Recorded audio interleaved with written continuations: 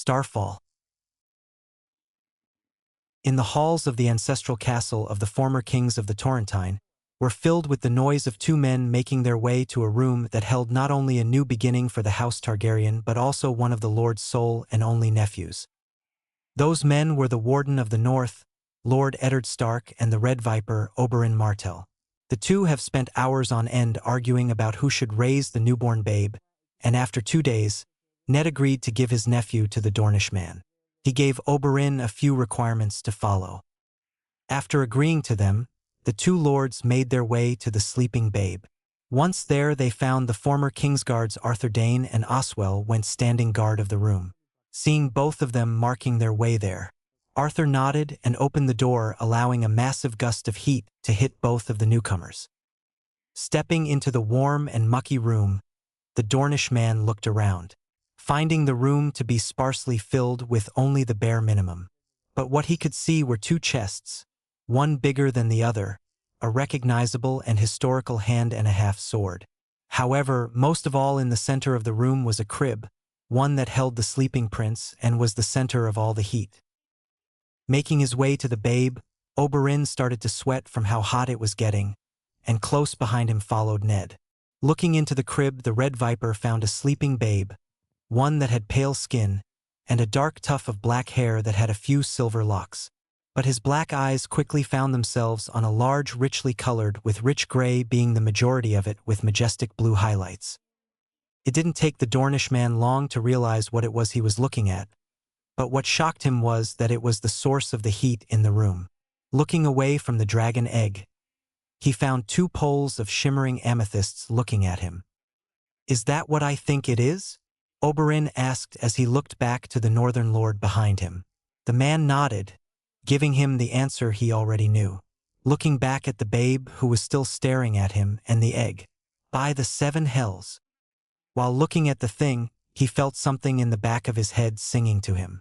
So reaching for the egg, Oberyn went to grab it, wanting to know what it felt like. But before he could, the Red Viper felt a hand around his wrist. "I would advise against that," Ned said, bringing him back to reality. Looking to Lord, he stood up straight and watched as Ned reached to pick up his nephew and soon-to-be ward of the Red Viper. Once Demon was in his uncle's arms, the Northman continued. "The egg is hot to the touch for anyone who isn't of the blood." Ned nodded backwards, and Oberyn followed to find Ser Oswell removed a glove to reveal a burned and scarred hand. Looking back at the Stark, he said, "Thank you for stopping me. I couldn't imagine what'd I be without my pleasuring hand." Oberyn grinned when he heard 2 snorts from behind him. The Lord's tonic face remained as he nodded. Ned's attention was solely on the child, whom he won't see for years to come. Oberyn lost the grin as he placed a hand on the broad shoulder of the Northman. "You don't need to worry, Lord." He said the title with a bit of respect. Yes, the man might have fought against his brother-in-law and was best friends with the man who laughed at his sisters and her children's mangled bodies. But unlike the other lords who were there, the man in front of him was outraged by the sight. "I will raise him as my own, and I promise you that if any harm comes to him, I will kill the bastard who did it myself." Oberyn watched as the Northman played with his nephew's hand, and watched the babe coo. After a few minutes, Ned nodded and looked at the Dornish man, nodding his head to the 2 chests close by. "In the small chest you will find the documents of their wedding, and those that witnessed it. Former Queen Elia was among them that witnessed it." The prince nodded, already having gotten that news by a letter that arrived at Sunspear the day before he left to see who it was that the usurper sent. "Thank you for informing me, but my brother and I already received a letter from Elia about it before I came." Ned nodded, having already suspected such a thing. "Still thought you might need to know, but that isn't all the chest holds. It also holds Aegon the Conqueror's crown." This news surprised Oberyn. It was rumored that the Conqueror's crown was gone, having vanished when Demon Eye fought in Dorne, along with Blackfyre, who was taken to Essos, where he was buried with its last owner, Bittersteel. How they found it or the sword I have no clue, but maybe in one of the letters they left for him might have information. Oberyn went to look at the chest and sword, But at this moment he finally felt a small amount of heat coming from their direction. His eyes widened at what might be held in the larger chest. "Don't tell me." "I." The voice spoke from beside him. Rhaegar also left 3 other eggs with Lyanna and Daemon before he left for the Trident. Oberyn watched as the man looked at Dane, and nodded. The man went up to them and handed a letter to his fellow Dornish man. In that letter he said that before this whole blood rebellion happened he spent a week in the caves of Dragonstone, looking for eggs. During the last day he came upon an opening in one of them. Entering, the entrance having been blocked with dragonglass, he found a corpse of a long-dead dragon. But with it were 3 eggs, all of them warm to the touch. Reading the letter, Oberyn found what Ned was saying was true. Giving the letter to the Sword of the Morning, he looked to the chest and then the one in the cradle. So these were the eggs. The Northman nodded, and his eyes then flew to the chest. He also said that the other 2 could be for Aegon and Rhaenys. Silence followed, as the Red Viper felt a tear leave his eye. So my niece and nephew. Indeed. But I'm sorry to say this, but don't place too much hope in the idea that the prince and princess might still be alive. Both of the eggs have been losing a lot of heat, Ned said, as he slowly placed the soon-to-be ward of the Red Viper into his cradle, where the babe started staring at the object beside him. The 2 stayed quiet as they allowed themselves to wonder about their thoughts. Oberyn was thinking of ways to continue confirming her niece and nephew are in fact alive. Ned, well, he was thinking about what he might miss while his nephew was growing up. They were both taken away from their thoughts when they heard a knock at the door. Looking to the door, they found the Lady of Starfall standing there, holding a scroll marked with the sigil of House Stark. "My love, you have a scroll from Benjen," Ashera Dane said as she entered the room, immediately feeling the heat. Oberyn watched as the man took the scroll and opened it. In the meantime, Martell went over to the 2 chests, lifting the smaller one off the one he wanted. Opening the chest, Oberyn felt Arthur's eyes on him at all times, and found 2 dragon eggs but held enough for 3, one missing and was in the crib with the babe. Going left to right, the first egg was majorly brown and covered until the tip of the egg was merged with a garnet red, and laying a hand on it, the Red Viper will later find this one was nowhere close to as warm as the other 2. The second and last egg was purely black with hints of crimson red. Running a hand along this egg was like running your hand through boiling water. "Aegon, Ray, wherever you are, hold on. I'm coming for you," Oberyn said as he closed his eyes, and the lid followed. Getting to his feet, Martell looked at Ned and found him clenching the paper. "I'm guessing your fish wife wants you home?" Dark gray eyes fell upon him and were followed by a nod. "Indeed, it seems I have a son at home." Oberyn then watched as the Lord clenched his once more. "But worse of all, my brother has left Winterfell for the Watch." Sunspear. When Oberyn accepted to take care of Daemon Targaryen, more commonly known as Jon Snow, he didn't know that the boy would have grown close to his heart. The Red Viper saw the hidden prince as a son, and his daughters saw him as a brother. But looking up into those amethyst eyes as he laid on his back, with his spear 4 feet away, and the shiver of Valyrian steel biting his neck, Oberyn couldn't help but grin. Daemon has finally surpassed him, and his training is done. From the looks around them, Oberyn was certain they were all just as surprised as he was. 13 years weren't for nothing, all the vigorous training and studies, leading up to this moment. Laying his head against the ground, the Dornish let himself relax and let out a quiet laugh. Looking at the boy, no man before him, he couldn't help but allow the happiness swell inside of him, and Oberyn knew that Ned would feel the same for his nephew. Daemon was northern in every way, his skin a pale peach that always seems to be untouched by the sun, his body taking the form of broad shoulders, and minus the few strands of silver hair, his hair was black. Jon also took to the old gods much better than the new gods, and it showed when the boy was stressed or tired. He would normally spend time in a god's words to clear his mind and find peace, but sadly that was when he was in Winterfell. Here in Dorne they either believe in the Seven or Mother Royne. But even though he took after his northern ancestors, Jon also had a few Targaryen traits, such as his eyes and the silver strands. But that wasn't all, for even though he had broad shoulders, Jon took more to his speed, being graceful and quick on his feet. "Uncle!" Jon's voice spoke up, snapping Oberyn back to reality, and the Dornish prince looked to find the hidden prince sheathing Blackfire. "I believe we have somewhere to be." Hearing this reminded the downed man why the two were sparring. They had a ship to catch, one that would take them to Norvos, but to be more specific, to his niece, Arianne Martell. Grinning, Oberyn jumped onto his feet with ease. "Ah, that's right," he said, a grin still plastered on his face. Walking over to his spear, he grabbed it and placed it on his shoulder. "Still dreaming of my niece, I see, Day?" he asked, and watched as the hidden prince sent a glare at him with a light pinking of his cheeks. Oberyn smiled when the boy didn't react to his true name. It was no secret. After a few letters between the Warden of the North and the Red Viper, the two agreed that it was the right time for Jon to know who he was, Lord Stark being very hesitant to allow it, but agreed anyway. This also gave them a way to allow the hidden prince to relax and de-stress by showing him the dragon eggs. Laughing, the Dornishman went to leave. "You're too easy, Jon. Too easy," he finished as he heard his nephew and his guard Ser Arthur Dayne following behind him. Looking back with his peripheral, Oberyn found Daemon mumbling to himself, making the Red Viper smile. Leading the way, he allowed himself to think about what he said. Indeed, Jon wanted to meet the Dornish princess, and the reason for it was pretty simple: he never met Arianne.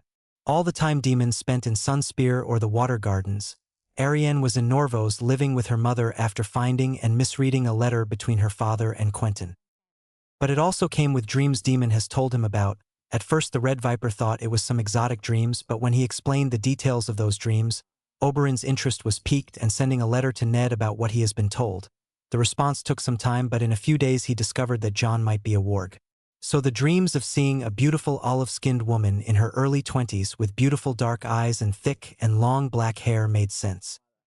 Shaking his head, Oberyn returned to the present, the glaring sun bearing down on his skin, and taking a deep breath, the Red Viper enjoyed the warm ocean smell that filled his nose. Looking towards the ship that will take the trio to Norvos, he found familiar faces, two of them belonging to Nymeria and Tyene, and the other was the captain of the ship, who has remained loyal to House Martell and their secrets. And it was proven when a duo of Martell guards went by carrying what they knew to be 3 dragon eggs. The captain noticed the 3 making their way towards him, and a smile that revealed rotting and missing teeth. "Ah, the Red Viper, the sword of the morning and the bastard," he said out loud as he greeted them. "I was told we were going to the Great Norvos." Oberyn nodded, confirming his words, but his attention was on his daughters. "I'm guessing you are coming?" They nodded, but their eyes were stuck on the prince behind him. It was no secret that they found him attractive and lusted after him. Releasing a sigh, the Red Viper continued his path to the ship. "Fine, but you gotta keep your tits in your shirts and make yourself comfortable on your own." King's Landing. "Did you hear the rumors?" someone said in the tavern, asking his group of friends. They all looked at the man with curious eyes. Getting the answer from that alone, the stranger leaned forward and whispered, "The North is preparing for a war with the South." His friends looked at him as if he was mad, but then one of them barked out a laugh. "As if the North is a bunch of snow-loving barbarians. As if they could win a war with the South." He continued laughing as more people started looking at the noisy table. "Shut up, why don't you? 7 hells, you are annoying," one of them said as he looked back to the man who brought this up. "What do you mean?" "The last I heard was that the current warden, Lord Eddard Stark, is best friends with the king." The man shrugged and spoke. "I don't know why, but this is what I've heard, and some of these are old, almost around the time when the dragons fell." Already everyone was looking towards the table with ears on the topic. When Lord Stark returned north after the rebellion, he brought with him a mistress, the lovely and beautiful Ashera Dayne, and one of their bastards. "One of them," someone from another table spoke up. "Do you mean there were more twins, mayhaps?" "Yes," the man who's telling the story said. "People think they left him to be under her brother's watch, Ser Arthur Dayne." Someone then asked what their bastards' names were. How the hell would I know? All I heard is one was kept at Starfall and the other went north to Winterfell. You're getting off topic for fuck's sake. Someone shouted, obviously interested in the story. Let the man tell what he heard. The man nodded in thanks and he continued where he left off.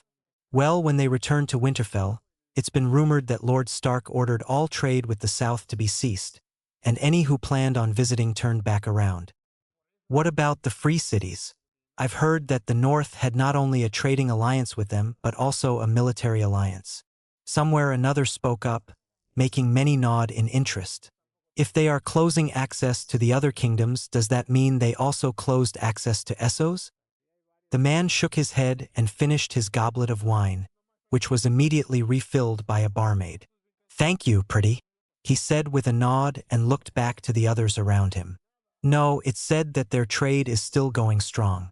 But not only did he close access, but he also ordered men to arm Moat Cailin, the Wolf's Den, and Sea Dragon Port. Wait, do you mean that the rumors about there being another port that not only was a harbor but a military base were also true? Nods came from most of those around the one who asked. So that's how they almost single-handedly defeat the Iron Fleet. They were already prepared. I have a question about the mistress thing. One of the men from the original group spoke up. I remember Lord Stark married Lady Catelyn Tully to gain the men of House Tully against the Mad King. What happened to her? That was what I was wondering as well. The original man spoke while taking a sip. But it seems that the fishy was enraged by it, and after a few years of having a cold bed, she seemed to have lost it and struck the bastard girl. 7 hells. Someone said, what happened next? Lord Stark must not have been happy about that. The man who was telling the story chuckled. Oh, he wasn't. From what I've been told, he was practically enraged by her actions, going as far as to say that all of Winter City could hear him yelling. Silence reigned around the tavern as they imagined the sight. A few even shivered at the thought. Were you given information on what happened to the bastard or the fishy? Someone asked, breaking the silence. The man nodded. I was actually. He took another sip of his ale. The girl went back to Dorne to spend time with her brother and the lady. After a few days of no improvement on their relationship, wished for a divorce, and it was finalized a moon ago actually. Here the man looked to his lap as if he was trying to remember something. Oh, I remembered their names. The bastards were John and Diana. Everyone nodded when they heard the names, and he continued the story. Well, ever since Lord Stark returned, the North has been doing God's knows what. But everything is leading to a possible war. Once again the tavern was filled with silence as everyone drank their ale, with barmaids going around and filling up empty goblets and horns. When the silence was broken, it was the man who laughed earlier, and he spoke with a snarl, obviously hating what he was hearing. And the king is doing what? Nothing. Same goes for all of the other wardens and lords. The man yelled with obvious signs of being drunk. Ah, the storyteller said as he placed his goblet down. Now that I don't think is completely true. Everyone looked at him and he continued. Lord Hoster Tully, having to deal with such an insult in the form of Lord Stark birthing bastards with his wife practically next door, and who immediately remarried to his mistress not a few days after her leaving, has grown a dislike and hate for the Lord Eddard and has had the borders between the North and the Riverlands guarded and manned daily. People nodded having heard this. One of the few sitting closest to the main table then spoke. I also heard that Lord Tywin Lannister has had a part of the Lannister navy out at sea near the northern borders. Exactly, the main man said, pointing towards the man who just finished. The Vale is in a fickle, with Lord Yohn Royce sitting in as Jon Arryn's proxy, who practically raised the Warden of the North alongside the Lord Hand, is having trouble in what to do. What about Dorne? Someone near the bar asked. What are they doing? The man grabbed his cup and took a sip, his cheeks pinking from the alcohol. That one is interesting. He then looked at everyone. You would expect the most northern and southern kingdoms to be at odds with each other. But here not so much. The Dornish have had their borders with Stormlands and the Reach, manned and armed. So an unlikely ally was found in the sands. What about the Fat King? What is he doing? Not a clue. The king sees Lord Stark as a brother from their times in the Vale together. He said as he got up to his feet. Well, that's enough for me. I must be going. As he went to leave, the activity in the tavern returned slowly, allowing the man to walk straight out the door without being stopped. Once outside, he went around a few corners until he stopped, standing in front of a short, slender man. I did as you asked now. Where are my coins and whores? He said blandly, looking up into gray-green eyes. Hard home. Lord Eddard Stark found himself in maybe the only thing close to a city or town in the greater north. Behind the man, nearly a few miles away, a quarter of the northern ships were at bay, half of them filled with Northmen armed and ready when or if it was called upon, and the others filled with supplies for the possible inhabitants of the north. Behind Ned himself were Lords Karstark, Umber, Mormont, and Bolton. Keep your friends close, but your enemies closer. And sadly, the first three weren't happy about what might happen today.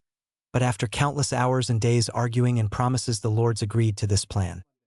Beside the graying lord was the commander of the Night's Watch, Lord Benjen Stark, who was just as equally as happy as Greatjon, Rickard, or Joer. He hated this, but to stop centuries' worth of bad blood, he'd rather be a part of the history book.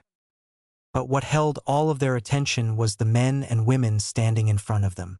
Mance Rayder, the current and newest king beyond the wall, with a handful of chieftains in their closet, were in the largest building in Hardhome, and today they were making history.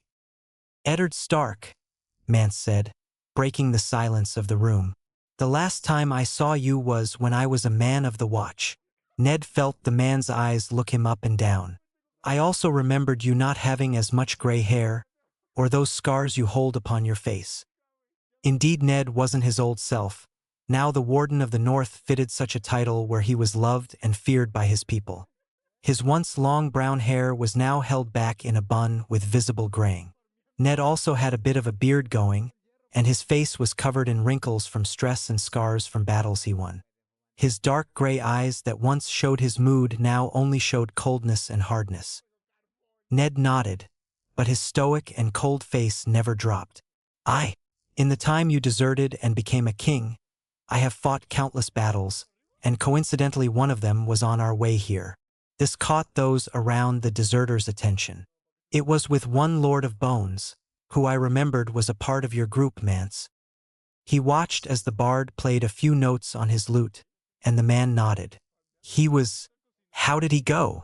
Ned nodded and explained that after the Lord of Bones' disaster of an ambush, he was later beheaded and his body burned, along with all those that fell Northmen or wildlings. Hearing that, the king beyond the wall nodded. Good. He was always doing what he wished. Silence followed as the sound of Mance Rayder played a tone. But as silence filled the room, the Warden of the North and the king beyond the wall were both having a stare-down on who would make the next move.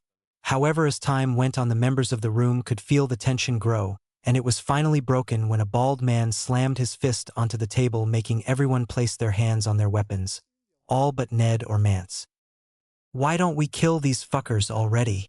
His voice was thick with an unknown accent to the Northern Lord.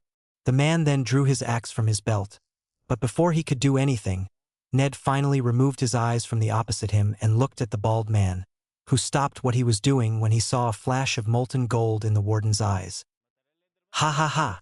Greatjon laughed coldly as he released his greatsword. Like you'd be able to. See those ships, half of them are filled with armed men and women that are ready to raid this place, just like you have done to our people countless times then. The other Northmen joined his statement with an agreeing nod, making the free folk clench their fists and start speaking in the old tongue. All but the quiet wolf, wandering wolf, or the leech lord. Lord Umber. The sickly quiet voice of Roose Bolton spoke up, making everyone stop what they were doing, even the wildlings. I believe you aren't helping our cause. The giant of a man stared at the Lord of the Dreadfort, with cold eyes, but nodded. Hearing this, Ned watched as Mance Rayder sat up straight, finally allowing them to get to business. Now, Lord Stark, why are you here? Holding out his hand in Roose's direction, Lord Stark waited until he felt the weight of paper. It's quite simple, to be honest, Ned said as he unrolled the given paper to show a map of the north from Winterfell to the wall. I want to allow you and your people beyond the wall. He finished as he placed the map on the table in front of the separate people. Hearing this shocked the wildlings and they broke into murmurs. The northern lords, however, already knew this. The warden and his bannermen have spent months on this, arguing and disputes all the way. But after hearing what the quiet wolf said and promised, they agreed only if the wildlings followed his orders. And why do you want us? A beautiful woman with long braided hair and pale gray/blue eyes. To have us lower our guards and then slaughter us without hesitating? Ned went to respond but was stopped when Mance Rayder raised a hand, stopping the murmurs behind him. Val has a point, but before we get to that topic, what lands are you offering us as our home? He asked as he eyed the map on the table. Nodding his head, the warden of the north got to his feet, making some of the wildlings step forward. Not caring, Ned walked until he was standing beside Mance, who was also on his feet. The reason he didn't care about the threats for two main and specific reasons. The first was that his lords already had their hands on their hilts, and because he was giving the free folk what they wanted ever since the competition of the wall. Running a hand along the gift, Ned spoke. The gift? Brandon's and the new gift. It's an area you and your people know well. Its lands aren't as healthy as elsewhere, but it holds enough room to house your people. He watched as Mance nodded, and Ned continued. But we have a solution for the guard not being healthy. Ned looked to the Lord of Mormont Island and watched as Gior picked up a bag full of the solution. Placing it on the table, he opened it and continued. If you have noticed, the North has open trade with the cities of Essos. One of them happened to be E.T. Grabbing a handful of the contents inside the bag, he held it out to Mance, pouring it into the man's offered hand. One of their main products is this rice. It can grow anywhere. All it needs is an ample amount of sun and a bit of water, and when harvested all you need is purify it. Ned watched as the king beyond on the wall looked at the grains in his hand, and after a bit, he nodded and gave them back by putting what he had back into the bag. What about livestock? Everyone who lived on these lands has been moved south and has been given a home. The livestock are healthy and fine, and plentiful, having been able to reproduce over the few years this has happened. The warden of the north said, as he tied the bag of rice back up and handed it back to Lord Mormon. I've also had a few homes and halls built up for you and your people all across the gifts, with greenhouses filled with extra food if needed. Finished, Ned went back to stand with his men and bannermen, and he watched as the wildlings spoke to each other in the form of a language he didn't know. This mission was almost over. All he needed now was for Mance Rayder to accept the offer and keep his words to the northern lords and ladies. Minutes went by as the Northmen waited and watched in silence as those in front of him spoke, more like arguing with each other. But the only ones who remained quiet and spoke to each other were the king beyond the wall, the now named Val, and a boisterous man who was wearing golden bands around each wrist. These three spoke in whispers, showing that Mance trusted these two the most, and after a few extra minutes, the bard's hand rose, stopping the bantering. Ned found the king's eyes on him and looked right back. This offer is everything I've wanted for my people, he said with a small bow of his head. However, before I accept this, I have a question to ask. Ned, seeing this, nodded and waved his hand to ask, why are you offering this?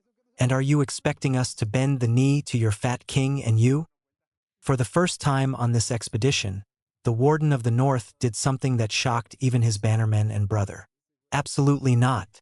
You won't need to bow to King Robert, and I'm going to be deadly serious and say this is happening behind his back.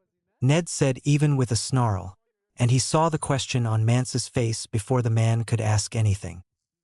He was once my best friend, but after watching as he laughed and allowed those to mutilate and kill babies, Robert Baratheon lost all my loyalty and friendship. Those around him looked at the graying man with looks of shock, but the most noticeable one was respect, which was coming from none other than Lord Bolton. The Northmen were surprised to hear this. Yes, they knew that their king lost a friendship that day, but they didn't know that he also lost the North in doing so. The free folk looked at the man in a new light, No one on the other side of the wall ever personally visited them with a minimal guard or the intent to kill them. Stark came here to offer them a home that most wanted to accept. But when he told them that the Fat King laughed and enjoyed the sight of dead babes, their respect for the man skyrocketed.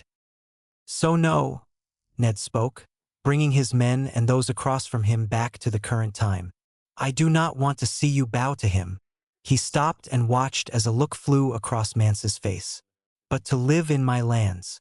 You and your chieftains are to bow to me and pledge your allegiance to me, and if you want to call me King of the North or a Winter King, go for it." Hearing this, everyone went deathly quiet. The northern lords watched all of those opposite them, and a few of them even had their hands clenched around the hilt of their weapons.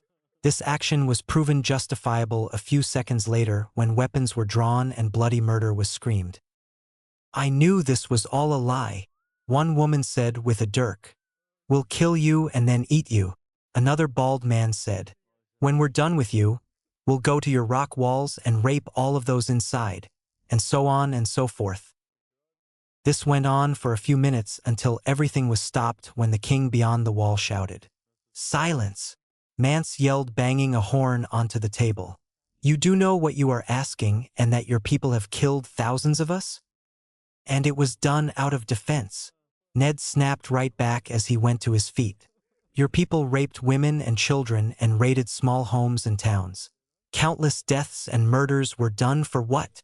Grabbing his axe, the quiet Wold was awakened as he slammed it into the table. "Did you know that a little over 100 years ago, my ancestor would be here doing the same thing I am doing now?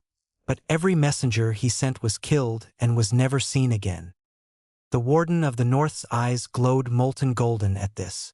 What he said was true. Cregan and Brandon sent messengers in hopes of integrating the people into the North in hopes of gaining a greater population. But that was 100 years ago, and the now and here was a new beginning. "You should be thankful that I have offered you these lands." He yelled again, making his own lords tense at his tone. "So yes, I expect you to get onto your knees and kiss my boots.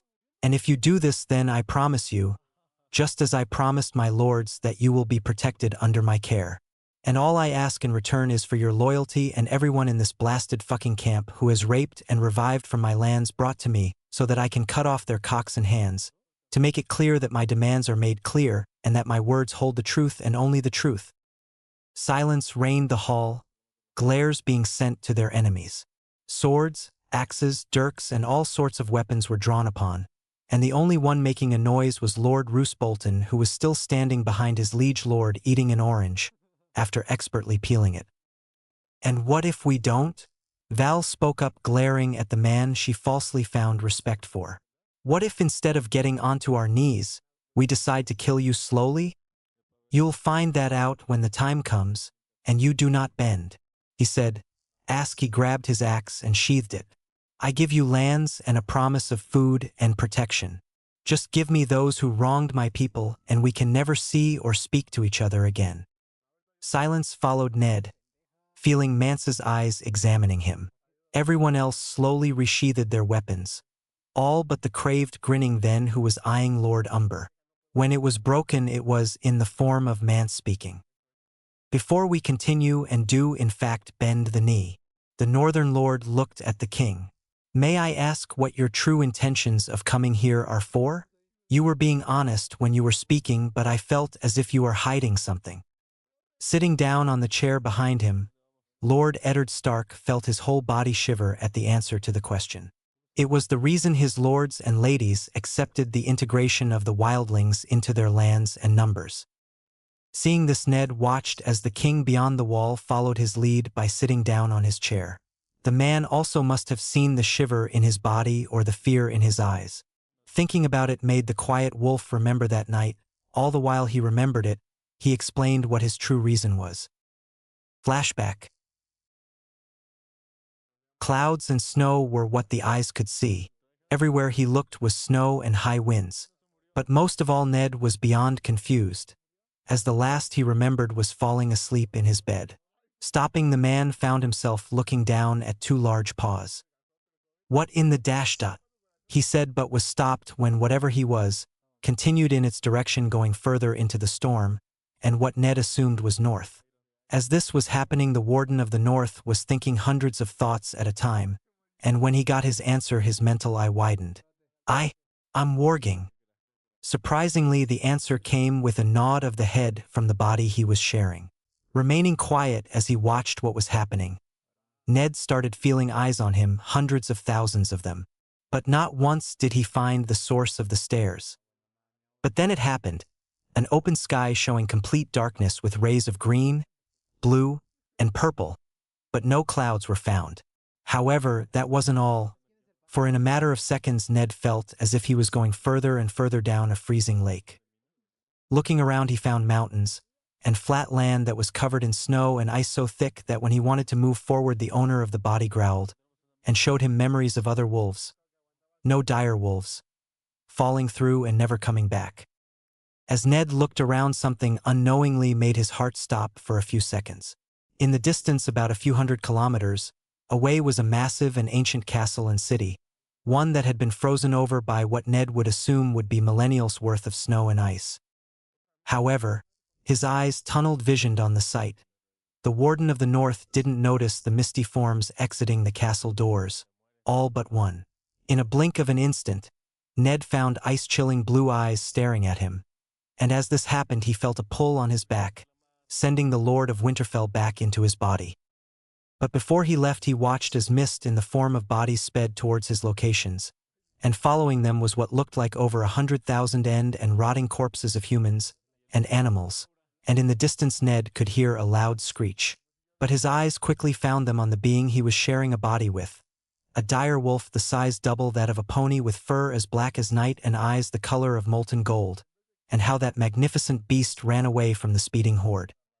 Once he returned, Eddard Stark, for the first time since his youth, woke up screaming, in a sweat, and when the maester arrived, the sight of a hunched-over half-naked man could be seen muttering to himself continuously, "They aren't fairy tales. They aren't fairy tales. They aren't fairy tales. They aren't fairy tales." Flashback over. When he was finished explaining, the hall was filled with silence as those reheard the story in their mind. But the ones with the most notable surprise were the Lords of the North. This was the first time they heard it, and to believe that those stories they were told when they were children could be true. They wanted to laugh, but seeing their warden look so defeated, they couldn't help but think they were true. Ned opened his eyes as he finished telling the true reason why he came, looked up at the people across him, and to his surprise, he found some of them on their knees, Mance being one of them, giving a single nod when pretty much everyone was kneeling, all but Steer and a few others. The quiet wolf watched as Mance looked at the white-bearded man. Tormund. Mance finally breaks the silence by calling to the boisterous man he was looking at. The named wildling looked to his former king and listened. "Have every man, woman and child prepared to leave. We are going to be heading to our new home." The big-bellied man nodded and left, leaving those in the hall alone. Ned looked over to Ricard and nodded, giving him the signal to prepare the ships. With both men gone, the hall fell into chaos on the wildling side, and the start of the bonfire was the then leader. "Silence!" Mance yelled, once again making everyone flinch on his side of the hall. "Steer, if you do not want to come with, then get out of this hall and leave, and that goes for all of you wild fuckers. Let's see how long you last against that horde." The named chieftain glared at the king and the Northmen and spat in their direction. As he marched out of the room, Ned knew that the man was cursing his lungs out, and no one followed the giant man. "How are you going to get the giants across the wall?" Val spoke, drawing Ned's attention to the beauty. "I doubt those boats of yours can hold even one of them." Nodding his head, the Warden of the North looked to a window where he could see a face looking down on those inside.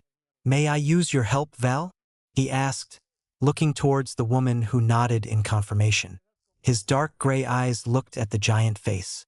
"My brother and I will lead you to Eastwatch, where Cotter Pike will allow you and your kin to enter."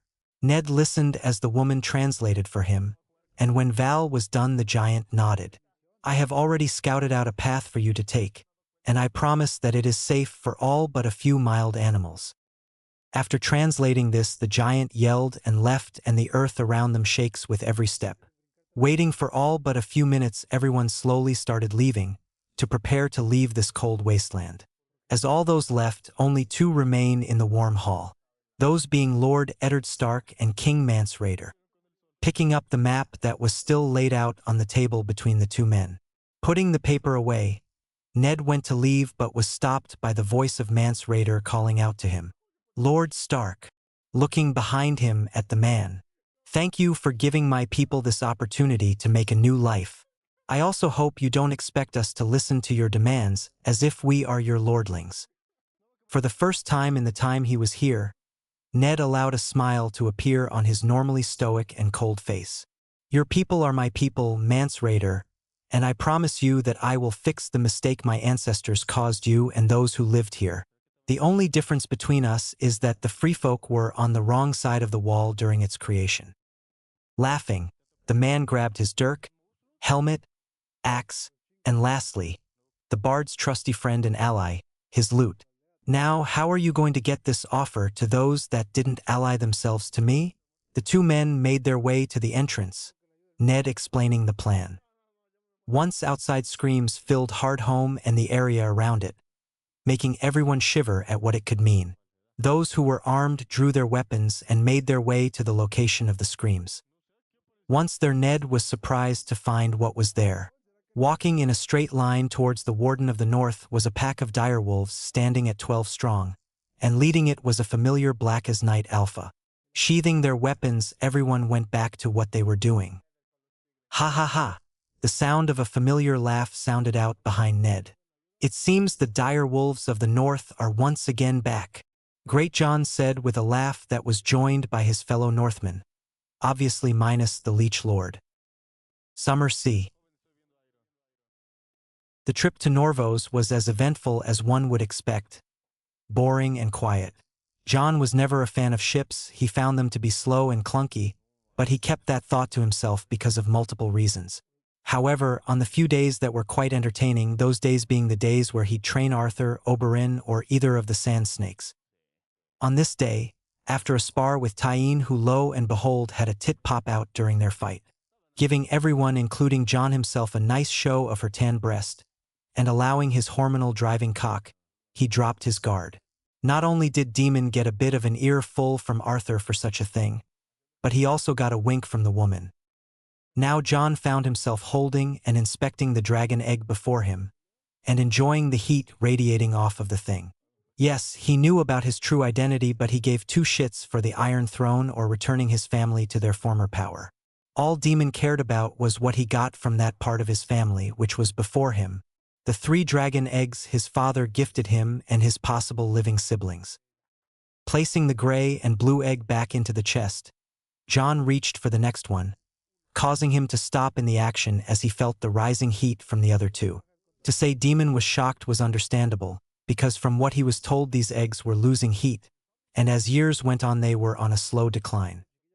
Forming a plan, he knew that taking the eggs out of the room was a risk, but minus the crew of the ship, everyone was loyal to Oberyn or Doran, and he also knew that if one of them were to tell someone, they would have to deal with the Red Viper. A plan made. John grabbed the brown and red egg from the chest and closed it. Placing the egg onto the bed, he closed the chest and slid it back under the bed. Grabbing Blackfire from its location, he quickly attached the sword to his belt and made for the door with an egg in hand. Opening the door, he found the Sword of the Morning standing guard, and with him were Nymeria and Tyene. When the 2 sand snakes saw him, both grew a grin, but that quickly faded to shock when they saw what he was holding and felt what was radiating from it. "Where's Oberyn?" John asked, pushing past them, and he got his answer from his guard, who was following after him with the same shocked look as the 2 women. Getting onto the deck of the Laughing Lady, ship's name, he looked around hoping to find the figure of the man who raised him. Looking around, Demon stopped before he could set his eyes on the Dornishman who was talking with the captain, for his amethyst eyes found themselves on the smoking sea.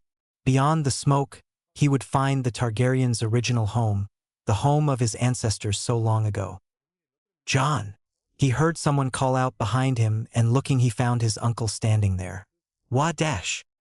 He watched as Oberyn stopped mid-sentence as he looked at the heat-emitting egg in his arms. The man's black snake-like eyes widened at the heat, already possibly knowing what it meant. Jon also felt a dozen other eyes on him, all of them feeling the extra heat. They're close by. They have to be, was all Jon said as he looked at the man in front of him, remembering the day he lost the white bat, the man having been ordered and sent to find his brother and sister. I can feel it. Valyria. In a ruined home of Valyria, a body could be found. This person was a woman who was believed to believe in a witch, having eternal youth with her skin unwrinkled and untouched with age. Her hair was as long and a healthy silver blonde as she went missing. But most of all, her curves and body were still as unwrinkled and untouched by time, her breast as ample and full. The owner's eyes then opened as the dream she had finished, revealing two mismatched eyes, one dark blue and the other bright green, and seeing these only enhanced her beauty. This person was Sharera Seastar, daughter of Aegon IV and Serenei of Lys. Sharera sat up from the bed she was using and grabbed her ivory cloth and got dressed, having slept in the nude and had ever since she got her companion.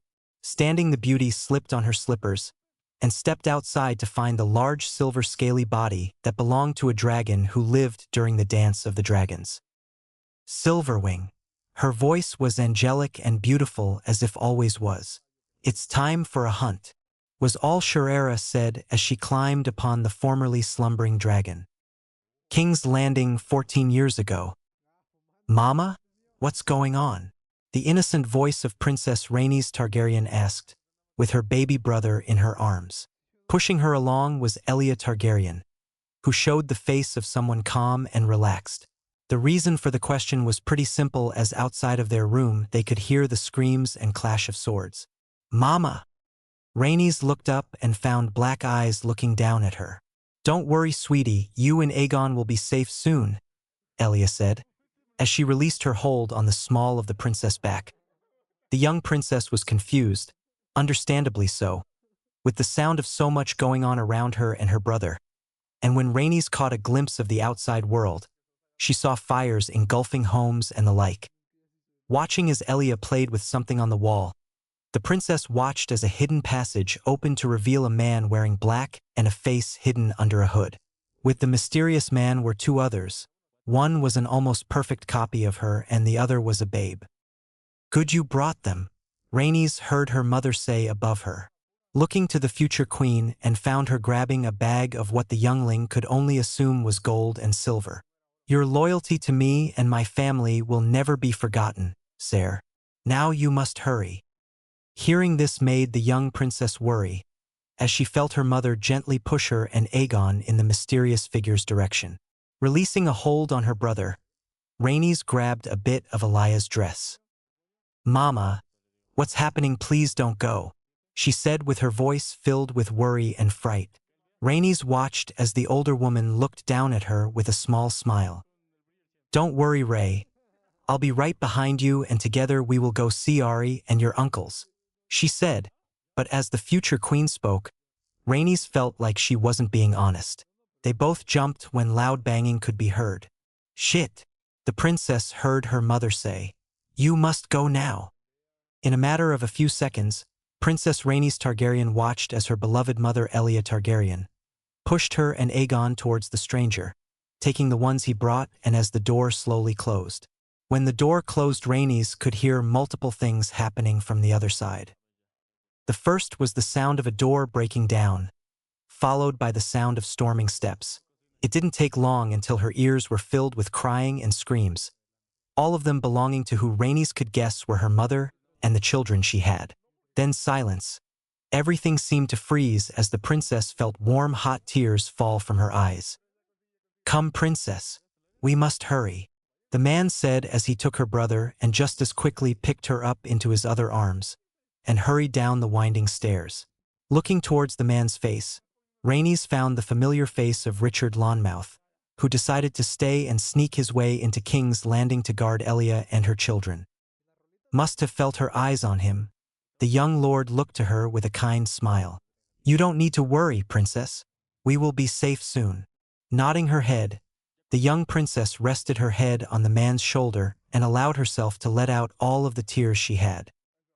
Elsewhere, a few weeks before the end of the last chapter, Rhaenys shot up into a sitting position with sweat rolling down her forehead. This was the 7th time she woke up to that dream in a sweat. Why am I remembering that horrid night? She asked herself as she took deep calming breaths. What happened after laying her head on Sir Richard's shoulder? Rhaenys could never remember. The memories were foggy and blank. But what the princess did know was that when she regained consciousness, her hair was shaved clean and her robes were the clothes of a common person. And she was on a ship going east. But most of all, neither Richard nor Aegon were her. And after 14 years of being raised by a man, she didn't know the name or identity of. All she knew was that he reminded her of the 2 men her grandfather burned alive. Former Princess Rhaenys Targaryen found herself living in the free city of Braavos, working daily at the harbor and sparring with her guardian on her days off. Rhaenys jumped when she heard the front door of her small home opening. "Ray," the thick voice spoke out, and immediately she calmed herself down, already knowing the owner. "If you are in your room, then please come out. We need to talk." Throwing the sheet to the side, Rhaenys called out, "I'll be right there." Finished, she walked over to the wash bowl, and after cleaning her face off of the sweat and extra areas. Once she was done getting dressed in a new tunic, one that was able to keep her ample bosom under it, and breeches with her shoulder-length hair in a ponytail, the 17-year-old hidden princess left her room and made her way to the dining room, where Rhaenys found her guardian and mentor. The man was 6 foot tall, with broad shoulders, and under the armor, chain, and leather, Rhaenys knew there to be well-refined muscle. His hair was shoulder-length and was black with little areas of natural blonde, making him unique in that way. He also had mismatched eyes, one being silver gray and the other an emerald green, but his eyes screamed age, but the man himself looked no older than 33. He also carried a long sword on his belt, one with a roaring lion head pommel and well-designed and decorated handle and guard. The man before Rhaenys was what she thinks was perfect. Yes, she knew what the sword was and who it belonged to, but even though she didn't know his identity, the princess knew he was a sales word for the Company of the Rose. Having noticed her presence and stare, the man's eyes found her and he spoke. "I take it that you have work today at the harbor?" Rhaenys simply responded with a nod as she went and grabbed a loaf of bread and a fruit.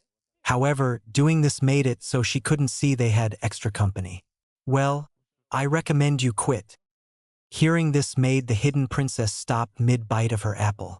Looking at the man, she asked, "Why? What has happened?" Rhaenys was expecting many things for a response. The Fat King discovered she was alive, or maybe even they were moving. But what she got brought back memories of a knight wearing a bat engraved into a helmet, with dark humor, as a voice spoke up from behind her. "Because it's time for you to return home, princess."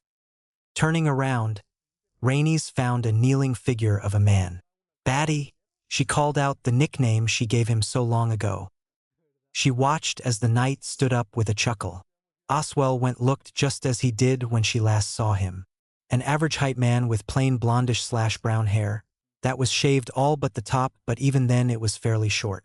But the most recognizable part of the man was his eyes, mischievousness-filled blue eyes. Rhaenys could tell the man was wearing mail under the leather he was wearing. He also had a pure white cloak covering his right shoulder, covering his arm and sword. "I see that name has stuck with me after 14 years, princess," Oswell said with a small smile. Rhaenys nodded with a chuckle.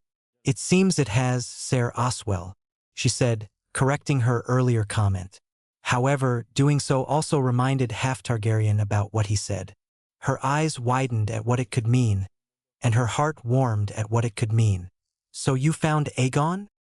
What happened next destroyed her dreams of seeing her father or mother, which already confirmed all of the rumors she refused to believe. But even then, deep down, she knew they were true. But it also confirmed that Aegon was gone, which made Rhaenys shed tears she hasn't let loose for years. "I'm sorry, princess, but your brother Prince Aegon has been lost," the white bat said as he bowed his head and stepped forward and took her hands into his. But there's still hope for your family, princess. You have another brother and your family is waiting for you and have been spending years trying to find you. Looking up into the man's blue eyes, Rhaenys felt the honesty in them. What do you mean I have another brother? She said, her voice weak from the emotions she felt, but her attention was all on the Kingsguard, who explained that her father took a second wife, Lyanna Stark, and they had a son who has been going by the name Jon Snow, and has been living with her uncle Oberyn and the Martells. So, I'm going to see my uncle and brother. The response didn't come from the man before her but from her mentor behind her. Rhaenys looked behind her to find him looking away from her. The princess knew he was hiding his face for a reason, and to her it was understandable. Having spent 14 years training and raising her, he probably sees her more as a daughter he never had. You are going to Norvos with Oswell to return to your family. Releasing her hold on the knight's hand, Rhaenys looked at him with a small smile, and the former Kingsguard nodded, leaving out the front door to stand guard and to give the two space. Walking over to her mentor, she slowly enclosed him in her arms. I know I should have asked this a long time ago, but who are you and what do you do? She asked slowly, as the man leaned onto her. She heard him chuckle as he spoke. Well, it's pretty obvious, but I'm the captain of the Company of the Roses, and with me being the leader, I apologize that I couldn't spend more time with you, he said, but Rhaenys only squeezed him in return. Silence followed as the two spent probably the last time together. My name is Lionel Snow. My father, funny enough, is a forgotten Lannister by the name Lorene Lannister, and my mother is Serena Snow, a distant descendant of Brandon Snow, the founder of the Company of the Rose. When she heard this, she was a bit mortified. A princess of the last Targaryen reign, her mentor and honestly first crush, was a descendant of the bastards who betrayed her family. But after thinking about it, she allowed it to let go. He never wished to harm her and never showed a sign of it. If he did, then she probably wouldn't even be alive. Thank you for taking care of me, Lionel, was all she said, as she closed her eyes and thought of ways to probably bring him with her. When it came, Rhaenys felt so stupid that she didn't think about it earlier. Come with me. The comfortable embrace was broken when he pulled back and got to his feet with a chuckle. I can't, princess. I have a company to run and my men too. Rhaenys stopped him right there, standing to her full height, which honestly wasn't taller, being 5 feet 7 inches. I hire you and your company to keep me company and to keep me safe. My uncle will see that I was kept safe, and not only will he give you the gold but also plenty of rewards for keeping me alive and bringing me to him. She looked into his mismatched eyes and watched as they had an inner conflict, and after a few minutes, a raised lip appeared on his face. Then you have my sword and company, princess. Rhaenys smiled at what he said, but when the lip dropped, she knew he wasn't done. However, if we are ever attacked or ambushed, you are to listen to every command I say. So if I say run for your life, I expect you to run for your fucking life. Understanding what he meant, and the tone he was using, Rhaenys nodded. Of course. She then watched as her mentor nodded, hearing the honesty in her voice. With that, Lionel told her to pack her things and get ready. Doing as he, Rhaenys went about her room and packed as minimal as she can. And all the while she was doing this, a smile was plastered on her beautiful face. Rhaenys Targaryen will be returning to her family, and even though she didn't have them all, she still had the ones that could keep her happy. Norvos. Rhaenys couldn't help but allow the tears to flow as a warmth filled her body. Hello, Uncle Oberyn, she said, her voice cracking as the walls of emotions broke through. The man only squeezed her closer, and she finally returned the embrace. After so many years, one will miss the warmth of their family. So when the Red Viper broke the connection between uncle and niece, the princess couldn't help but let a frown appear. However, it quickly left as Oberyn grabbed both sides of her face and planted a kiss on her forehead.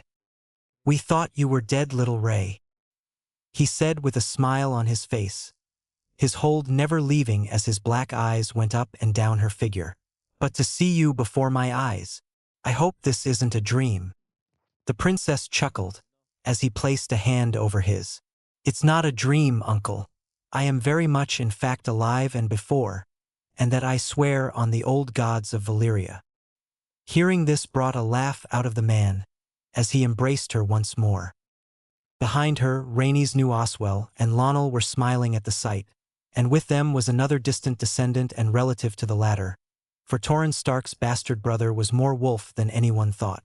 His name was Edric and he was the captain of the wolf pack. "You look almost exactly like your mother, Ray," she heard her uncle say, and he once again broke the hug. Rhaenys then couldn't help but blush at what happened next. "But these are some sort of sorcery," Oberyn said as he held his hands under her breasts. "Uncle!" she practically shrieked, making the man laugh as she backed away. "Do you do that to all of my cousins? By the dragon gods, you are even more disgusting than I remember," Rhaenys said, covering herself but also fixing her dress, something they brought when they arrived in the Free City. The princess then watched as he faked a painful look and held his heart. "Oh, such harsh words, dear nephew. Harsh words that are in fact true," he said, smiling and stepping towards her. "I do it in the act of love, little Ray, but most of all to see if you have a mother potential, which I'm happy to say NYM Tyene Ari, and now you have a perfect build for birthing." Hearing this made Rhaenys smile as memories of those three came to mind. Yes, she was young when she first saw them, but those memories stuck with her, reminding her of the happy times when she had a mother, father, and friends. "Are they here?" she asked quietly, hoping to see them once more after so long. But when she got her answer, it wasn't from her uncle, it came with the opening of doors, revealing three females that had wide eyes at the sight of her, and close to them was a black and silver-haired teen. However, when her deep purple looked into his swimming amethyst, Rhaenys was reminded of a dream long ago, and she couldn't help but mutter, "Demon the Dragonbringer. Sunspear years ago." "Arianne," Doran said with patience in his voice as she glared daggers at the man. "Please, you are not listening. Just give me the time to explain." "Explain what? That you don't want me as the next princess of Sunspear," Arianne said as she clenched her fists, making her father release a sigh. "I saw the letters you and the new heir of Sunspear have sent between each other." The prince released a tired sigh and leaned back into his chair. "Arianne, dear, what is between me and your brother isn't what you think," he said patiently, his eyes looking at the beautiful form of his eldest. "I'm preparing Quentyn to be heir because I want Dashta. Because you are sexist and you want to ruin centuries' worth of traditions," Arianne interrupted, not wanting to hear it. Walking up to her sitting father, the heir to Sunspear leaned over and looked into his blank dark eyes. "I'm going to Norvos to live with mother, where I won't be looked down on." Without breaking in motion, she quickly left, fighting tears as she opened the doors. Doing so, she walked past three of her cousins who looked after her with worry. Unknown to the princess was that Doran finished his sentence. Entering her room, she barred and locked the door. Once alone, Princess Arianne fell onto the floor and leaned back against the door, allowing her tears to finally fall. Minutes went by as silence found a companion in the eldest Martell. All the while she quietly cried, Arianne was in her mind thinking about everything that happened in the last few hours. She loved her father. She truly did. All the memories of her youth were filled with the image of a smiling and laughing Doran Martell. But ever since her aunt, Elia Martell, passed, something changed in him, and the princess didn't understand why he would suddenly change his mind on his heir. Wiping her eyes dry, Arianne slowly packed her things she might need while in the City of the Three Bells. Clothes, jewelry, gems, books, and letters. It took her a total of 5 minutes to prepare everything and have them packed. Unbarring and unlocking her door, she was surprised to find that it was unlocked from the other side. She expected it to be barred and there to be guards standing there, which there were, but not as many as she expected. "Can I have help with my luggage?" Arianne asked out loud and was surprised when 2 of the guards nodded, watching as they guarded them and waited for her to finally lead them. "Where to, princess?" one of the guards asked, making her nod. She quickly led them through the halls to the outside world where a ship should be waiting, having sent out a scroll to let a captain know about her plans. While leading, she came across a normally locked and very untouched room. Stopping Arian, her interest piqued, went back to the open door, and opened it until she found herself being surrounded by an unbearable amount of warmth. Looking in the room, she found it fairly small, maybe enough room to hold maybe 3 people comfortably. However, what gained her attention were the banners and what the room held in the center. On each of the 3 walls was the 3-headed red dragon on a black-back banner. Directly between a banner of the former monarch of Westeros and a running gray direwolf on a banner of white was an armor stand holding a well-made set of armor, but in the place of a helmet was the crown of the conqueror. Arian's eyes then went to the center of the room, and she made her way to it, the warmth getting greater and greater the closer she got. Stopping only a few inches away, her blue eyes found a gray and blue dragon egg, and with it 3 others. Seeing this sent the young beauty's mind on a ride. Elsewhere in the palace of Sunspear, Prince Doran Martell was sitting in a chair looking at a game of Sivas. "Has Arian seen the room?" he asked out loud, as he moved his dragon to take his opponent's elephant. With the question, someone walked out of the shadow of the men's room. Ari has seen the dragon eggs and the crown." The voice belonged to Oberyn Martell, who was making his way to the empty seat across from his older brother. "Good," Doran said as he watched the Red Viper move one of his pieces. "She is now a part of the games, and soon she'll be the queen of the 7 kingdoms. Norvos." "Uncle," Arian said with happiness and suspicion in her voice as she watched the Red Viper enter the hall. "It's nice to see you. But why are you here?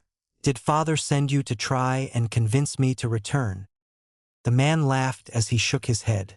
"Of course not, Ari," he said as he stopped before her and kissed her on the cheek. "I'm here to talk to you about something of importance."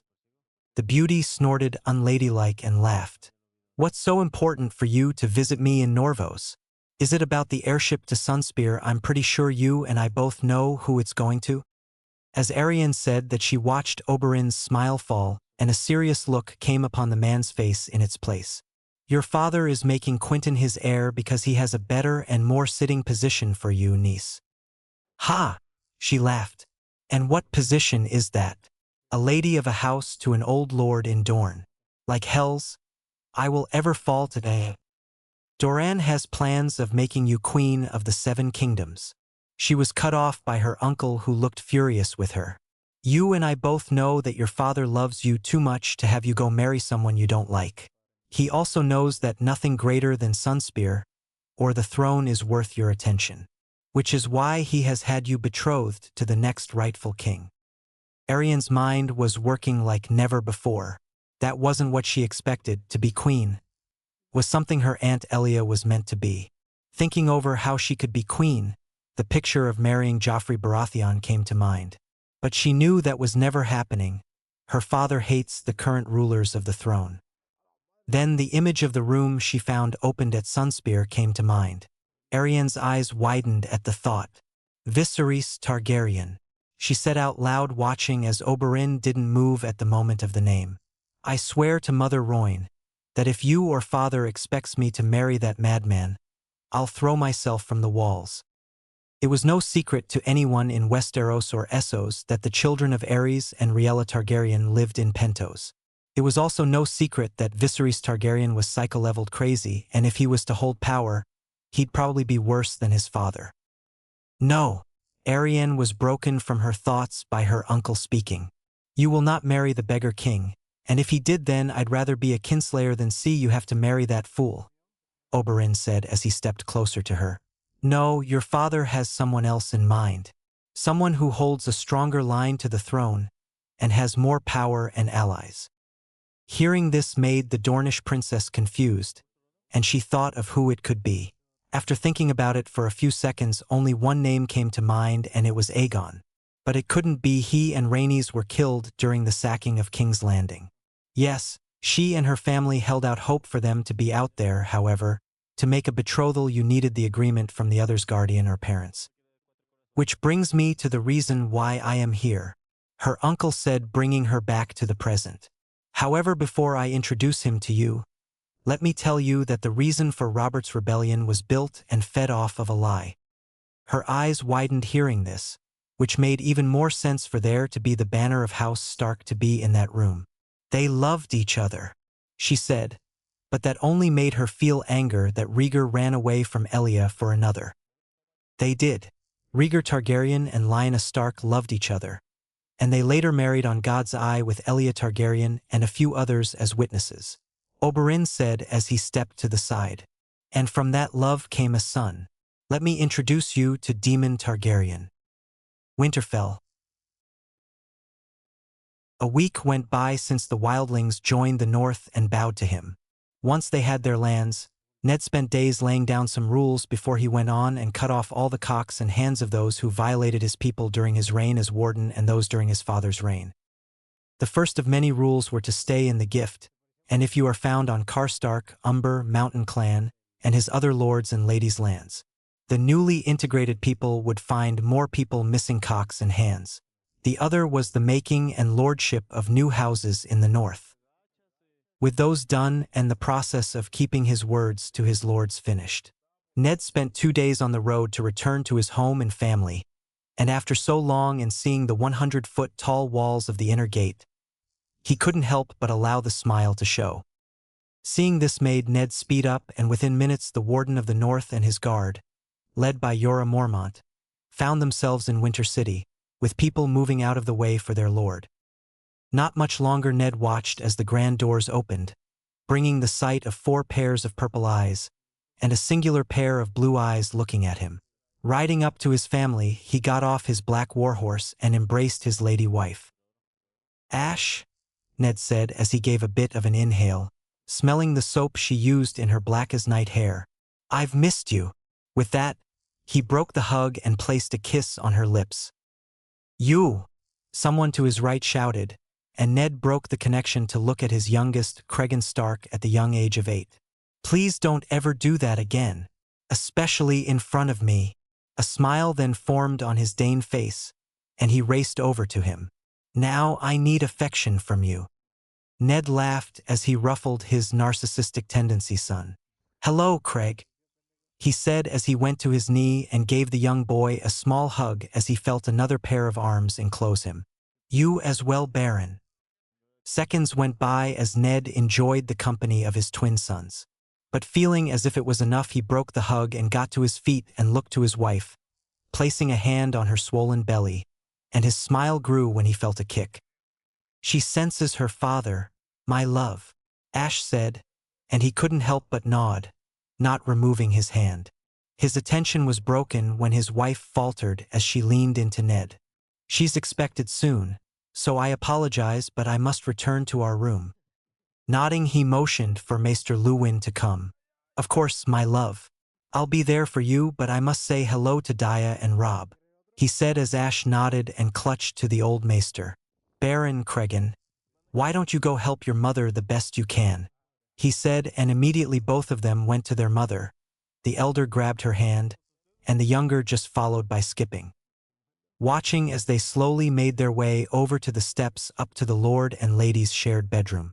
Once out of sight, the Warden of the North made his way to his eldest daughter and son. "Father," they said with a smile and gave him a quick hug before breaking it.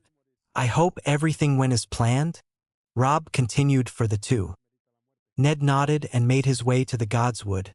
The two followed, and with a quick nod towards his captain of the guard, the man went to fetch ice. "It went as well as expected, Rob. Most stayed behind, and we even had to fight a few, but we still got maybe a quarter of them behind the wall," he finished as the trio entered the place of worship, and together they made their way to the weirwood tree. "Were the rumors true, that there are giants and mammoths?" Diana asked, finally showing her true colors. Ned nodded. "Ah, there's the daughter I know." She laughed at what he said. "But yes, giants and mammoths roam the lands beyond the wall. We even got a clan of giants of our own." The warden watched as sparkles went off in Diana's eyes. "Sick," she said, making the graying man smile, and after a few seconds Ser Jorah was coming towards them, and with him ice. Taking the ancestral weapon of his house, and giving it to his heir, watching as Robb carefully took the Valyrian steel sword out of its sheath. Looking back at the captain of his household guard, he nodded. "It's time. Fetch the crown and call the bannermen. It's time for a change." The man's eyes widened, but they quickly vanished with a quick nod. "Father." Ned looked back to his eldest, who had a confused but also excited look in her eyes. "What are you planning?" Diana asked with a bit of excitement in her voice. It was no secret that she disliked the South, with her home Dorne as an exception, and if she was ever given a chance, Diana Sand would join any battle to end them. Her reason? No one but she or Jon knew. Lord Eddard Stark nodded and sat down on his log in front of the weirwood tree and the black pond. Taking ice, he leaned it onto his leg and grabbed a whetstone. Running the prepared greatsword, he looked at both Robb and Diana. "It's time for a change." Laying down on his bed, Ned wrapped his arms around his wife. So long without the heat of her presence in his tent or vicinity. Breathing in, Ned enjoyed the smell of ash, and he smiled when her hand interlocked with his. Silence reigned in the room as they enjoyed the welcoming warmth of each other, with the only interruption being the kicking from the unborn babe. Every time Ned felt the kicks, he couldn't help but smile. "Do they know?" Ash asked, gaining his attention, and he nodded, making her look at him with a small glare. "Then you better keep them safe. Robb didn't come from me, but I see him as a son, and you already know what I'd do if Dia was killed." Squeezing her hand, Ned spoke in a cold but caring voice. "You don't need to worry, my love. They will be at my side at all times, leading the army at the head, and they will fight beside me." He kissed her on the forehead and went back to speaking. "Also put some faith into Robb and Diana. They have spent years training, and Robb is one of the best with a lance. And Dia, well, we already know what kind of training she has gone through." The glare faltered from Ash's face and a small smile. "That she has." She squeezed his hand, looking away, a tear falling from her eyes. "She's grown into a fine young woman, don't you think, my love?" He nodded, placing his chin on her head. Silence followed, and in a span of a few minutes Ashera Stark was fast asleep in her husband's arms. Ned felt sleep claiming him then, and as he did so he couldn't help but be happy to see what his family's reaction is going to be when they see the direwolves. However, his sleep was interrupted by a gentle knocking at the door. "My lord," the sound of Yora's second in command spoke. Releasing a tired sigh, Ned slowly released his hold on his wife and grabbed the first thing he could, which was a warm cloak. Opening the door, the man continued. "Lord Jon Royce has entered the north and is making his way here. He was sent her under instructions of the hand of the king. House Stark and their whereabouts. Head Lord Eddard Stark, Winterfell. First wife Catelyn Tully, Riverrun. Robb Stark, 283, Winterfell. Canon Robb Stark believes in only the old, and he is colder and more ruthless. Sansa Stark, 286, Riverrun. Canon Sansa Stark. She doesn't know anything about the North, nor did she ever step foot into the lands of her father. Second wife Ashera née Dayne Stark, Winterfell. Diana Sand, 282, Winterfell. Diana has long hair that goes down to the small of her back and is always in a northern bun. She also has dark purple eyes, and even though she doesn't like them, she is willing to wear dresses. She is strong with the wolf blood. Dia also has a crush on her supposed twin, who was always there for her when she needed someone. Baron and Cregan Stark, 285, Winterfell. Baron is Stark in appearance with a long face, brown hair, and sometimes a cold personality. He has his mother's eyes. Cregan is Dane with his mother's face, black hair and eyes. His personality is narcissistic at times, but he is normally joyful and lively. Ulrich Stark, 286, Wolf's Den. Ulrich was quiet when born, barely making a noise, and it has kept with him through his aging. He has Stark-like eyes, hair, and facial structure. Unborn daughter, 295. Lord Commander Brandon Stark, Castle Black. Prince Daemon Targaryen / Jon Snow, 282, Norvos.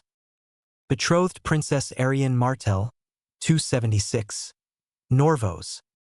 New Houses of the North. House Flint of Kraken Cape. Ardos Flint. House Umber of Wolf's Den. Moors Umber. Ward Ulrich Stark. House Mormont of Drago Point.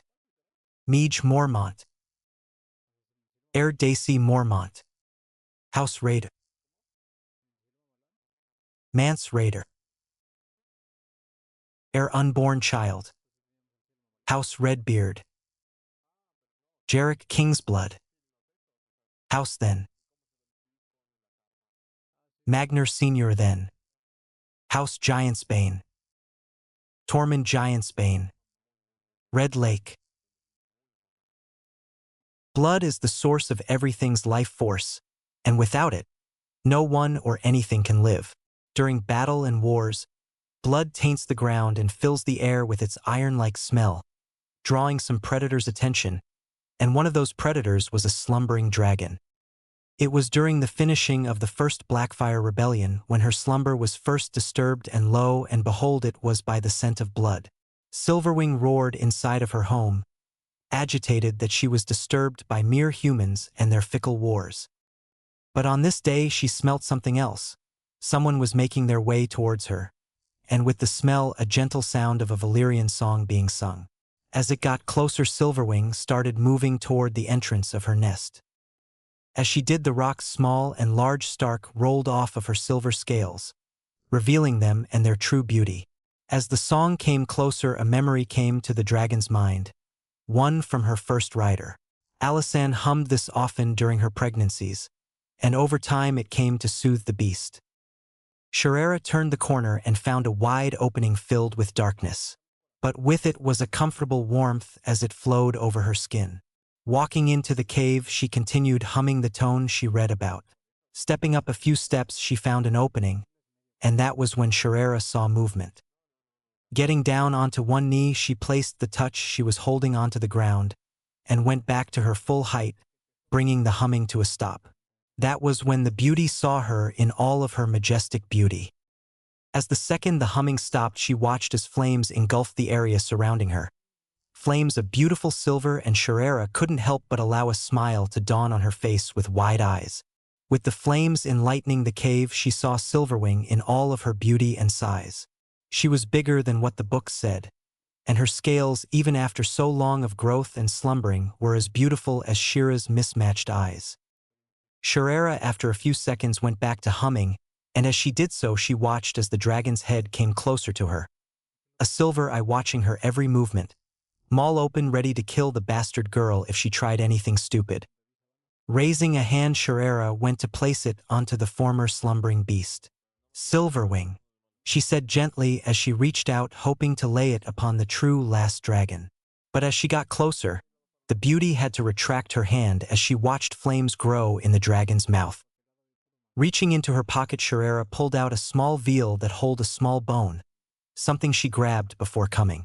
Pulling the cork off the small glass bottle, she immediately noticed Silverwing's eye go to it, and released a growl that shook the cave. But it wasn't a threatening growl. It was one of longing and sadness. Stepping closer, Sharera spoke in High Valyrian, knowing the dragon will understand everything. "Silverwing," she said, gaining the dragon's attention. "Come with me, and I promise you'll see your bronze fury once more." The beast didn't make a move or show any sign to do so. Mismatched eyes looked into Silver, and after a few minutes, the beautiful dragon moved, lowering her wing and giving Sharera permission to climb upon her. Norvos. Demon couldn't help but let a smile dawn his face as he watched as his recently discovered betrothed embraced the long-thought-dead Rhaenys Targaryen. He would probably be doing the same thing as Arianne if he knew Rhaenys Targaryen, but by the time he was born, the rumors of her death were the only thing he knew.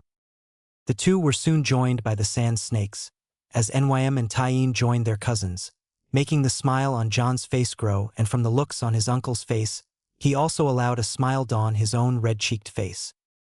Turning around, Jon made to leave, feeling that this was the time where they wanted to be alone and reunite. Slowly leaving the room, he left the brown and red dragon egg he brought with him on a table close by, and left. Entering the halls, he saw a familiar face and made his way over to the knight. "Sir Oswell," he said as the man looked at him with a smile. Demon stopped before the man holding out his arm, and it was quickly grasped by the former Kingsguard. "I hope your journey kept you well busy, and please let me know what you've heard about my relatives." The man's smile faltered as a serious look took its place on Oswell's face. "My journey was long, plentiful, and kept me as busy as I wanted to, but I missed the company of my brother and you, my prince." John nodded at this, but as he did he noticed that what his knight was about to say was probably going to ruin his day. "About your aunt and uncle.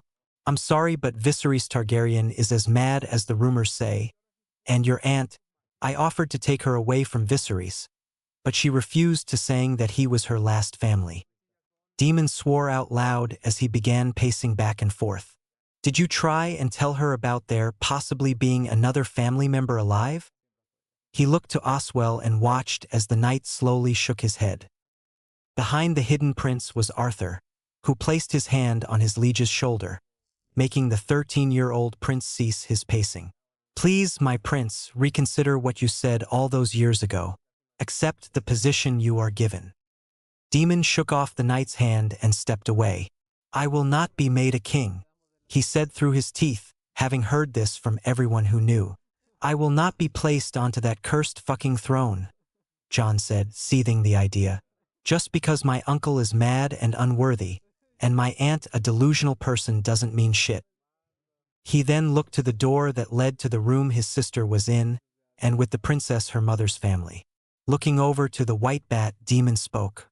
"I want you to go back out and see if you can find my brother. If Rhaenys is alive, so can Aegon. I don't care what it takes, but if he's alive, then I do not need to worry about placing my ass on that blood-fucking throne." The prince already knew what the man thought about what he said, but thankfully Oswell didn't push it and bowed and left, probably going to rest. As he watched, Demon made a mission to see the man off tomorrow and to apologize to him for what he might have said. The man practically taught him swordplay alongside Sir Arthur. Looking over to the Sword of the Morning, the amethyst-eyed boy spoke. "If Aegon is truly dead, we must prepare Rhaenys to be named queen, and if she refuses."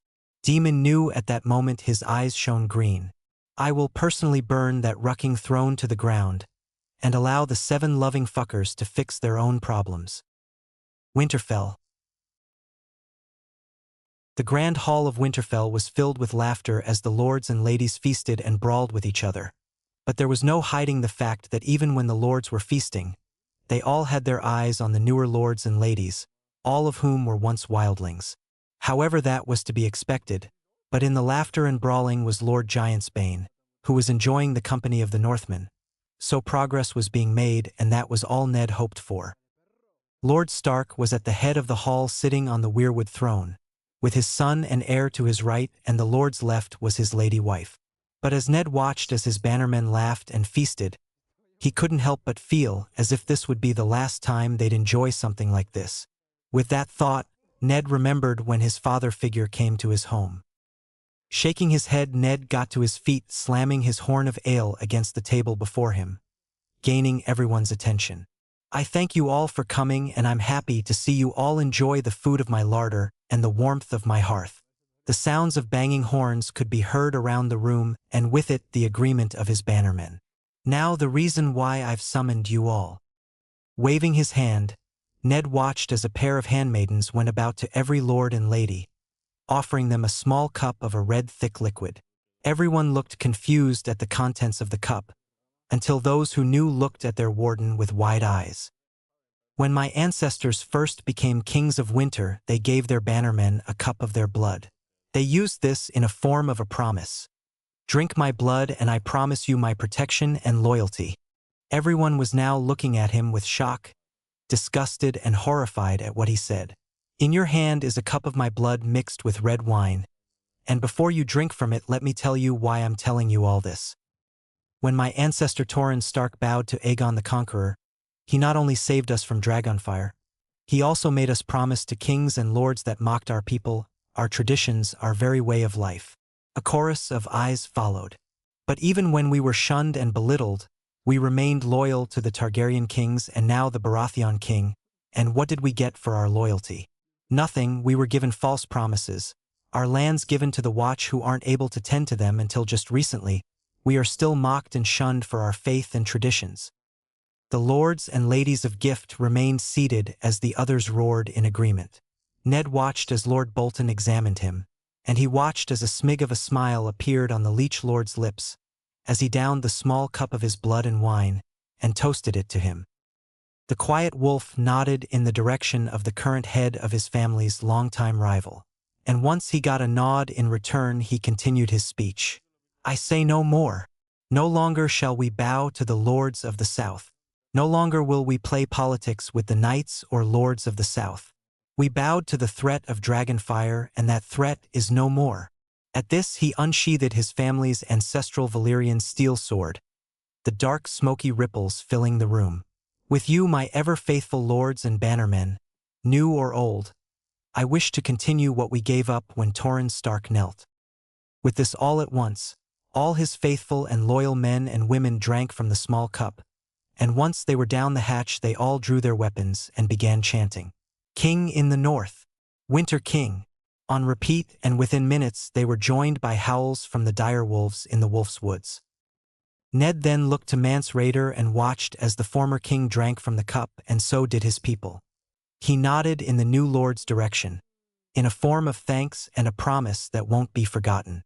But as he looked into the former wildlings' eyes, he saw that the man wished for an explanation, but that was for another time. Sheathing ice, Ned knelt before his wife, who held a crown that was last worn by the king who knelt. Within seconds the weight of it and its responsibilities were placed onto him. Opening his eyes, he stood to his feet and looked to his bannermen, all of whom knelt before King Eddard Stark, first of his name, King of the North and the protector of the old men. Westeros.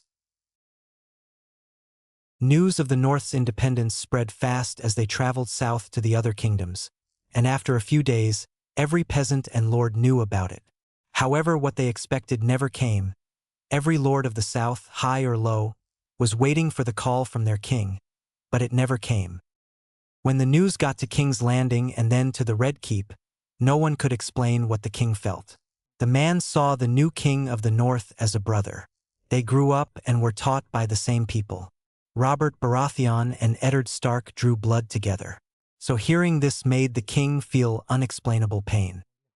The Hand had a similar reaction, but Jon Arryn got over it quickly.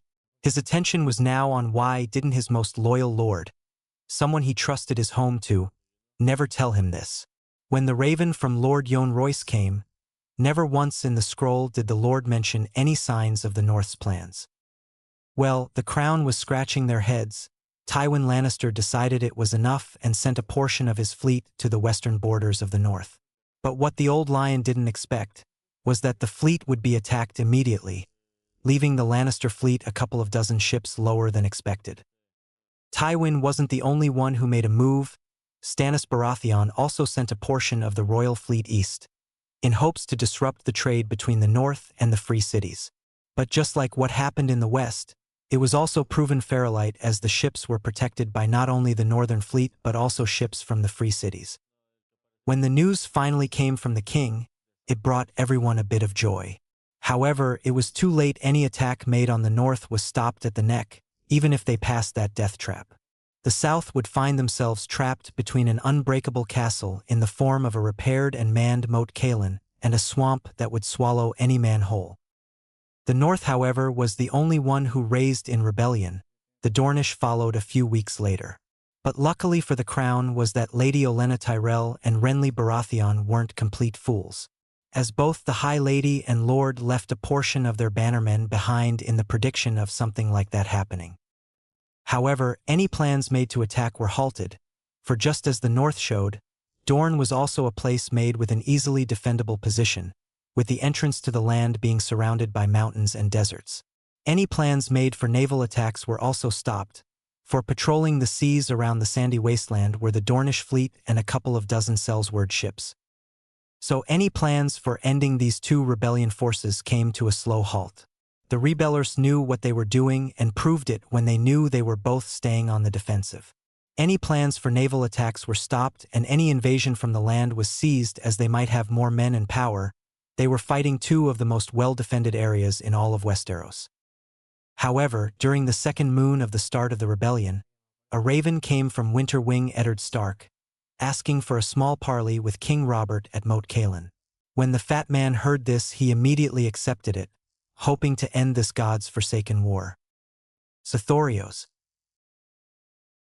Deep in the jungles of the continent called Sithorios, a deep rumbling could be felt, and the source of it was a large forming void. What the void once was a ritual circle made of blood, and in it were large dragon-like bones, and with it was a corpse of a fireworm. The one who started this ritual was a supposed dead woman with long silver hair, curves that fit the figure of someone in their prime and mismatched eyes. With her was a large beast with silver scales and eyes, and the dragon's eyes were staring into the void hoping to see something. Sharera fell to her ass as she was hit with a shock wave of some sort. Bringing her hand up blocking the growing winds, the beauty couldn't help but smile as she said, "It worked." Her words were followed by a roar that shook everything around them. The center of the resounding noise was the void, and if it wasn't for Silverwing being behind Sharera, the witch would have been thrown back into the trees. Opening her mismatched eyes, the bastard woman watched as the void sunk into the ground as it grew to the size of the blood circle. She couldn't help but allow the crazed smile to appear on her face. Years it took for her to finally find a way to bring the dead back to life, but as she remembered, her smile faltered at what was soon to happen. There was a reason she needed to do this in the middle of a jungle, and what was coming proved it. Sharera slowly climbed back onto Silverwing, the bellowing winds almost sending her flying. "Suvgen!" the bastard yelled, and as she has done over the years, Silverwing flew, but she didn't go far. From where they were perched in the air, Sharera watched as the jungle slowly lost its green, as everything slowly lost its life force.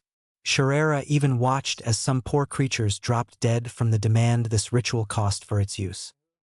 After minutes it was done, and what remained was a massive circle going to what the witch would say a few dozen miles of dead animals and nature, and at the center of it was the darkness of the void, which has grown to the size that if Silverwing wanted to, she could fly right through it.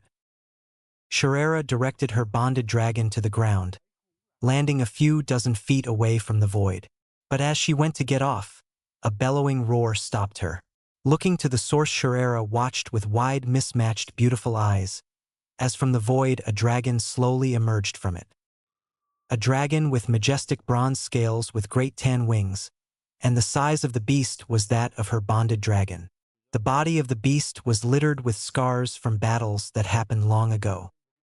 However, as Sharera examined the beast, only one thing went through her mind as the void closed, leaving only a crater where it once was. "I did it! I brought the bronze fury back to life." Norvos. Demon shot up from his sleep with sweat running down his brow and his nightwear stuck to his body, by a rapid knocking at his door. But his mind was somewhere else, and looking at his hands, Jon said to himself, "What was that?" "My prince," the voice of the person yelled, gaining his attention. Looking up, he found Jonel standing there with red skin, but the look on the Sellsword's face said more, with shock and surprise all over it. "You must hurry and come and see this." The hidden prince gave a small nod as he got out. Before leaving, Demon grabbed a nightgown and threw over his sweat-drenched clothes and grabbed Blackfire. "What is happening?" he asked the man who was meant to be watching the eggs. Jonel said nothing as the bastard led the prince to the room. Upon reaching it, Demon found the door wide open with people standing outside of the room, naming a few: Oberyn, Nymeria, Tyene, Arianne, her mother, and Ser Arthur. All of them held looks of shock and fear as they all looked into the room. Demon found out why they were shocked when they moved aside and allowed him to enter the room. Inside was Rhaenys, and in her arms was a small brown and red dragon. His amethyst eyes then flew to where the other eggs were, and found them hatched. In their place was a grayscale dragon, with blue wings and eyes, and beside the dragon was one with red scales and eyes and black wings with similar colored horns around its head. Stepping closer, Jon finally gained the attention of the other Targaryen, whose dragon had brown scales and eyes with red wings. "How?" she asked with excitement in her voice, as Daemon reached out his hand to the gray dragon. After a few seconds of the baby dragon sniffing his outstretched hand, it finally climbed onto it. I do not know." Daemon said. He brought the dragon to his face, amethyst pools looking into blue ones. He watched as the baby dragon tilted its head, and as it closed its mouth. Pulling his head back, the prince dodged as the hatchling tried to hit his nose. Looking at his sister, Daemon watched as she ran a hand over her dragon's back. He then looked to the third one, who was roaming the table it was on. It must have felt his eyes on it, for its neck snapped to Daemon and gave a small roar, which was returned by the one in his hand, which had coiled its small tail around one of his fingers. Reaching out his free hand, Jon watched as it copied its sibling and climbed onto his hand. "There's 3 of them," Rhaenys said from beside him, and Daemon looked at her and found her purple eyes looking into his. Jon then looked at the dragon that she was holding and found it on her shoulder. "Aegon. He must be alive then." Looking at the red-scaled dragon, the prince spoke. "That could be the case. But our aunt and uncle are alive. It could be for one of them." He finished, looking towards his sister, who was looking at the one he was just looking at. She nodded. "That could also be the case, but let's pray it's not Viserys." Rhaenys looked at him, and he nodded in agreement. "But let's hope Aegon is still out there." Hours have gone by since the dragons hatched, and both Targaryens haven't removed their attention off the hatchlings.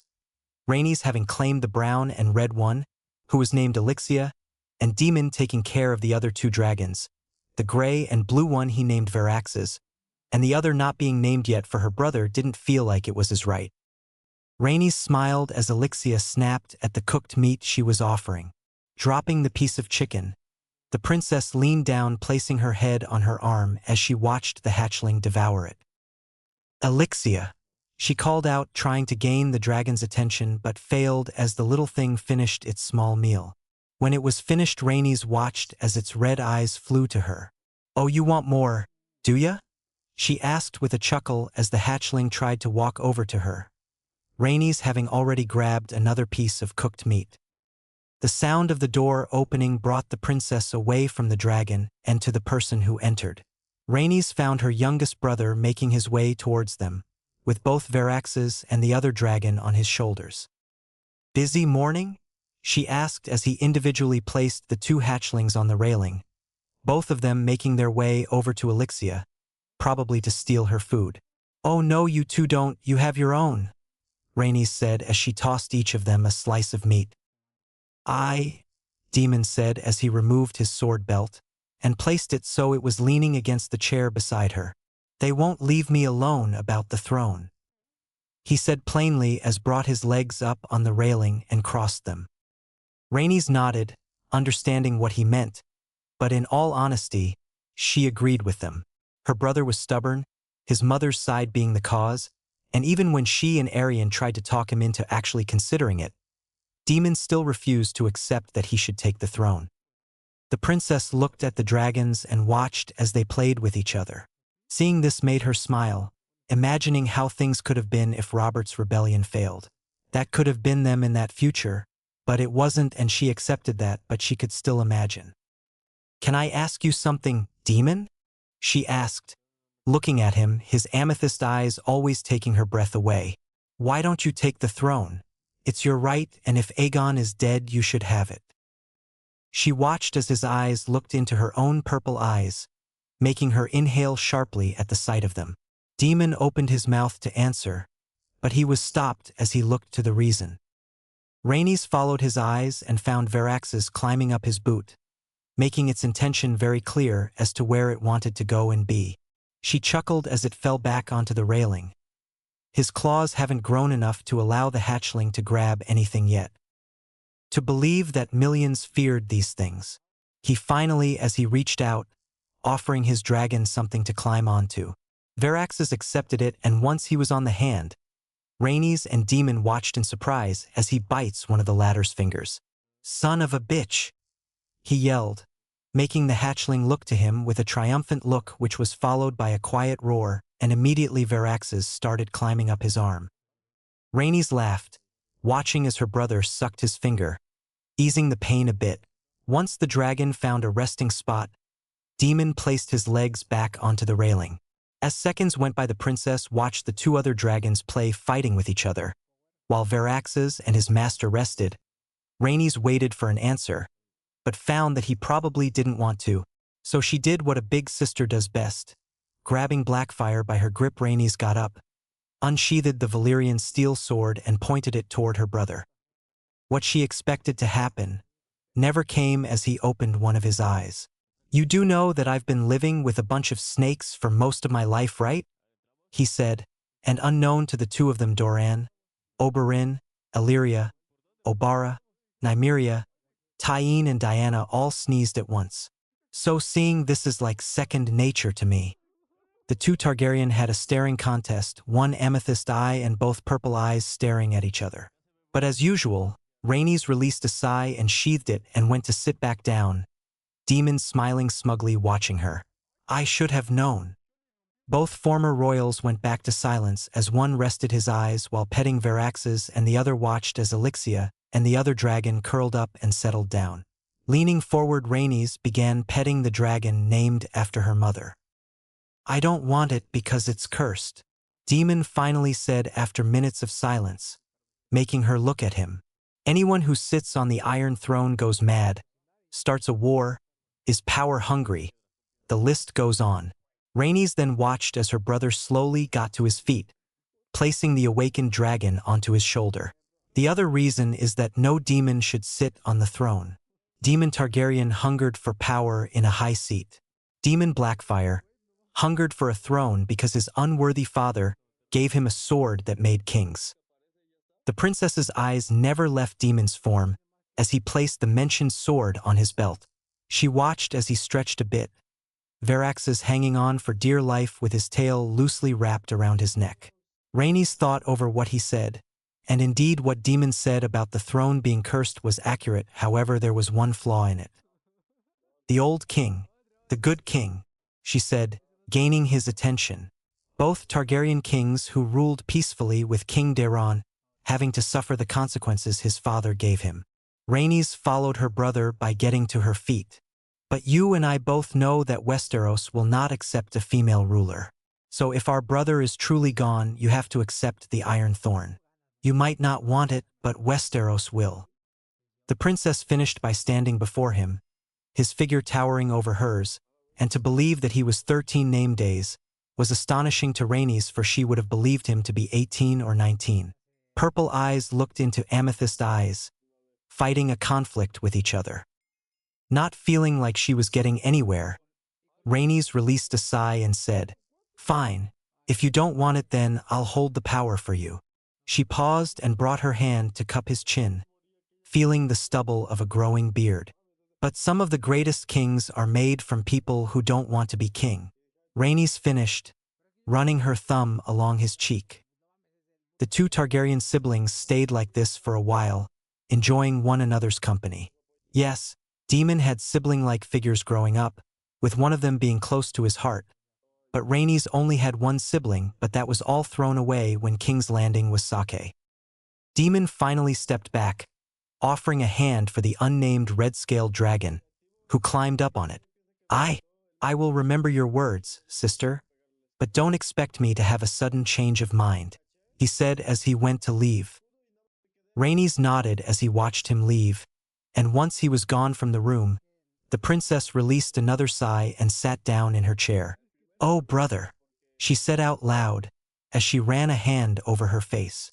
"Why can't you just accept it? Mir."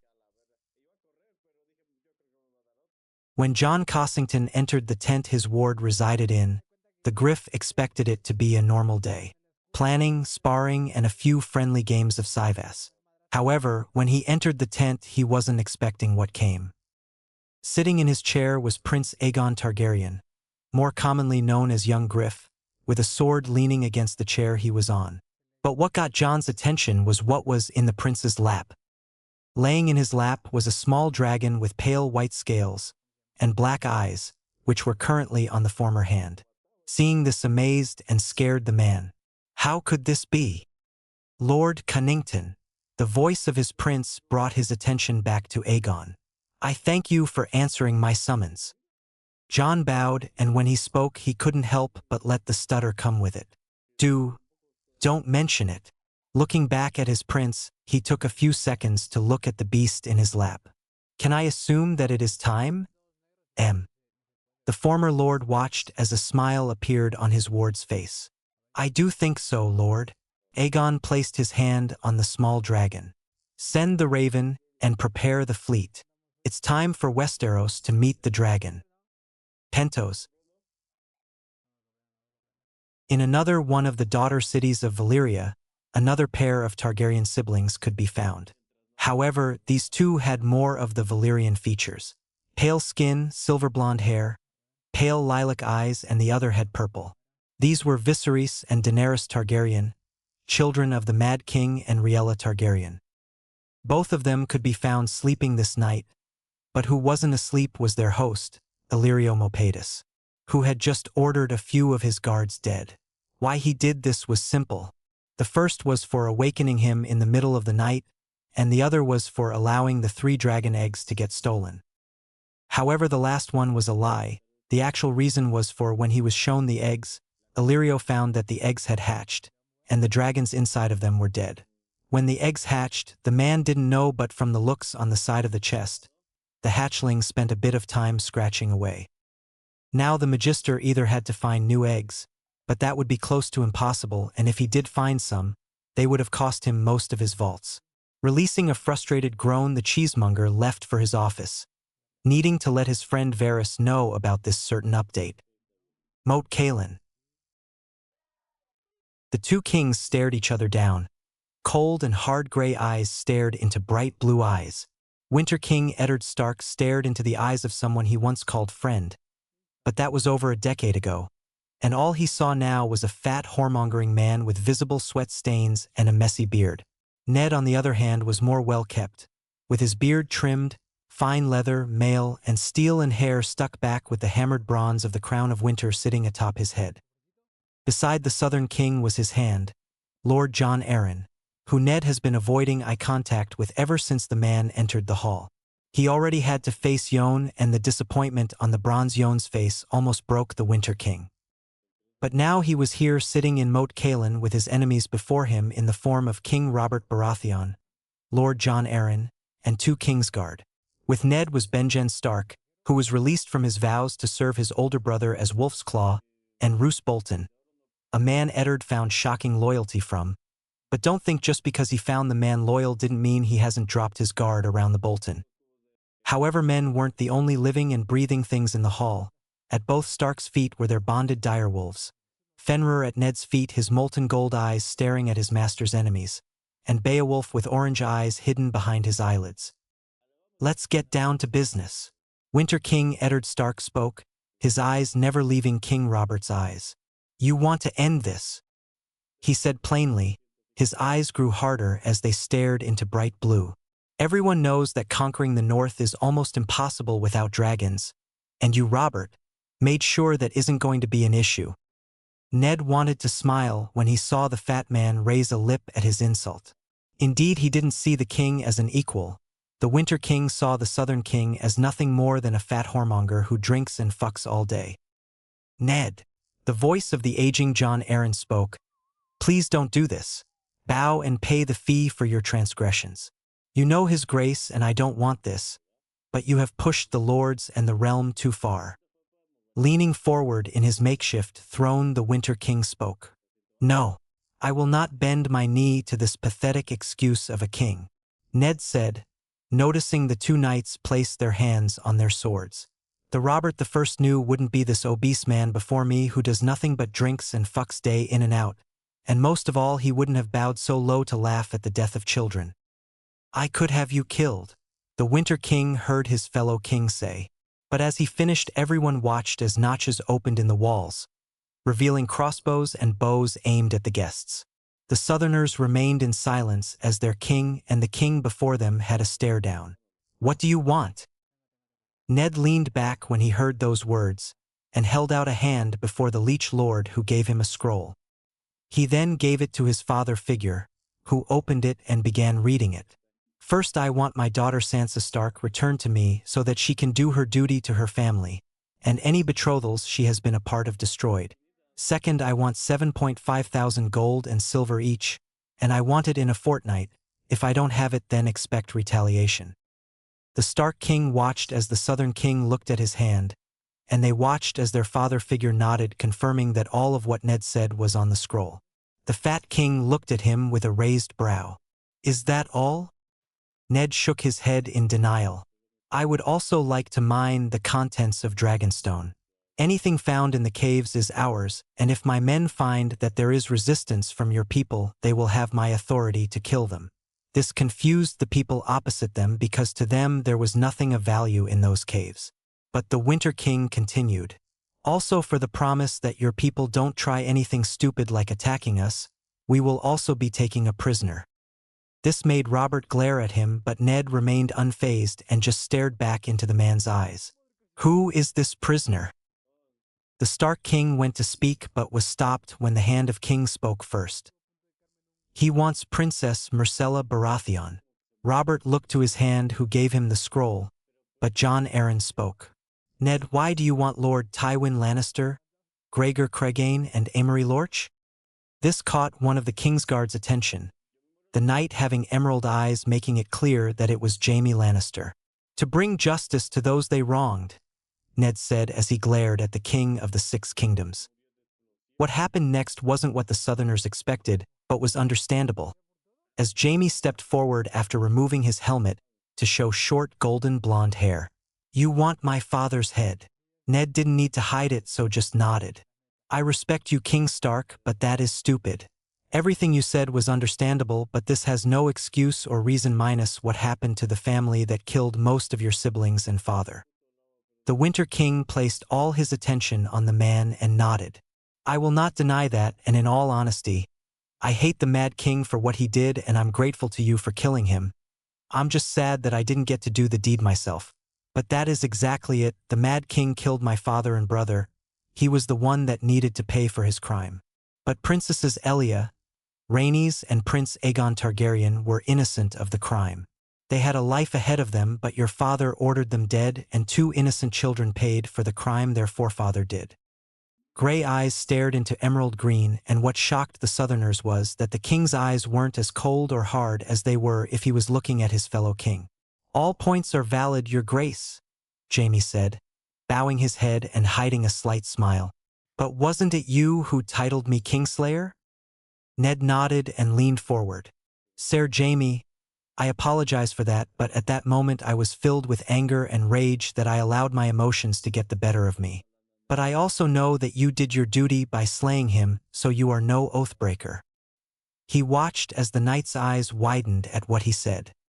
The King of the North also noticed that what he said got the other king's attention, along with the hand and the pale eyes hidden behind the helmet, the Lord Commander of the Kingsguard. What did the Kingslayer do to gain your respect? Robert asked, and when Ned looked at him, his eyes returned to the cold and hard they were before. Do you agree with my demands? Was all the Winter King said, and Ned knew that they knew he was changing the topic. Ned also knew that he made Sir Jaime's life a little bit harder. But if the knight was smart, he would leave his station. Minutes went by as the king thought about his demands. If you do, I expect everything and everyone in a fortnight, and if they aren't, then expect heavy casualties and retaliation.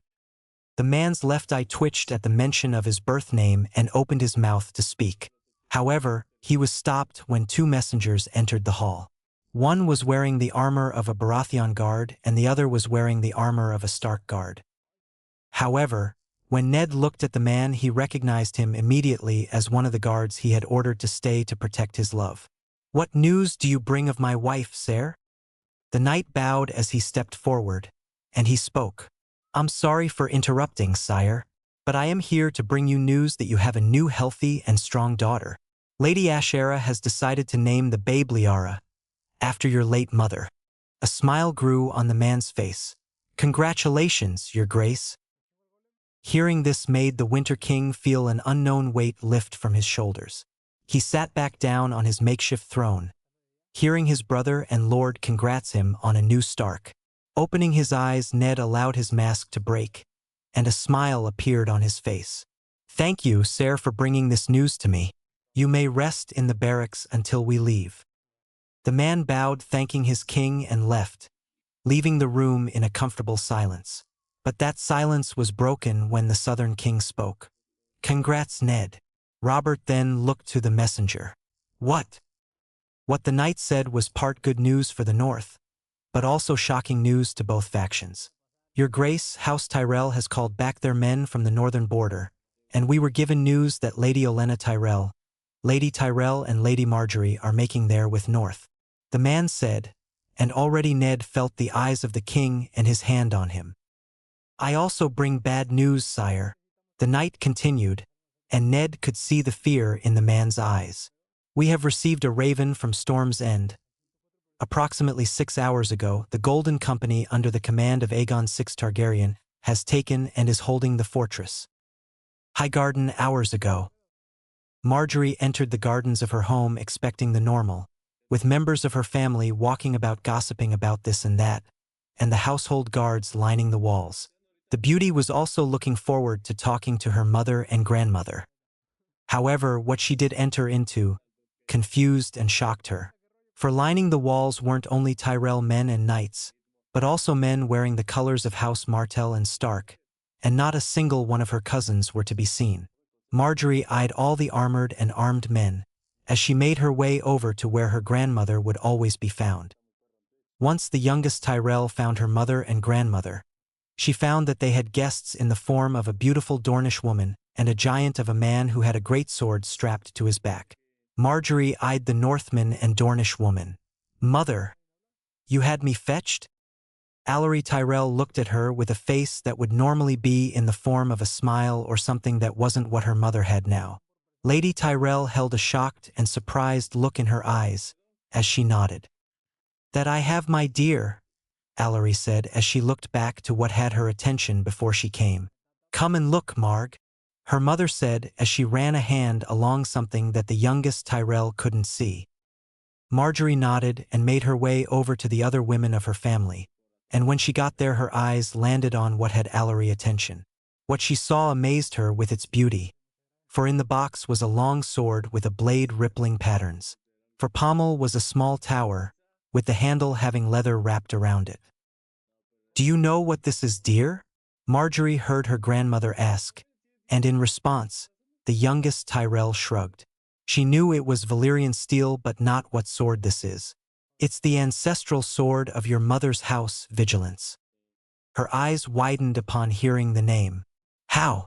Wasn't it lost during the dance?" she asked as she looked at her mother, who was still running a hand over the sword's blade. When Marjorie got an answer, it wasn't from her family but the giant of a man. It was lost to the south. But in the north, we've kept it for something like this, in hopes that we could gain an alliance when the time was needed." Her eyes went to the man, and she already knew what was about to happen. "Lord Umber," Allery said, taking her eyes off the formerly missing sword, "please take this to my father in Old Town, and tell him that the price has been paid." Marjorie watched as the now-named Northman nodded. "My flower." She looked over to her mother and saw the look she gave her. "You are now betrothed to Prince Robb Stark. You will be Queen of the North and you will rule it by his side." Winterfell. King Eddard Stark watched as the East Gate opened to reveal the banners of House Tyrell. Today was the day when the talks between the two families would commence, one that will hopefully build an alliance that could hopefully last decades. Besides the Winter King was his family. To his left was his wife, and in her arms, the week-and-a-half-old Lyanna Stark, and to Ash's left were Baron and Cregan Stark. To Ned's right was his heir Robb Stark and Ulrich Stark. Behind the main family was the household stuff. The only one missing was Diana, who has been legitimized by her father during the second day of his reign. But the reason for her absence was that she was heading towards her cousin to deliver a message and gift in the form of the second sword of House Targaryen, Dark Sister. Ned watched as the carriage that housed the ladies of Tyrell stopped before him and his family. When the door opened, he found himself looking at an old woman who was wrapped in furs, and following her was a lady with silver-like hair and another with beautiful long brown hair. As the Winter King kept his watchful eyes on his guest, his heir did the same. The eyes he got from his mother watched as Marjorie Tyrell stepped down from the carriage and made her way towards him, and with her was her mother and grandmother. The king watched as they all bowed to him, all light and small bows, which were understandable since he wasn't their king. "Lady Olenna, Allery, and Marjorie," he said, his voice matching the temperature. "I welcome you into Winterfell and her walls. I also thank you for accepting the offer I gave you." "Like we had a choice," the aged voice of the Queen of Thorns spoke as she rolled her eyes. "Now may we go inside? It's freezing her, and I didn't bring enough furs to fight this cursed cold of your kingdom." Ned went to respond but was stopped when he caught movement on the walls. However, it wasn't only that which made him stop. "Grandmother," the youngest of the three said as she stepped forward. "Thank you, Your Grace, for welcoming us to your home. I hope we aren't bothering you or taking up your time." He looked at the girl, examining her, and found that she knew how to not only plan the game but also manipulate things to be what she wants. Ned shook his head and said, "Not at all." He then gestured to his son. "This is my heir, Robb Stark. He'll be leading you to the great hall where you'll find a feast and music waiting for you, and I must apologize, but I will not be joining you until dinner time." His eyes then found themselves on the armaments on the wall. "Now, if you'll excuse me." With that, he made his way to the stairs, and before he left he turned around and said, "I also must apologize for the wolves. You know how us Starks and our wolves are. They are our eyes just as much as we are theirs." Ned then left, not noticing the wandering brown eyes at his words. Climbing the stairs, his brother and captain of his guard followed behind him, and what he found was a giant of a man with furs and barely any armor. The man also had an unkempt beard and hair, and it didn't take long for the Starkmen and Mormont to figure this person was Scagosi. Looking at his brother and Claw, he said, "See if Lady Val or any other freefolk are still here. We might need their assistance in translating for us."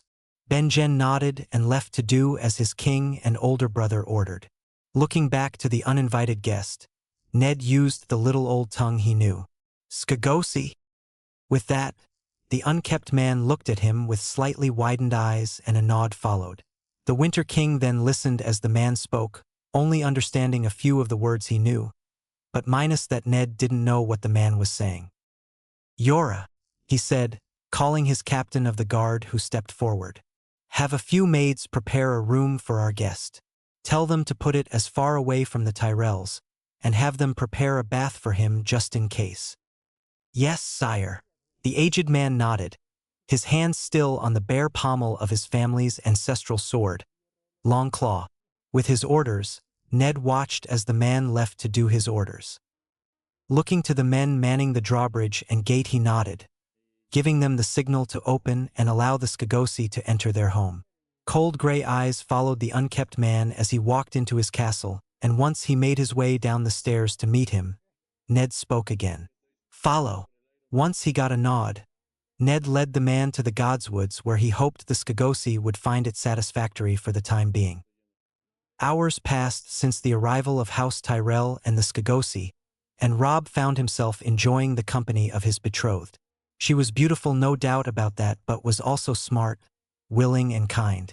However, even with all of that, the Stark heir couldn't help himself but feel guilty, for he fancied others over her. Walking along the catwalk with the young Tyrell, Robb enjoyed the sight below. His brothers sparring as the direwolf pups watched as they tried to nap, but couldn't because of the smell of new people and things in the castle. He was taken from his thoughts when the person beside him spoke. "I'm going to be honest with you and say that I'm sorta surprised at the beauty of the North," Marjorie said as she looked at the people who will one day be his to protect.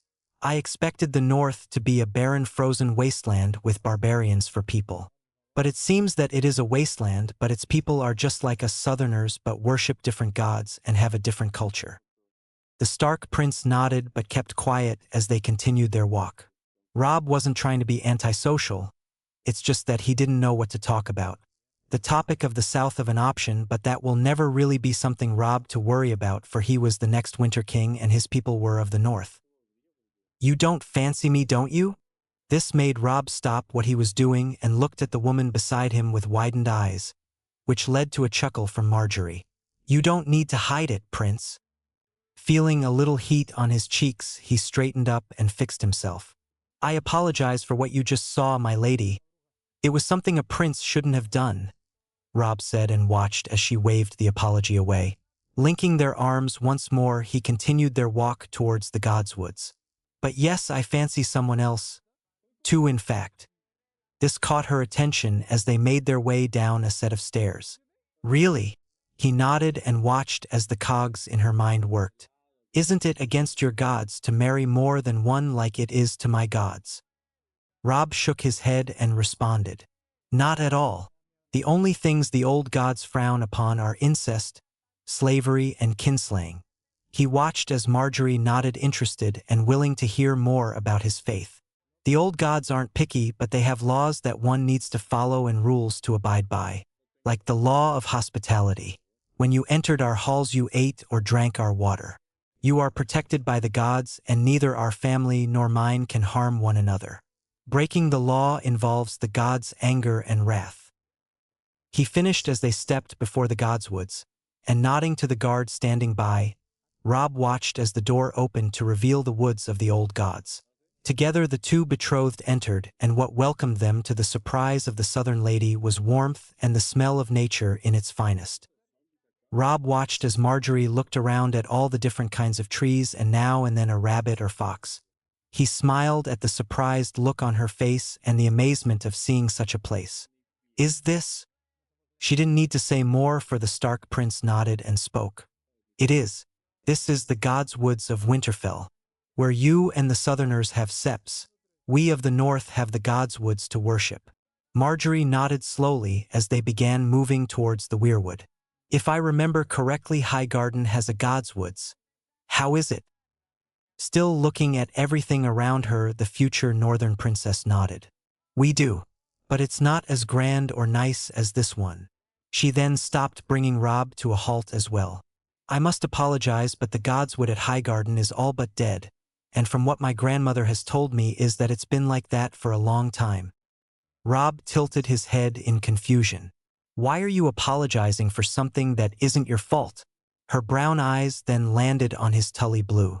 Your family has been praying to the new gods, and if I'm to be honest, I would also be praying to them if my mother brought me south with her. But even so, I'd like to see what it looks like. He finished with a gentle smile.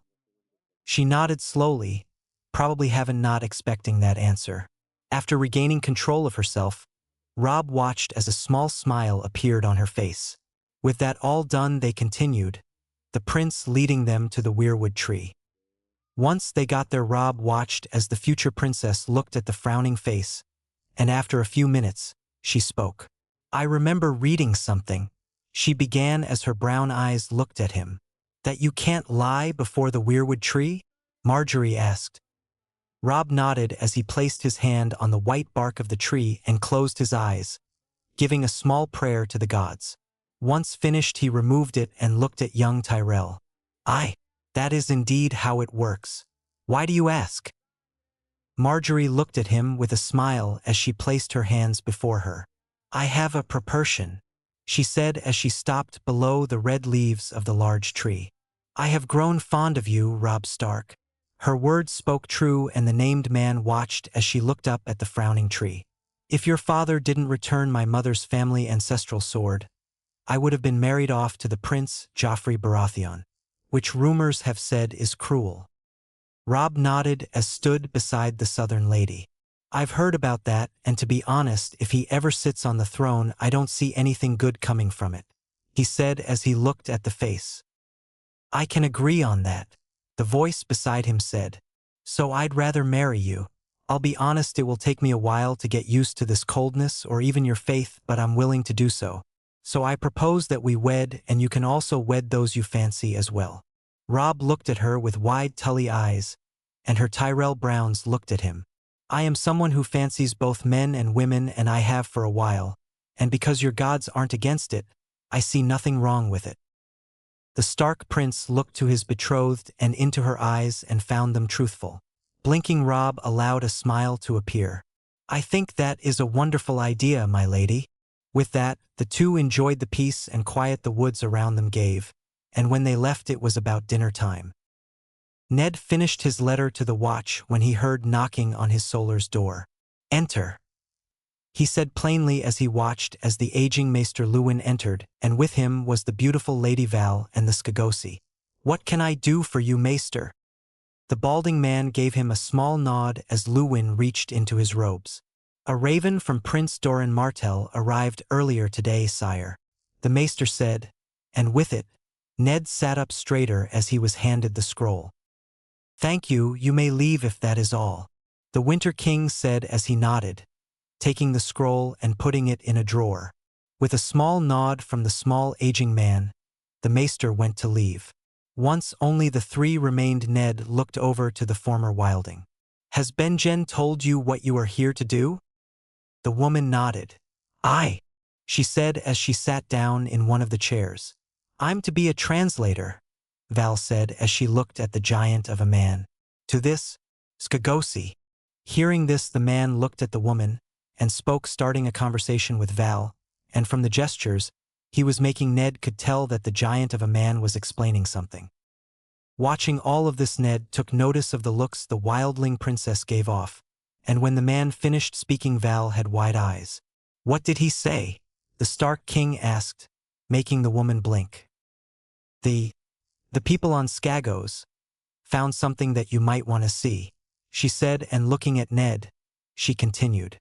"They believe it might be of absolute importance, for it's a dragon. One with charcoal black scales and menacing green eyes." Hearing this, the Winter King's eyes widened, and he looked to the man who nodded hurriedly. "Charcoal scales, menacing green eyes. Why does that sound familiar?" he said to himself, and when it clicked, Ned shot to his feet. "By the gods, it's the cannibal, and he is one of those dragons. Norvos." Demon looked at the woman before him as they danced to the tone playing.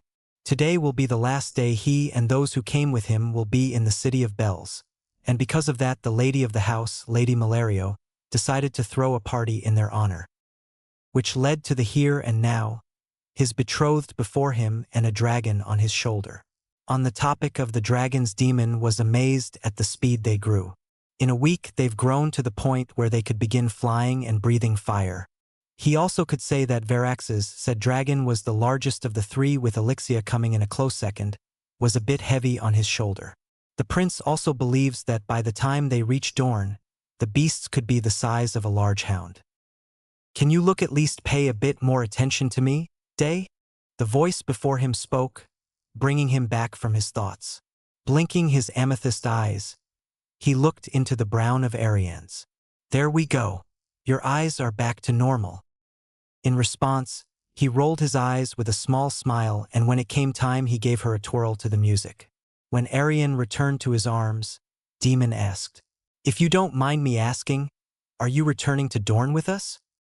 The princess took her time to respond, but when it came it was in the form of a nod. "Yes, I will," was all she said as the two continued their dance. "Can I say you are looking very handsome today, betrothed?" Demon snorted, rolling his eyes.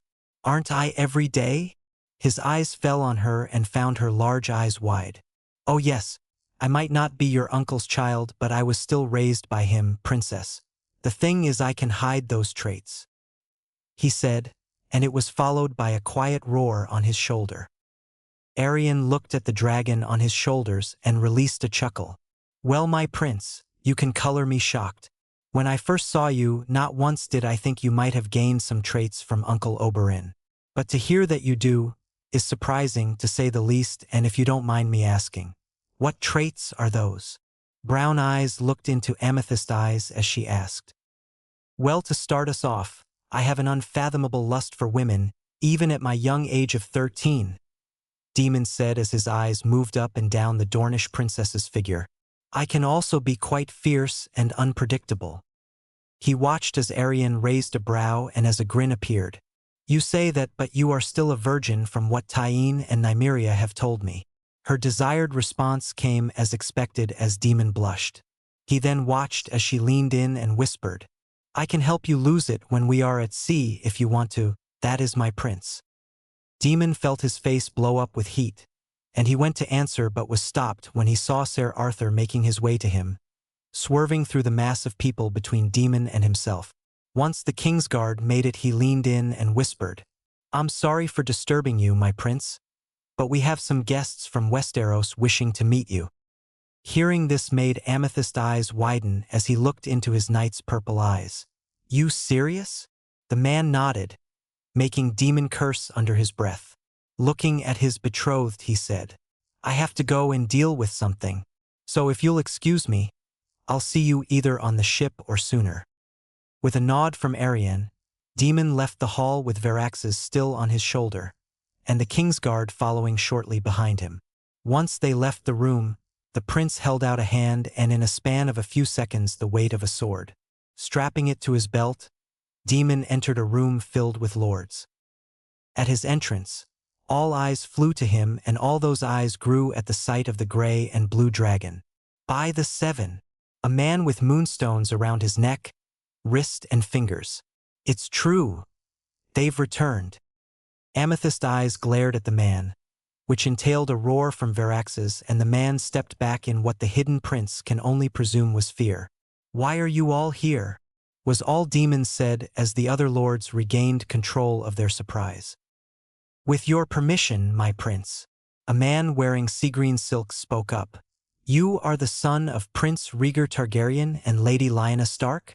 In response, the hidden prince glowered at the man, obviously not liking where this was going. Even though the man got his answer, and with one bow he spoke. "Then I, Lord Montford Valerion, swear fealty to you, King Demon." With those words the others followed, the first being the plump boy wearing purple velvet that was trimmed with a white seal, and revealed himself to be the young Lord Durham Bar Emmon. The next was the lord from earlier, who was Lord Gunser Sunglass. The second last to introduce himself wasn't a lord but the heir, the son of Ardrian Celtigar the Red Crab, Adrian Celtigar. Last but not least was a handsome man with golden blonde hair and gray-green eyes, who introduced himself as Oberyn Waters, bastard brother of the earlier Montford Valerion. Watching as this happened, Demon couldn't help but groan in annoyance, rubbing his eyes before speaking. "I appreciate that you took your time to come," he said, opening them to find their eyes on him. "But I have no desire for the throne. You should be pledging to Rhaenys Targaryen, the firstborn child of my father and Elia Martell." Lord Sunglass released a gasp that Demon knew was shock. "The princess lives. The father is just," the moonstone-covered man said, and to the prince, he found the man pathetic. "I beg your pardon, your grace," the plump boy said as he got to his feet, and when he did, Demon guessed the boy was about his age. "I may be young, but you are the rightful king. If the rumors we have heard are true, it was you who awoke the dragons." He snorted at that, something that gained the attention of the other lords. "But you also wield his sword, but not only the sword of the conqueror but the kings who came after him." Demon looked into the young lord's eyes and felt the honesty in them. "I do not wish or seek to be king, and I wasn't the one who found them like that. It was Rhaenys." His eyes twitched when he heard the very faithful man praise another one of his pathetic gods. "The reason why I wield Blackfire is that it's what my father and mother gifted me before I was born, and if my sister was able to live, so is Aegon. So if he is indeed alive and wants the throne, I'll give it to him." After saying that, Demon watched as the Westerosi lords looked between each other. This made the prince raise a brow in curiosity and suspicion. What could have happened in Westeros that could bring this reaction to the lords of the continent? The oldest of the lords then spoke. "Your Grace, have you been given news of what's going on in Westeros?" Adrian Celtigar asked as he stepped forward. Demon shook his head, looking over to Arthur, who shrugged. "A few moons ago, former Warden of the North Eddard Stark broke his oath to the throne and declared himself King of the North, and with his rebellion came Dorn. The dark-haired man said, and Demon watched as the others nodded, confirming what the heir said. However, that was all, your grace. When peace was being made with the North and the Crown, the Golden Company attacked and conquered Storm's End, and from what the scrolls have said that it was Aegon Targaryen who commanded the attack. Hearing this shocked Demon as he looked at his sworn knight and saw that he held the same reaction as him. The prince looked back to the lords and spoke. Thank you for informing me of these developments. However, I already knew about the North and Dorne's rebelling. Both my uncles Ned and Doran told me that they'd rebel against the stags and lions. They bowed their heads in understanding. Before you all go, may I ask how you gained knowledge of my existence? When saying this, Demon narrowed his eyes and spoke with a cold voice. The Velaryon Lord answered as he stepped forward, purple eyes looking into amethyst ones. Months ago, before the whole conflict began in Westeros, Prince Doran sent a messenger to us and other families who remained loyal to House Targaryen and told us to pledge to you. Demon nodded, cursing the man for what was pushing him to do. Not only did Doran let his existence be known, he has pushed the prince to fight for the throne he doesn't want, and he went behind his back. Thank you, Lord Velaryon, for telling me. And should I be expecting any more lords to visit? The response was shakes of heads or shrugs. Well, if that is all, you may all leave, and may I suggest you all go to Storm's End. They all nodded and slowly made their way to leave, a few of them grabbing their weapons before they left, and one such weapon was an axe that's blade rippled, signifying that it was Valyrian steel, and to no surprise, it was heir Adrian Celtigar who wielded it.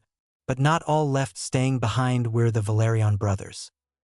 How can I help you, Oberyn, Lord Montfort? Demon asked as his amethyst eyes looked to the light purple eyes of his fellow Valyrian descendant. The man stepped forward and answered, If it's okay with you, your grace, I will be leaving my brother behind in hopes that he can be of help to you. But I was also hoping that when you come to sit the throne, you can name him your master of ships on your small council. The prince that was forced to accept the title of king looked between the two men, and after a few seconds, he nodded with a shrug. I see nothing wrong with the idea. Our families have always been strong allies, and that title was once thought to be hereditary to your family. I also see no faults in why Oberyn can't join me, but he must understand that he will be riding with 3 dragons. Both Velaryons smiled at his words and quickly followed it with a bow. With that, the two made to leave, leaving only Demon and a smiling Arthur Dayne. The room was filled with silence as the Targaryen made new plans, for all of his older ones were ruined by Prince Doran, who forced his hand.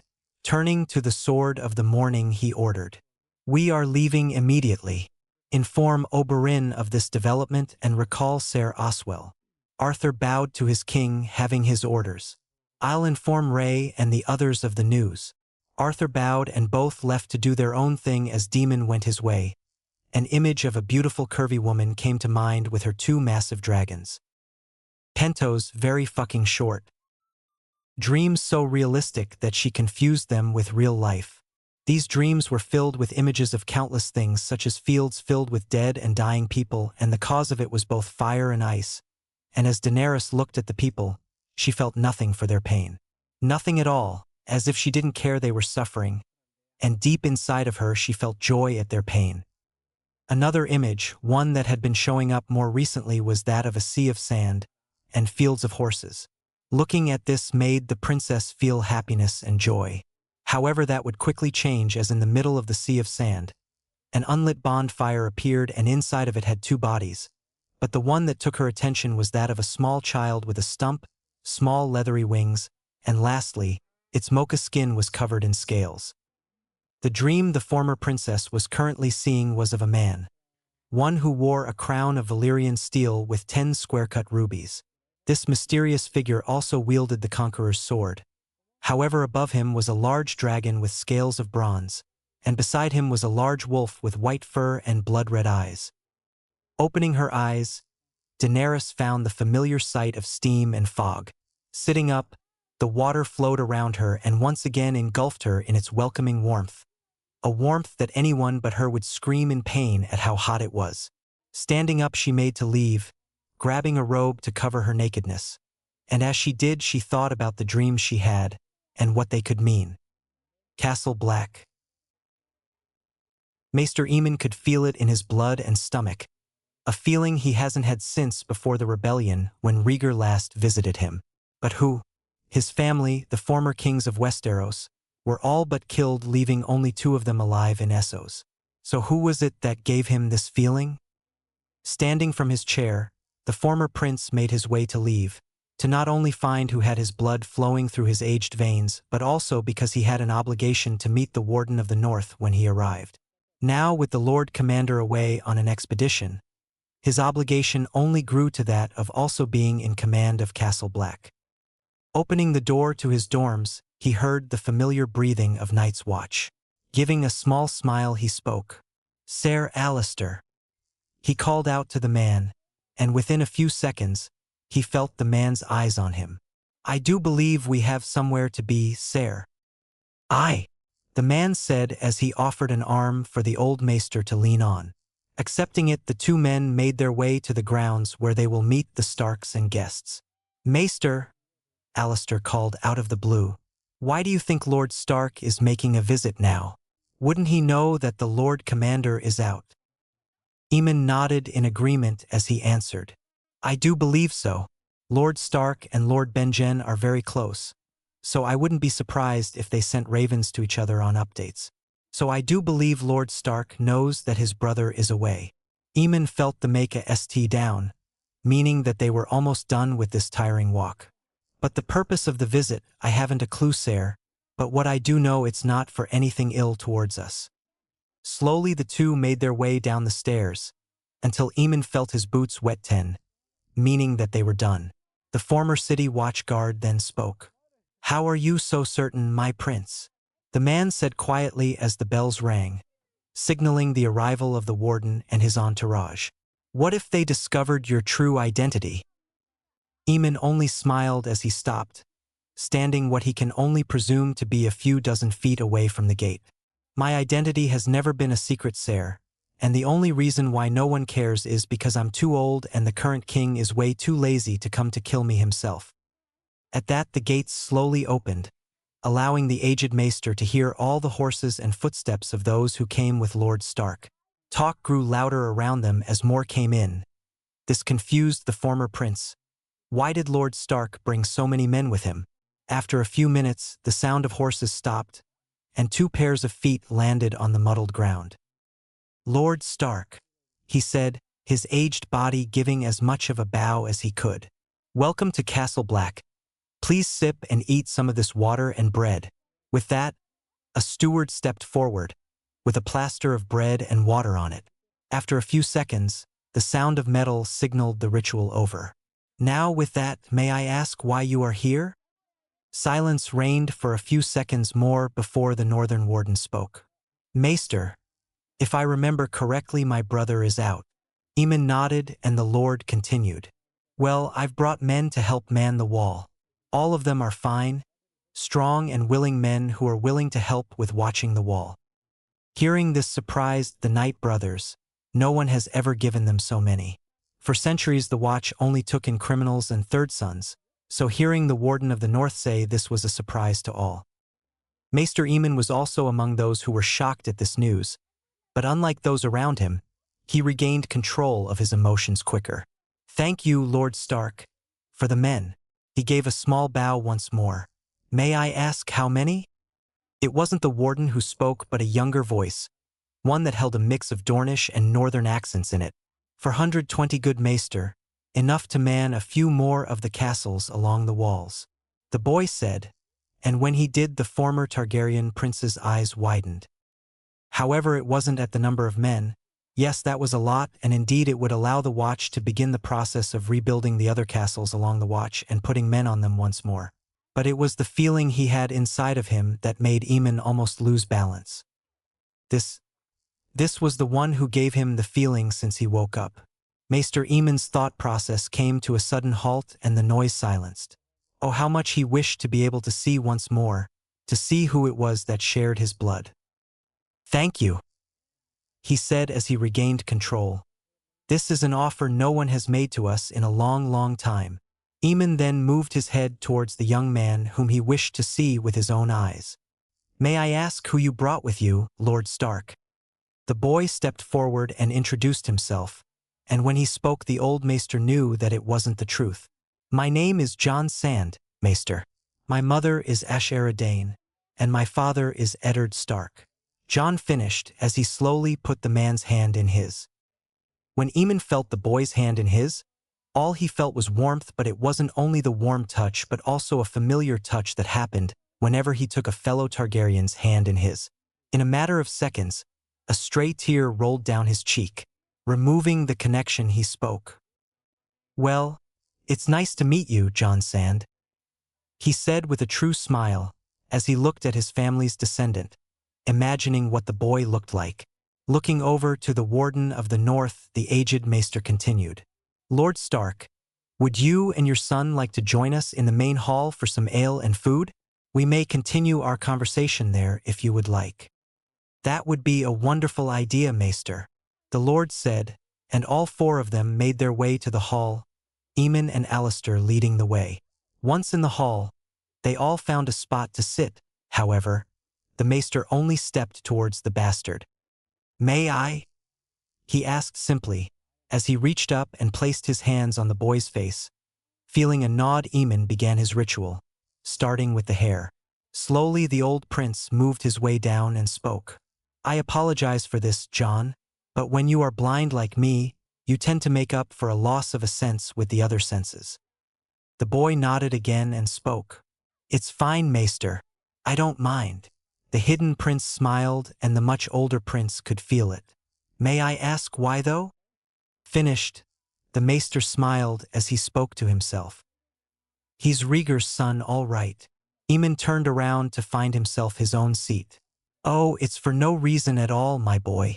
I'm just being a curious old man. I did it to your father when he first visited as well. Isn't that right, Lord Stark?"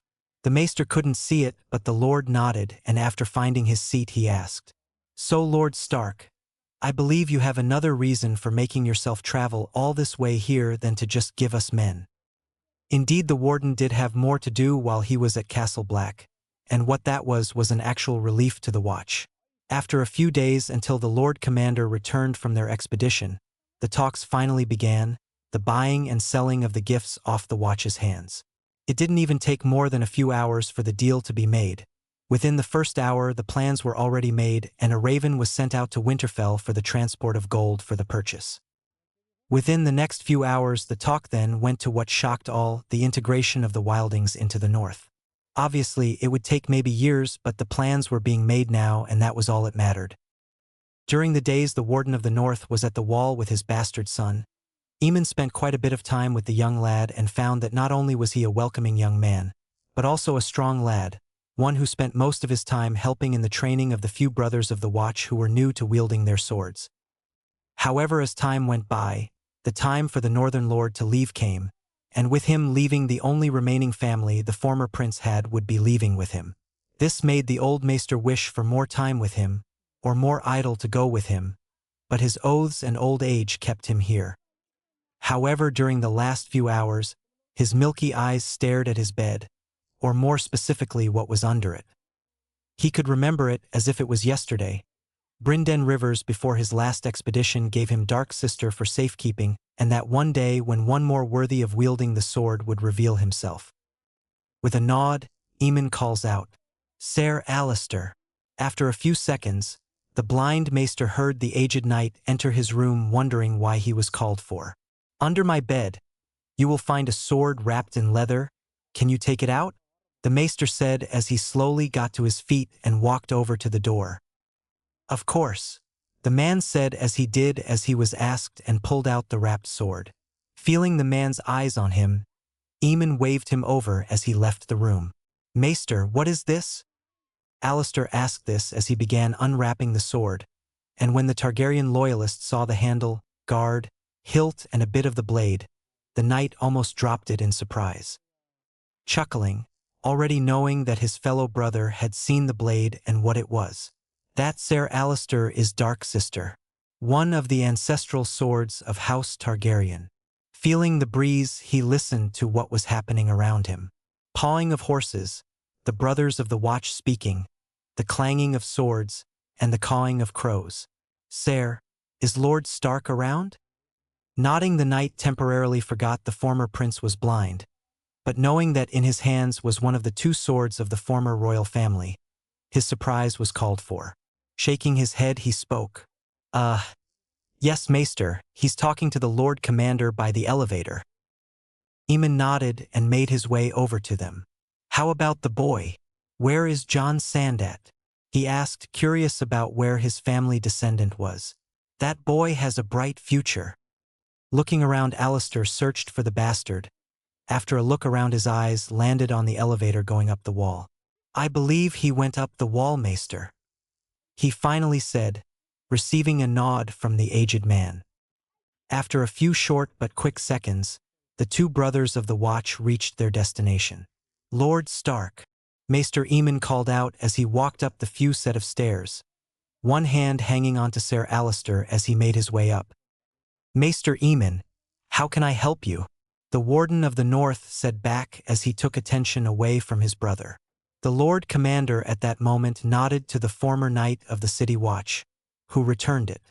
"If you are hoping to see my son, you'll have to wait a while." He went up the wall to look at what was beyond it. The Maester shook his head with a slight smile and said, "I wish I could see what is beyond the wall, but age seems to be failing me." He chuckled a little and continued, "I was hoping I can talk to you in private, my lord." This confused both Stark brothers, but Ned nodded. "I don't see why not. Do you have a place in mind, Maester?" With a single nod, they entered an enclave, where no one would hear them nor see them. "Now, Maester, what's so important that we had to speak in private?" Eamon turned around and asked, "Tell me, Lord Stark, is Jon Sand really your son? And is that even his name?" he asked with a slight smile, and immediately after saying those words, the ancient man could feel the surprise coming from the man. From the silence I can already tell what the answer is, and I must say, Lord Stark, you've surprised me. To know that the best friend of the current king was hiding a son of Rhaegar Targaryen from him right under his nose." The former prince chuckled. "It's a relief, honestly, to know that I'm not the last Targaryen in Westeros." Silence followed as Eamon smiled and shed a few tears, happy to hear that his theories were true and that he indeed wasn't alone on this continent. He knew he had others, but from what the ravens say, the two were constantly on the run, and one has even gone mad from what has happened.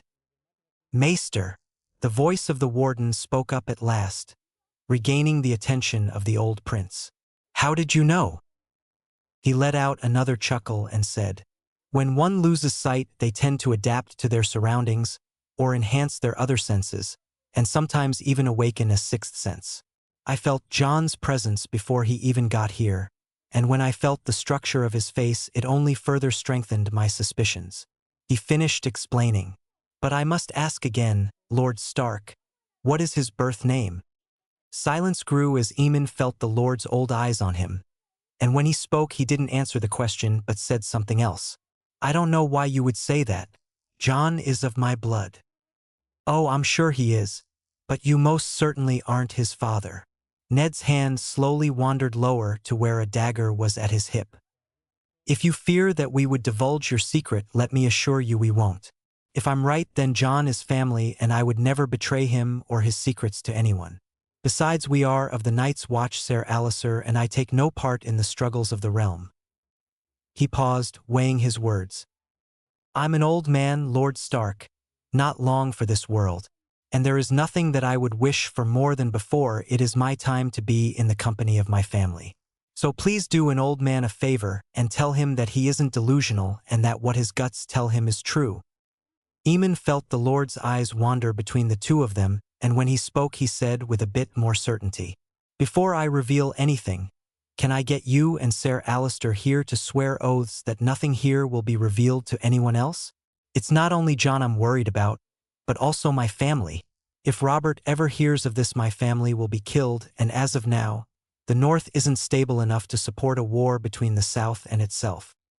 The Maester nodded and said, "I swear that the information you will be giving me won't be revealed to anyone outside of these walls and among those here with us," he said plainly with a wrinkled hand over his heart. I swear it on my blood and my former titles of prince. He didn't see it, but he got the feeling the Warden of the North nodded as his cold eyes moved to the figure beside the castle's maester. What says you, sir? For the first time the whole visit the lord held a biting cold voice. You might be my brother's third after Maester Eamon, but this is a secret I won't risk getting out. Only if Eamon had his sight so that he could see what was happening at this very moment. I, Sir Alistair Thorne, swear that what is being said this moment and day won't leave my lip or the confines of these walls. So I swear, the Master in Arms said as he followed his prince's movement, having placed a hand over his heart. Hearing a defeated sigh, the Warden of the North answered his question. His name is Daemon Targaryen. He is the trueborn son of Lyanna and Rhaegar, both married on the God's Eye in secret. The maester then felt a hand on his shoulder. I must apologize for hiding it from you, Prince Eamon, but with the current circumstances I couldn't risk it. Nodding his head, Eamon placed a hand on top of the Lord's hand. There is no need to apologize, Lord Stark. Your reason is sound, but I must thank you for bringing him with you. What I said earlier was true. For the last 10 years I truly thought I was a lone dragon on this continent. You bringing him here, I cannot describe the feelings that are going through me right now. Lord Stark nodded and removed his hand from the aged prince's shoulder. Was there anything else, Maester Eamon? There was a short silence that followed. I believe Jon is on his way back down, so we must be going soon. Eamon nodded and waved Alistair forward, who had been silently watching and waiting. In the onyx eyes, one could find new refound respect for the Northern Lord, hearing that the man was hiding the son of his last prince. Before Lord Benjen, his predecessor, and Lord Corgyle's predecessor, we had Brynden Rivers, one of the 8 bastards of Aegon the Unworthy. Before his last expedition, he left me his sword. Eamon said, and as he spoke the former city watch knight unwrapped the guard and hilt of the sword, revealing it to the 2 Starks. I wish to give this to you in hopes that Daemon might wield it one day, or someone more worthy than an aged maester such as myself. Storm's End. Aegon grinned at the kneeling figures before him as he sat back on the throne. It was laughably easy to conquer this fortress, and the reason for it was the man who knelt closer to the throne than the others. Renly Baratheon, the current Lord of Storm's End, and a failure of a man. Chuckling at the sight of the former lord, pathetic, truly pathetic. Leaning back further into the Storm's throne, that's the name of the throne of Storm's End, he ran his hand along the pale scales of Palefire's head, which has grown quite a bit since a fortnight ago. He wasn't self-contendable, but he was able to fly and breathe fire. He was also the size of a medium-sized hound. The dragon let out a loud growl as he stared at the cowering people before the throne, making them all flinch and tremble. Seeing this made Aegon disappointed. So running his hand along his dragon's head, he said in perfect Valyrian, Gita Illigan Palefire, Easy-eye Jaamagon Ilvadair Perda yet, calm down Palefire, they have done us no wrong yet. With that, the dragon looked to him, and the 2 bonded looked into each other's eyes. Letting out a quiet growl that still made those kneeling flinch, the red-eyed dragon laid his head down on the feet of the throne. Looking at the prisoners, his eyes gliding over them all, Aegon gave them a smile. I must apologize for the sudden change, but you must understand that it's time for the dragons to take back what was theirs a decade or so ago. The prince stood up and continued. Also, I swear no harm will be done to you while in these walls. We are not monsters. You'll get your own rooms and you will have your meals. But you must understand that I cannot let you go without a guard. You are still my prisoners. He said as he stood before them, his hand gripping his sword's grip. All the lords looked up to him with stunned eyes, not having expected what he said. Among them was Lord Beric Dondarrion, who looked at the so-called prince. How can you confirm you are who you say you are? All we know is that you have a dragon but no proof. The Lord of Blackhaven asked what everyone wanted to know. Aegon's smile faltered when he was asked that. Memories that he had a hard time remembering flooded his head. One of dark halls, a hooded figure, and a girl with brown and silver hair.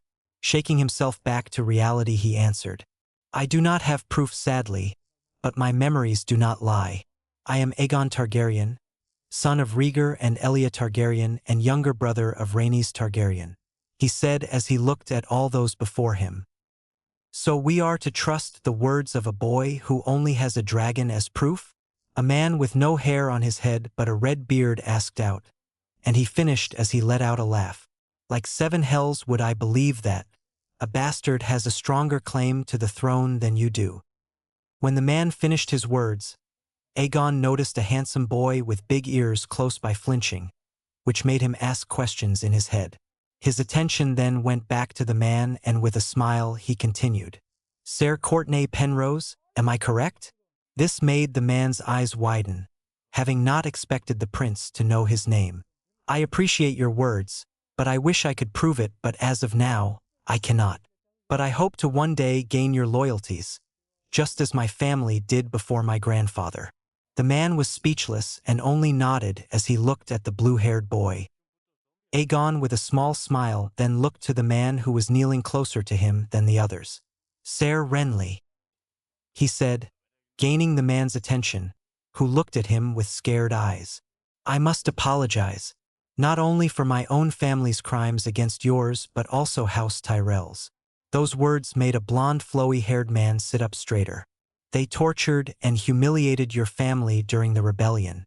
Yes, it might be in your older brother Stannis' fault, but still, they had no right to do such things to your family while they feasted and laughed in their tents outside these walls. He watched as the blue eyes sparkled, and as the young lord nodded. Thank you, Prince, was all the man said as he looked to the ground. What do you want with me? You obviously planned on taking Storm's End for a reason. May it be revenge, or maybe just because it's a strong defensive castle. Aegon smiled at the man's words. I did aim for Storm's End other than just to hold it. The Lord's eyes looked at him with questions in them. I came to offer you a deal, Lord Renly. You've shown that you are not only smarter than either of your brothers, but you are also willing to listen. Aegon got into one knee, making it easier for the Baratheon Lord to look at him, but also to make it seem as if they were equals, which they were not. Bend the knee to me, and I promise not a hair on your body will be harmed. And when I win this war, you can keep your lands and titles. Purple eyes looked into deep blue, and deep inside them the invading prince saw the defeat in them. Standing to his full height, Aegon smiled. Thank you, Lord Renly. Looking at the Golden Company men surrounding the room, he said, Take them to the rooms. After receiving nods from the men, he turned to the throne and sat down, watching as the lords were taken away, all but a few glaring at their liege lord. Once the room was emptied of them, leaving Aegon, Jon, and a few others, the former closed his eyes and released a chuckle. That was easier said than done, don't you think, Lord Hand? The older man nodded but didn't move. You have a lot more to learn, but you did well, your grace, Jon said as he kept his hand on the hilt of his sword and his eyes on the slumbering beast. What's our next move, your grace? By now all of Westeros will know of what happened, and within a moon or more, the usurper will be upon us with his army. Aegon opened his eyes and stared at the grand doors to the room. For now we wait for my uncle and to see how he responds. If he doesn't respond in a night, we leave. King Robert's army won't be as strong as it should be, with the North and Dorne rebelling, and the Eyrie not knowing what to do. Their numbers are going to be split. We will meet them on the field. Standing from the throne, he moved to leave Palefire, finally waking, and said, For now I'm going to bed. Summer Sea.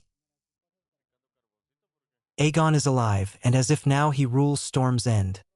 Daemon said as he looked at the three before him, Rhaenys, Arianne, and Oberyn, all of whom held looks of surprise at the news he was given. The Targaryen princess with fresh tears of joy, and the latter too of knowing that their sister/aunt's child was still living and breathing. I do not know how he's alive, but what I do know is that he has been with the Golden Company with Jon Connington. Hearing that name made the oldest in the room snarl, which caught the prince's attention, and he nodded, showing that he also didn't like this news as well. However, from the looks the two were receiving from the Targaryen princess, she wasn't in the know. John Cunnington was one of the few who disagreed with Daemon's mother's and father's marriage to the point he would have betrayed Rhaegar, which thankfully he didn't, but still nothing was stopping him. Oberyn answered the unasked question. He also probably knows about the possibility of the two having a child, and if I know that man, then he could have told Aegon anything to draw him away from accepting Daemon. This made Rhaenys gasp, knowing what this could mean. Her eyes flew to her youngest brother. Yes, there's a chance that a lone dragon has been manipulated by a griffin, and that I might have to draw my sword to Aegon. Everyone looked down at the table, not liking what this might lead to. However, if I get a say in it, that won't happen. I promise that neither of us will become a kinslayer. Daemon found Rhaenys looking at him with a smile at what he said. He returned it, but once he received a nod, it faded as he looked back to those around him. Which brings me to another topic. I summoned you all here. His eyes then landed on the Dornishman. Prince Doran has made my existence known to the Targaryen loyalists. I am now an official candidate for the throne, which only heightens the possibility of Aegon and my swords clashing. Again, frowns found themselves on those there. However, to stop this from happening, I have a plan to make sure that we do not have to fight each other. A sadness flashes through Daemon's eyes as he begins talking about the man who betrayed his trust. But before I talk about what I plan, I must tell you my plans for Prince Doran. This got everyone's attention, and when he said that, realization dawned on Oberyn and Arianne's face at what the Prince of Dorne had done. Doran has broken my trust by letting my existence be known to the Targaryen loyalists. He knew that I had no desire for the throne. We also had a plan to follow, and he ignored it. So as I am his king, he must suffer the consequences of his actions against me, little as they may be. Daemon looked at the table before him, and a sadness came and clenched his heart. He didn't want to do this, but Doran, someone he has grown to love as family, betrayed him and made plans that have been in the waiting for years. The Stark Targaryen also knew that the Dornish man was doing what he thought was for the best. Shaking his head, Daemon willed the hurt to leave. As of now, he was a king, and he had a duty to punish those who betrayed him. Looking up from the table, he watched as Oberyn went to say something. He wanted to know what Daemon planned on doing with his brother. But before the Red Viper went to say a thing, a knock came from the door, making everyone look at it, waiting for the person to speak. Your Graces, a flotilla of ships are making their way to us. The voice of Lionel Snow, and as Daemon asked what banners they were carrying, the man answered. They are carrying the banners of a dire wolf and shooting star. Immediately hearing those words, a smile dawned on the recently made king's face. So she has come. The old gods are good, he said quietly. Looking at those there, he said louder. We will continue this conversation later. Right now I must go meet someone. With that he left. Ser Arthur, who was standing in the shadows, followed his liege out of the room. Diana couldn't help but smile when she saw the fleet of ships ahead, all flying the banners of House Targaryen, with a few carrying the Martell flag. But the ship that held her attention the most was the one at the head, the largest ship, but also one that held a flag with a red three-headed dragon and a gray dire wolf. Ser Wandel, she called out to the captain of the ship, and feeling his gaze on her, the Stark princess continued. Is the white flag up? Looking back, Diana watched as the knight nodded. Good. Make sure all the ships have theirs up as well. Looking back at the fleet of 50 ships strong, a smile ever plastered on her face. It's been years since Diana last saw Daemon, and it pained her not to be able to see the person she's grown to see as more than a cousin. Yes, they grew up knowing that they weren't truly twins, but that didn't stop either of them from being twins. They were both born close enough to each other, something she always poked fun at with Daemon, being a few days older than him. But they also shared a lot of similarities. They both found fun in swordplay of any kind. They were also fond of books, and they also knew each other's dreams. But now, Diana can say that her dreams have changed since the last they spoke about it. The legitimized bastard's attention was taken from her thoughts when she heard Visenya growl from beside her, and her dire wolf was followed by the other, a white as snow-furred dire wolf that had blood-red eyes. Their growls were soon joined by screams and yell. What in the seven hells are those? A deckman yelled out, pointing towards the sky. and Diana's eyes followed, and within they grew to the size of small saucers, and her smile grew to a grin. Flying towards them were three beasts all of Westeros thought extinct. Beasts whose sizes slowly came into view as they came closer, and not once did the Stark look away. When they landed on the deck, she was amazed at the beauty of their scales. The first dragon, the calmer of the three and whose sapphire blue eyes were staring right at her, had scales of fading gray and a crown of horns adjoining its head. Another had brown scales that matched more with burnt amber, with bronze eyes and a crown of three horns. The last, the most aggressive one of the three, had scarlet-red scales that glowed only brighter when the sun hit them, and its eyes were what Diana would describe as void black.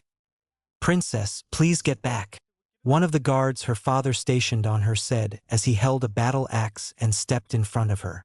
But what amazed Diana more was that the dragon who was looking at her finally made a move as it stepped forward and mauled wide open. "Get ready, we don't know WH-. Shut it, you fool," Diana said in a calmer voice as she placed a hand on the man's shoulder. "They will not harm us." With those words, she showed surprising strength as she pushed the man, someone in his 30s, back behind her. Her purple eyes stared at those who held weapons of all kinds and ordered, "Drop them and take a dozen steps back." Hesitantly, everyone did what she commanded, and there was immediate improvement. The red-scaled dragon closed its maw, and the brown-scaled one laid down. The alpha dragon, the largest of them, took a step back and closed its mouth, but Diana saw that it was keeping its eyes on the man she pushed back. "Princess," the voice of Wandel Manderly, who has been remarkably quiet and calm throughout the whole ordeal, spoke out, getting her attention. "The leading ship is making course for us now." Hearing those words reminded the former bastard of where they were going. Looking in the direction of the fleet, she indeed found the ship carrying the banner of a dragon and direwolf making its way over to them. A smile once again dawned as she spotted black and white hair and the feeling of a purple-eyed gaze on her. "Alan," she spoke out, gaining one of the other guards' attention. "Can you grab the case from my room?" Diana said more than asked. "Quickly, if you can." Without even looking, the princess knew that the man was gone. "Prepare the bridge. We are all going to welcome guests soon." Oberyn was worried, scared, terrified. So many negative emotions that the sight before him meant nothing. The sight of his ward and his cousin embracing after years of not seeing each other. What was on his mind was what would happen to Doran for what he did. Yes, he and his brother were never on the same page, but what the Red Viper will say is that Doran was the grass to his viper. Without one, the other can't move on. "Damn you, Doran. You knew what would happen and you did it anyway," he said to himself, his eyes looking far off. However, deep down he knew that he might have a hand in what might happen. While he raised Demon, he taught the boy one thing and told him to keep it close. Oberyn taught him many things, and one of those is to never let those who betrayed him go free, for they might just come back and stab you in the back. Just as Tywin fucking Lannister did to the Targaryen dynasty. So the only thing the Red Viper could see for the future of his liege lord and brother was either a quick and painless death or a life imprisonment. Shaking his head and running a hand through his hair, Oberyn focused on the other side of Demon. The newly named king wasn't crazy or mad like his grandfather. Yes, he might be ruthless, but that is when he's wielding a sword. When he isn't, Demon was calm, collected and sane. Oberyn also knew that to his surrogate son, the family was very important, and with Doran being one of the many people who taught him growing up, he could be seen as family. So a part of him was hoping that will be the side that will decide his brother's punishment. Finally, letting his thoughts go, he smiled at the sight before him. Diana Sand, formerly Sands, but now she was a legitimized Stark. Oberyn remembered the few times she came to visit Demon, and her beauty only enhanced after many years. She took after her mother quite a bit, with long wavy black hair, deep violet eyes, and a figure that made wealthy wives jealous. With hips made for birthing and breasts he can for say sure will be plump and ripe for years to come. Her Stark traits came from her personality, and if Oberyn remembers correctly, Diana was strong with the wolf's blood, making her reckless, stubborn, and wild, which explains why she gets along with Tyene and Nymeria so well. they were all wild. It also showed by how she was wearing, and what that was would make every woman above the Red Mountains and south of the neck spit and snarl at how she was dressed. To top it all off, she had a belt that didn't only hold a rapier on her left waist, but also an axe and dagger on her right. A smile even dawned on the Dornish prince's face when he saw a few pouches. All of them he would only presume were filled with some of the deadliest but also kindest poisons. Ah, a fine warrior she grew into, he said to him as he crossed his arms and gave a gentle nod. If only she wasn't 3 decades my junior, then maybe she could produce a good few snakes. Oberyn chuckled at his thoughts, knowing that it was never going to be a thing. First, he already found his partner for life, and because Diana was already chasing someone else to sully her flower. His black viper eyes landed on his ward, a smile dancing on his lips. However, the smile faltered when he saw a pair of blood-red eyes and emerald-green eyes staring at him. What the fuck? He finally spoke, gaining everyone's attention. They all looked to what caused him to finally open his mouth. Striding towards the group of people were beasts with the fur of white and the other of a mixture of gray and white. Oberyn wanted to say that they might have been gray wolves, but no wolves had that amount of muscle, nor did any breeds have that large of a head and maw. So as the Red Viper watched as they came closer, only one wolf breed came to mind. Dire wolves. Arianne and Rhaenys followed in his footsteps by taking steps back at the sight of the beasts. However, Daemon and Diana remained still, both of their vibrant eyes watching them stride towards them. Ah, I almost forgot, the Stark girl said as she looked at the person opposite her. Oberyn kept an ear out for the information, but his eyes stayed on the beasts. It's a bit of a long story, but Father has integrated the wildlings into the north, and when they return, Father brought a pack of dire wolves. So he was correct in assuming that they were what he said. Beasts that once roamed all of the north over 3 centuries ago, but most of all the wolves that held a long and distant relationship with the House of Stark. What's next? Krakens awaken and bond with the Greyjoys. Or maybe even lions start acting friendly with the fucking Lannisters. Oberyn asked himself with a chuckle, imagining what he was thinking. This one is Visenya, she's mine. Diana spoke up once more. The Dornish man looked towards the two and found his ward kneeling and running a hand through the fur of the white dire wolf. Everyone has one, Father has one. He's the biggest of them all, and he named him Fenrir. Uncle Benjen named his Beowulf. Robb has Grey Wind. Baron and Cregan named their Spring and Night Sky, and Ulrich named his dire Wolf. When the Stark princess finished, her smile faltered at the mention of the youngest Stark son.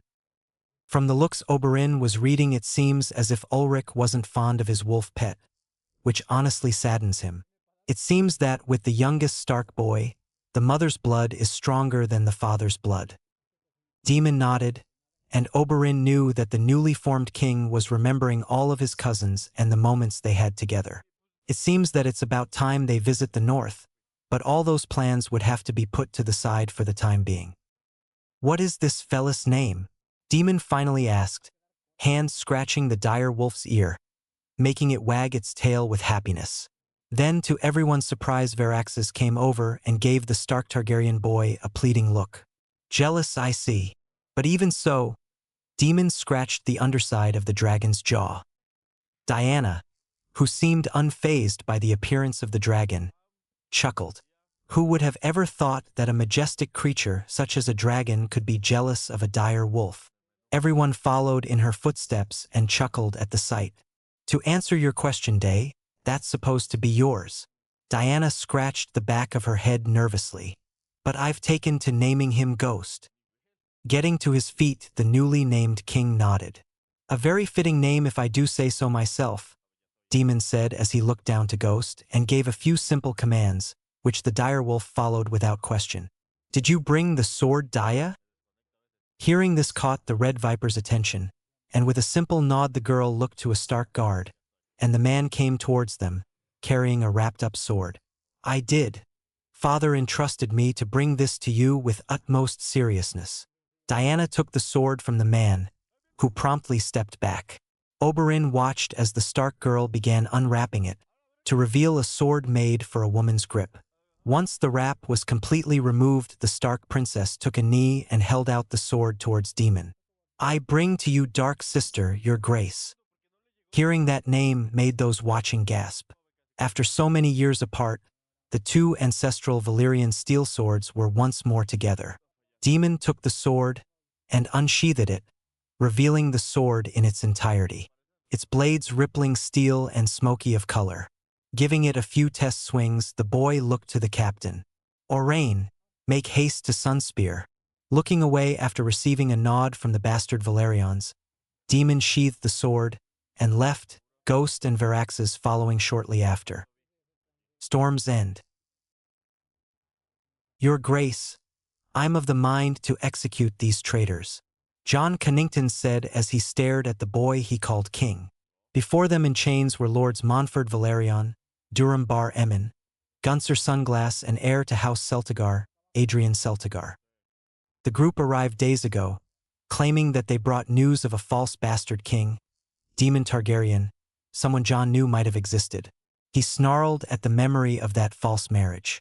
The bitch must have manipulated his prince into marrying her, and he warned Rhaegar, but the man never listened, telling John that he was being foolish to think that the bitch would do such a thing.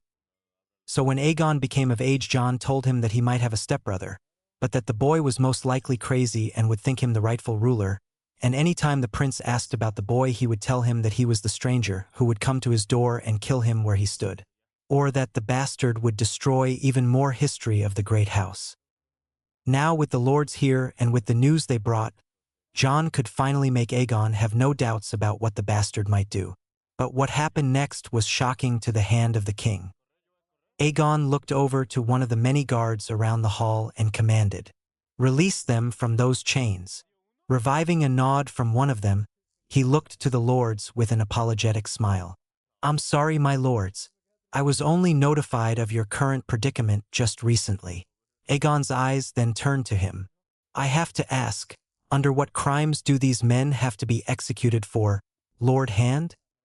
John looked into his surrogate son's eyes and found a brick wall, something he never saw before in those purple eyes. "What has happened to make him question my loyalty?" he asked himself before clearing his throat and answering. "Your Grace, they have committed treason and aligned themselves with the bastard who wishes to seek your head. I see no reason to not have them killed." The man watched as the boy nodded, but his eyes went back to the lords and spoke. "Is it true that you swore loyalty to my brother?" John watched as the lords nodded, all rubbing their wrists. "Then you must also have news from him?" John watched as the Celtigar heir stepped forward. "We do bring news, your grace," the man said, bowing to the man on the throne. "He told us to come to swear fealty to you and to tell you that your sister, Rhaenys Targaryen, is alive and well." "Shit," John said to himself, not having expected that. If Aegon knew that Rhaenys is alive and well with that bitch's mutt, then all of what he told him would be seen as a lie. "They must be lying, your grace. Rhaenys was killed during the sacking of King's Landing," he said, looking at his king, and when he did, he found a glare aimed at him. "If that was true, then I would be dead as well," Aegon said, and John finally noticed the palefire close by with its maw wide open and ready to kill if he needed to.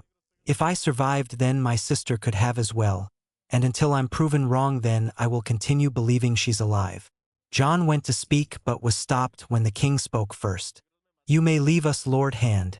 You aren't giving me worthwhile advice, nor are you being reasonable."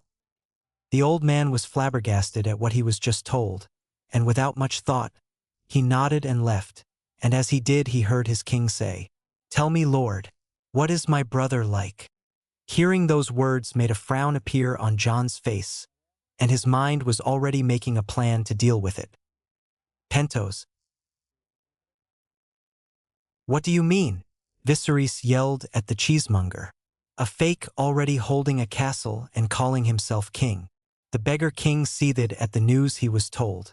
The crazed man swiftly turned around, slapping the person who was standing there and sending them to the floor. Not giving the person a second look, Viserys looked back to Illyrio. "When will the horse lord arrive? I want to begin the reclaiming as soon as possible, and I want that fake killed."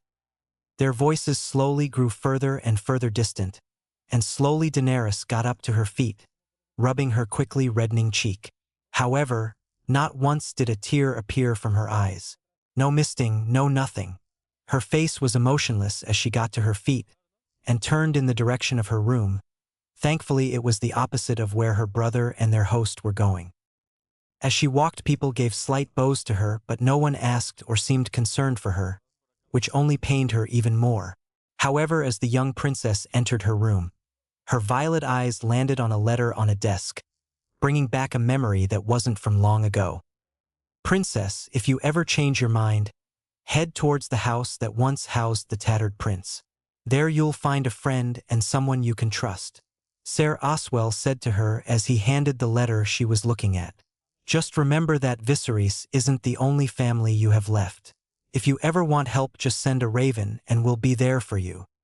Walking over to the letter, Daenerys opened it and read the contents of it for the first time since she received it. The contents told her about a nephew, Daemon Targaryen, and how he was the trueborn son of her brother Rhaegar and Lyanna Stark. Of course, she questioned if this was true or not, for ever since she knew how to walk and read, Viserys had told her about the Starks and how traitorous they were and what they did to their brother and their family. Something in her told her to give the letter to Viserys. A side of her she has been fighting off for a few days since she had that dream. Shaking her head, she continued reading it, and once Dany was done, she rolled it up and placed it on the table. "Should I leave?"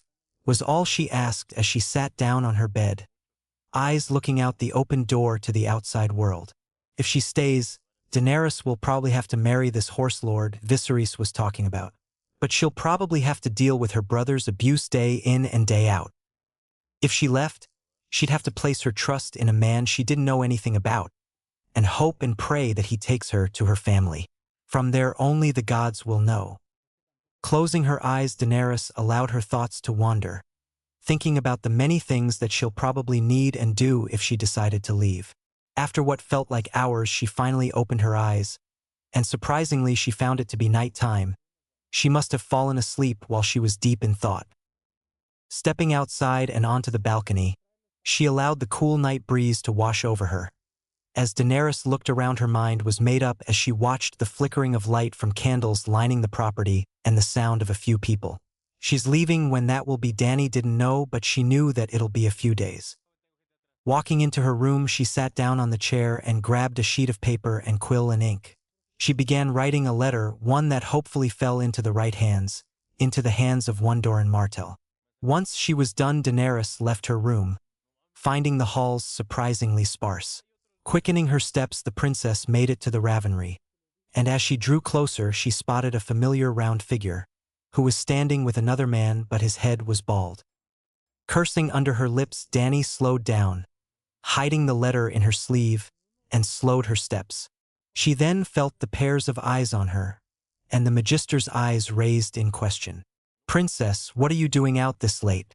Shouldn't you be asleep? You have a busy day tomorrow," he said with a slight smile. Returning the smile with a hesitant look, Daenerys answered, "I found that I can't sleep, Magister, and was hoping to walk the walls in silence." She answered and watched as the man's brow rose even further, showing that he didn't believe her. "What do you mean about me having a busy day tomorrow?"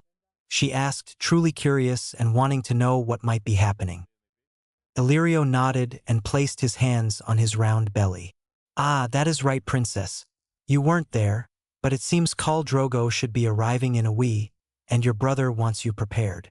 Hearing this made Daenerys stop where she was as fear filled her, but thankfully the more stable side was able to push it all down.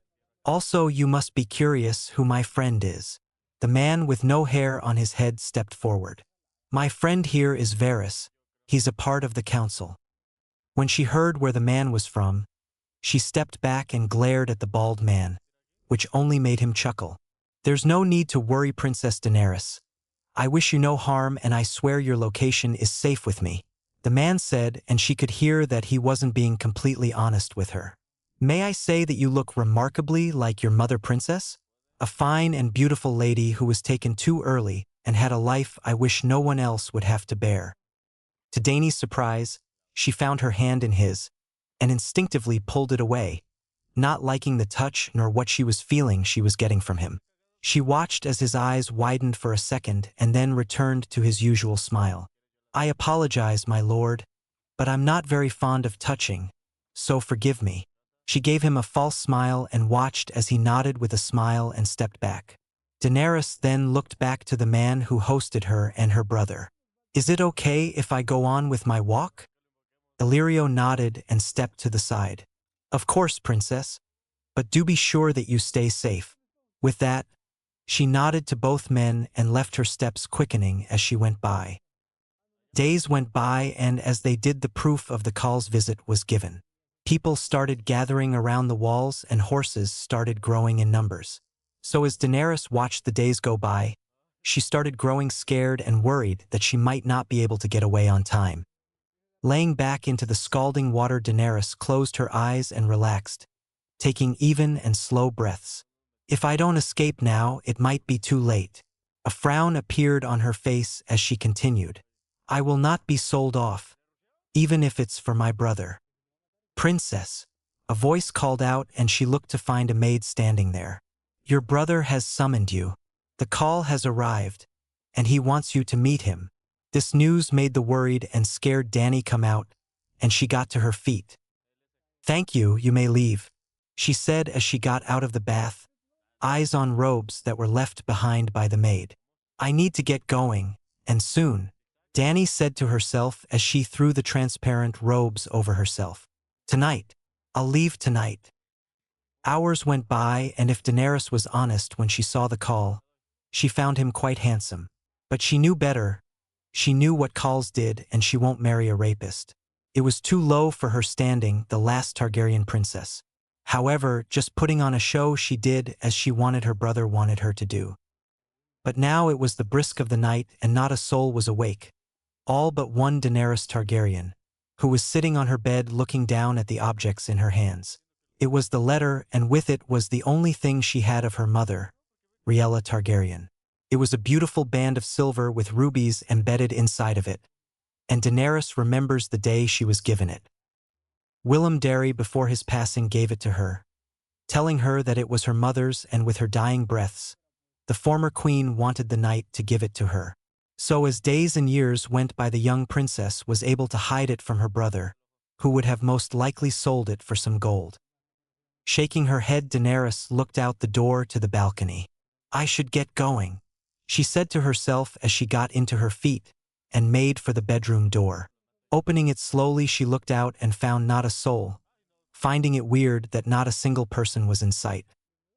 But she ignored it, and with a single look around she made for it, bare feet making not a sound as it connected to the floor. Turning corners, Daenerys expected to find some unsullied guards, but none were seen. Once again she ignored and shoved her suspicions down, not wanting it on her mind for her to worry about. However, as she turned the last corner, one that would lead her to the outside and then to freedom, she found her host standing there, with a handful of guards behind him. Dany stopped and cursed under her breath as she looked at the smiling face of the cheesemonger. "Ah," Illyrio said with a smile and his hands on his belly. "I've been waiting for you, Princess Daenerys," he continued as he remained still and kept his eyes on the princess. Daenerys felt a shiver go down her spine as she felt the eyes roam her body. She wanted to flee, run. She didn't want to be here, but if she walked away, she didn't know if she could get another chance to run. What happened next surprised the princess when the Magister raised his hand and gave a small wave, which Daenerys expected would signal the Unsullied to take her back. However, what happened surprised her, for the princess watched as the guards stepped aside, and as a man who had a cloth covering his face and a covered cage. "I'll be honest with you, princess," Illyria spoke up as the man walked towards her. "You've cost me a fortune." Daenerys took her eyes away from the cage and placed them on the cheesemonger. "I was going to give you 3 of them on your wedding day, but for some reason, they hatched and I had to bury them." She watched as the man snarled and rubbed his eyes. "Thankfully, I was able to get another, but it cost me a fortune." All of this information confused the young princess, but she listened and took it in like a sponge. "What does he mean by giving me 3 of them and that they hatched?" she asked herself as her eyes were drawn back to the man who was standing before her. What is he holding? And what is that feeling I'm getting? Princess. The man who hosted her for years spoke up once more. May I give you your birthright, and what made your family so powerful? With those words, Daenerys watched as the cloaked man removed the cloth covering the cage, and her eyes widened at what she saw. Inside was a small dragon, which looked no more than a few days old, with emerald green scales and dull golden membranes. Daenerys wasn't able to see the creature's eyes, for it looked to be slumbering, but she knew that when it opened them that they would be beautiful. Too shocked to say anything, she looked around the cage and found a hatch and opened it, and immediately the dragon was awake. Its eyes shoot open to find pools of gold staring at her. Moving her hand into the cage, she kept it still as the dragon got onto its 4 legs and moved to it, sniffing it all the way, and she released a gasp when it climbed onto her open-palmed hand. It crawled up her arm, and when it reached her shoulder it wrapped its small tail around her neck and went back to sleep. Looking at her host, her eyes screamed of power, her violet eyes glowing. How? Illyrio didn't give her an answer as he shrugged. Why didn't you give one to Viserys? She asked again, but she knew that it was a stupid question. He's crazy, he doesn't deserve one. The man let out a small chuckle, hands still on his round belly. I believe you know the answer to that, princess, but I'll give you my honest answer. Dany watched as his eyes went to the sleeping dragon. Your brother is insane. He has an impossible dream that won't come true. No call of Dothraki will cross the narrow sea. To them it is poison, so they stay as far away from it. She opened her mouth to say something, but he continued. It was all a part of a plan, princess, and your brother is no longer a part of it. You, however, are still a sole piece of this plan, and now that you have finally grown a backbone, I see no reason for you to stay here. With those words, he moved aside and the unsullied guards followed him. Before her eyes, she saw the city of Pentos, her freedom. Daenerys looked back to the Magister. What about Viserys and the Khal? He knew what the Dothraki do when they don't get what they promised, and honestly, she'd rather not imagine what would come of this city. The cheesemonger nodded, having already a plan for such a thing. Let me worry about that, princess. Also, I must advise that you head to Storm's End, princess. What I told your brother is true. Your nephew Aegon is alive and is currently holding the castle. He gave her a reassuring smile. Now you must hurry. Your friend has already been notified, so don't keep him waiting. Daenerys slowly nodded, questioning how he might know about that. But she left, running and looking for the house the latter told her about, and with the dragon still on her shoulder, sleeping as if she wasn't making a run for it, and not once did she look back. Illyrio watched as the princess made her way to the former home of the tattered prince. Looking away, he looked to the unsullied and commanded, "Kill the prince where he sleeps. We will give it to the Khal as forgiveness." The eunuch nodded and left with another to do his bidding. It's all on you now, Varys. The sky. There you are, Shirera said as she looked down at the ocean below, her eyes on a massive ships of what she can presume is 50 or so ships strong. Looking away, she ran a hand along Silverwing's scales and said, "We found him, girl. You'll be with him soon." The beautiful dragon let out loud grumbles as it flapped her wings and looked ahead. Following the dragon's eyes, Shirera found the Bronze Fury, Vermithor flying, and each time his wings flapped a massive gust of wind flew back at her and Silverwing. The dragon was massive, and when she said that her mount was the size of the Bronze Fury, she was wrong. The dragon was larger than she could have imagined, and with that hunger he had when she returned, the Sea of Stars could only imagine how much larger he could get. After he came out of the void, Vermithor spent days eating whales, sharks, fireworms, and even some basilisks on Basilisk Point. Nothing stopped it from eating anything and everything he saw. And through it all, Shirera and Silverwing stayed as far away from the starving dragon, not wishing or wanting to be on the other side of those rows of razor-sharp teeth he held. When the giant dragon was done feasting, both the human and its bonded dragon held their breath as his pools of bronze eyes looked at them. Thankfully, they weren't in danger as Vermithor looked away and took to the air once more, which sent trees and dirt flying at the ferocity of its massive wings. The two followed at a distance, keeping as far away from the bronze fury as they could, for they didn't know if it was baiting them out or just doing what he wanted. Now they were here, flying over the narrow sea and looking for something.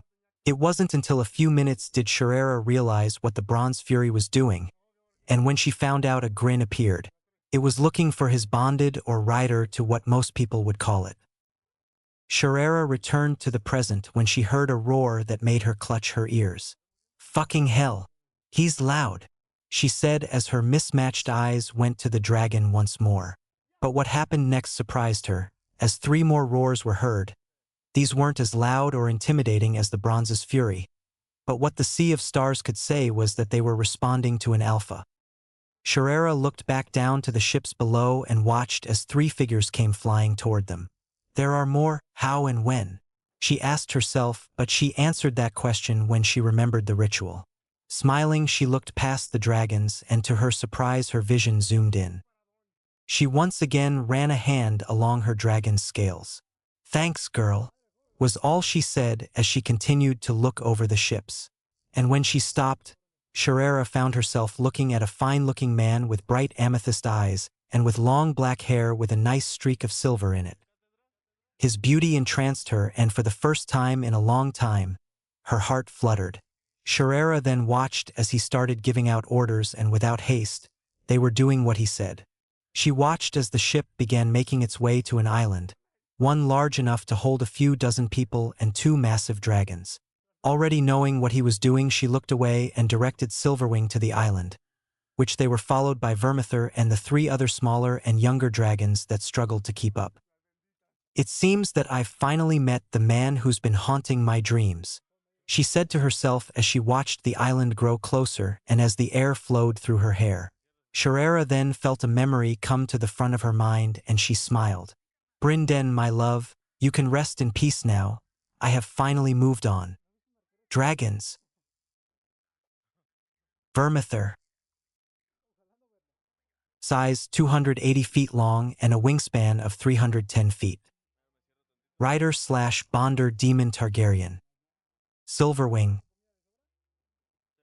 Size 168 feet long and a wingspan of 205 feet. Rider/Bonder Sherera Seastar. Veraxes. Size 5 feet long and a wingspan of 20 feet. Color gray scales and horns with blue wing membranes, eyes. Rider/Bonder Demon Targaryen, Overseer and Bonded. Elixia. Size 4.5 feet long and wingspan of 15 feet. Color brown, burnt amber, scales and membrane with bronze horns and eyes. Rider/Bonder Rhaenys Targaryen. Palefire. Size 4.5 feet long and wingspan of 15 feet. Color white scales and horns with red eyes and membranes. Rider/Bonder Aegon VI Targaryen. Unnamed.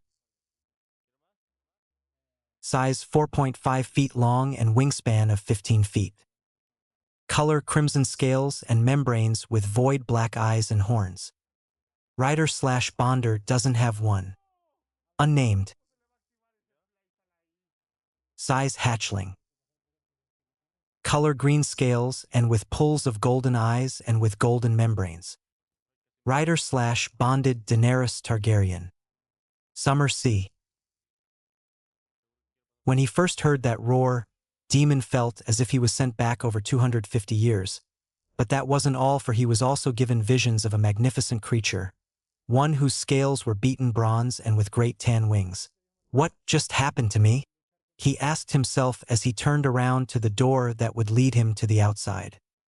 The roar, however, was followed by familiar and lighter roars, and when he left the room he found Veraxes, Elixia and the unnamed dragon taking off into the sky.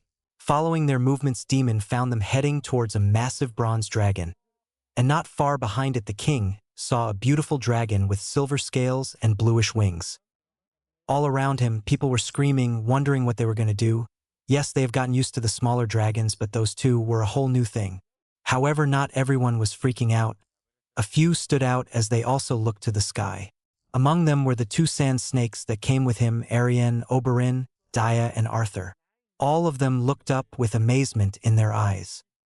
Looking at the figure of Veraxes, who slowly grew further and further away, Demon closed his eyes and concentrated. Yes, he has only done this a few times, but if it's to help find out what's happening, he'd just do it again. Feeling his body lighten, and as if his mind was sent somewhere else, the Stark Targaryen opened his eyes and found himself closer to the massive dragons, and an instinct kept saying, "Alpha, Alpha." Knowing that it was most likely his dragon's thoughts, he began looking around, examining both newly discovered dragons thoroughly. However, as he was looking over the silver dragon, the smaller of the two, he was hit with unknown memories of when the dragon was younger and of a pretty small woman with silver hair and blue eyes.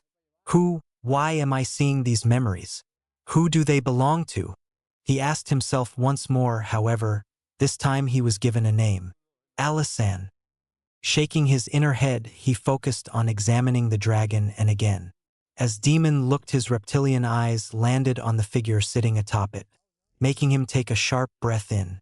She was beautiful with a heart-shaped face, mismatched eyes, one being a dark blue and the other a bright green. Her hair, a beautiful silver, looked thick and long, flowing over her bare shoulders, which revealed that she was topless, showing that her bosom and its perkiness, ivory dress top pooled around her legs. Demon has met many beautiful women in his life. To name a few, he could immediately name Arianne, Nymeria, Tyene, Diana, and even his aunt Ashera. All of them were beautiful, but none of them came close to this estral beauty. This person was something else, and he'd soon find out why. Returning to his body, the newly made king went to the railings and looked for any signs of land. His eyes found one, and immediately he started yelling out orders. After a few seconds, everyone settled down and went about as they were told, and soon enough the ship was moving to the island and men prepared the boats. Watching as his orders were being made, Demon looked back to the dragons and the rider. "Are those?" The voice of Rhaenys spoke up. She must have made her way to him once he was giving out orders. All Demon did was shrug. The same thing going through his head was going through his sister's mind. How? They died during the dance. Watching as the dragons made a dive to the land, Demon finally removed his amethyst eyes from them and placed them on his older sister. "I haven't a clue, dear sister, but your information is wrong." Rhaenys looked at him with questions in her purple eyes. Vermithor was killed, Silverwing wasn't. After the Bronze Fury's death, she went into hiding and was never seen again until now. Watching as the eldest Targaryen sibling nodded, both of them looked back to the dragons, both now having landed and waiting for them. Sharera was still atop Silverwing when the man of her dreams finally arrived, and with him was a group of men and women. When they landed, the Sea of Stars had redressed, putting on her ivory top and tightening the belt around her waist. Removing her eyes from him, not wanting to be entranced in his beauty and handsomeness once more, Sharera looked at the younger dragons. Two of them were playing with Silverwing, and through their connection, she knew that the she-dragon was having a wonderful time. She watched as Silverwing pushed the younger ones around with Snout, and as she gave them small play bites. Sharera smiled as the younger ones tried to climb up the dragon and as they tried to move her. The bastard even laughed when the burnt amber dragon bit down on Silverwing's jaw, causing the much larger dragon to lift her head and leave the smaller one hanging until it let go, having it fall onto the ground with a thud. Sharera then looked to the last of the smaller dragon, the gray-scaled one, who was staring at Vermithor. The larger dragon stared down at the smaller one, and the beauty honestly thought she saw the Bronze Fury lift a lip. If Sharera were to describe what she was seeing as one thing, it would be as if a grandfather was looking at his infant grandchild. Then out of nowhere, the gray-scaled dragon let loose a small burst of bluish-gray flames, and all Vermithor did in return was raise a massive scaly brow at the younger's behavior. "Khazur Veraxes, Elixia," a handsome masculine voice spoke up, a mix of Dornish and northern accent, and immediately two of the three went over to the owner. The last one quickly followed, but its void black eyes remained on Silverwing as it left. "I apologize for their behavior. They are a week old." Sharera finally braved through and looked to the owner. He's better up close. He is the creation of the gods in one person, she said, letting a smile dawn on her face. Don't think anything of it. I think they quite enjoyed their presence, she said as she climbed down Silverwing back. Once on solid ground, Sherera made her way to the group. His amethyst eyes followed her the whole time. May I ask who you are and how do you have Silverwing and how the fuck is Vermithor alive? He said blandly and straight to the point, something the Sea of Stars found attractive in a man. She stopped before him and found herself having to look up quite a bit before meeting his eyes. Placing a hand on her waist, she said, "You do know it's not polite to ask a lady for her identity without stating who you are first." Sherera finished with a smirk, and she watched as the man nodded a few, but a little smile appeared. "I wouldn't consider you a lady, honestly. I would say you are a witch in human skin." His smile then turned to a grin and his eyes flashed. "May I also say that it's surprising to see you still alive after a little over 100 years, Sherera Seastar." Her eyes widened when he said her name. Sherera wasn't the only one, however, as everyone who came with him took a step back and looked again. It didn't stay for long as her eyes straightened up and a seductive smile came upon her face. "You are too good to be real, Your Grace," she said, throwing a dart and hoping it would land true, which thankfully it did as his smile faltered a bit. "Now the introductions." He stared at her, making her body want to shiver while butterflies fluttered in her belly. After a few seconds, with a roll of his eyes, he spoke. "To my right is Prince Oberyn Martell, the Red Viper, and the two bitches who share some of his looks." Glares were directed at him, but Sherera felt that the two quite enjoyed the name-calling with their smiles.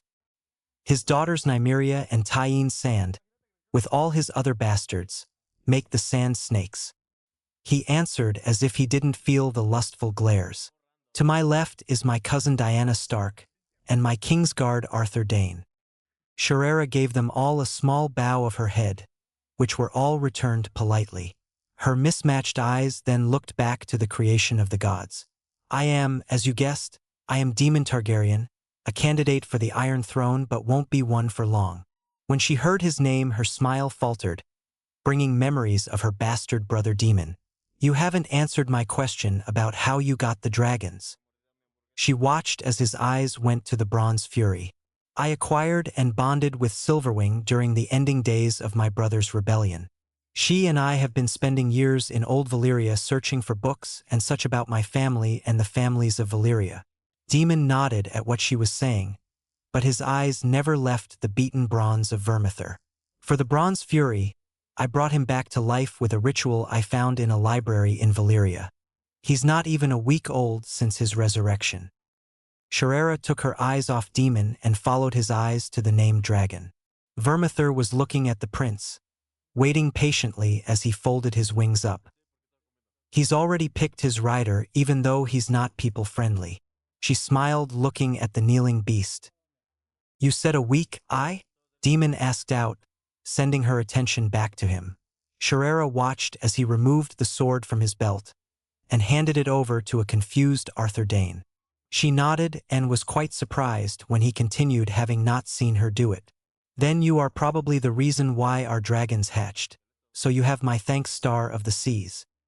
Sherera smiled as he began walking towards the towering beast. Looking at his group, she watched as they tried to follow him. "Don't," she said clearly, making them all look towards her with confusion in their eyes. "He's doing what he has to." Sherera looked back to the newly made king and asked, "What are you feeling, Daemon? What's going through your mind?" There was silence as the Stark Targaryen stopped a few feet away from the towering beast. I do not know, but I get a familiar feeling with him." His arms were raised, and everyone watched as the Bronze Fury lowered his head. "I know him, but I do not know him." Sherera watched as the dragon placed its massive head into the candidate's arms. "I feel an unnatural amount of emotions when I look at Vermithor, exactly as I did earlier."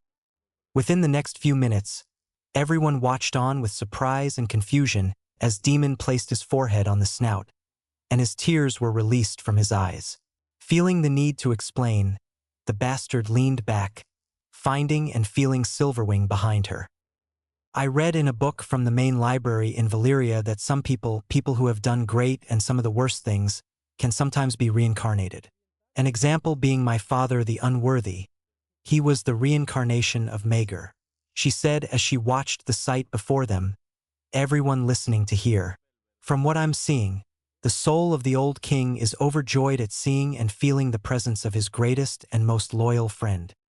Minutes went by as everyone watched the sight before them, and when they asked questions, Sharera answered honestly, telling them about some of the other reincarnations. She was known for being a massive book reader. Yes, what she told them could be unbelievable, but they live in a world of dragons where dragons came back from extinction, but also ones where they had her, someone who was born over 100 years ago but still looked as if she was in her 20s. After about 5 minutes, the two broke apart, Demon running his hand along Vermithor's neck. Arthur was the first to return to reality and made his way toward the newly fledged king. "Your Grace," he said as he held out the hand that held Dark Sister, from what Sharera could see. "What's the plan now?" Demon reattached the sword and spoke, his voice a bit hoarse. "All of you will make your way to Storm's End where you'll confirm if it truly is Aegon." Once the sword was secure on his belt, his amethyst eyes went to Oberyn. "I will make my way to Sunspear on top of Vermithor and the dragons minus Elixia." Sharera looked at the salty Dornish man and watched as his head dropped as realization took over. "What happened?" she asked herself as her mismatched eyes went to the man of her dreams. "While I am in Sunspear, I will confront Doran by myself." He never removed his eyes from the man and continued. "Oberyn, father," he said, gaining all of their attention, for never once has he called anyone that. "I promise and swear on my mother's grave that when you return to Dorne, you will not be missing another family member. I will not have the man who helped in raising me be killed." Winterfell. "You've summoned me, Your Grace?" the icy voice of one Leech Lord said as he entered the solar of the Winter King. As he took a knee, he looked up to the man he named King and found him reading through a scroll that he dropped at his entrance. "Lord Bolton," Eddard stated plainly as the lords of the two rivaled families stared each other down. "Thank you for getting here so soon." Roose got to his feet after receiving a nod from the man. "I hope the ride here wasn't horrid." Nodding his head, the icy-eyed man spoke. "Not a problem, Your Grace." He watched as the Stark King motioned to a chair which he happily accepted with a nod. It was quite peaceful and quiet. The newly integrated wildings are keeping their promises and haven't caused problems. Roose sat down and watched as the Winter King nodded, and even if he didn't show it through his eyes, the Leech Lord could see that the man was happy about what he had been told. "That's good to hear indeed. Well, my lord, while you are here, you are welcome to sleep and dine as you want." "Thank you for the invitation and offer, my king," Roose said with a slight nod of his head. What came next was a comfortable silence between the king and lord, allowing the latter to think and examine the room. The lord of the Dreadfort honestly thought highly of his liege. But that wasn't always the case. The king was younger, and Roose thought him weak, too honorable, and not fitting the Warden of the North title. However, when Eddard Stark came back from the rebellion, something changed in the Lord, something that gained Lord Bolton's respect. Roose then spent a lot of time watching the then Lord Stark, watching for any weaknesses, and not once did he show one. But when Ned annulled his marriage to the Trout, Roose not only respected the man even more, but he also found it hilarious, for immediately afterwards his liege married his paramour. And if there was one thing Roose Bolton was, it would be a northerner, who followed and praised the old gods, and Catelyn Tully wasn't willing or accepting of their faith. Ashera Dane, however, during all the times Roose saw her, was that she had accepted their faith as her own, making her more than worthy in his eyes. So all the Leech Lord will say is that the Quiet Wolf will have his sword and loyalty until his death. "Lord Bolton," the Winter King spoke out, finally gaining the Lord's attention. "For many, many years our families have always been at each other's throats. Rebellions after rebellions, and never once has our families tried to make amends." Roose knew of the history between their two houses. He was also hiding the fact that he flayed his enemies. But he didn't know where this was going. "I wish to change that by one of many things." His icy eyes widened for a second when he heard Eddard say that, but they quickly returned to normal. He nodded simply and watched as his liege got to his feet and went to a cupboard behind his desk. The sound of steel sliding over steel and wood, signifying a drawer being opened. Roose followed Ned's movements as he reached into it and pulled out a sword, and once the man turned around he was able to see it to its fullest. Roose couldn't stop himself when he shot to his feet, sending the chair he was sitting on to the ground with a bang. It can't be?" he said to himself as his king walked to stand behind his desk and as he held out the blade to him. Gently and elegantly the Leech Lord took it into his hands. Examining everything about the sword he was given, Roose could help but let a stray smile build upon his lips. The sword was 93 centimeters long, a long sword, and it was sheathed in fine black leather. But what stood out was the hilt, grip, and guard. Where one would expect something of 3 different pieces, this blade united them all into one. For the crossguard it was hands spread out, palms up and with 2 little holes in the center of them. For the grip it was shaped as a human body, and for the hilt, bound feet. The story of the person who once held this sword. Placing a hand on the sheath, he went to reveal it in its complete beauty. But before he did, he looked to his liege, who nodded in approval. In one motion the sword was unsheathed and opened to the brisk air. Its blade waved and its steel crimson-red ripples screamed to taste the iron-thick liquid it thrived for.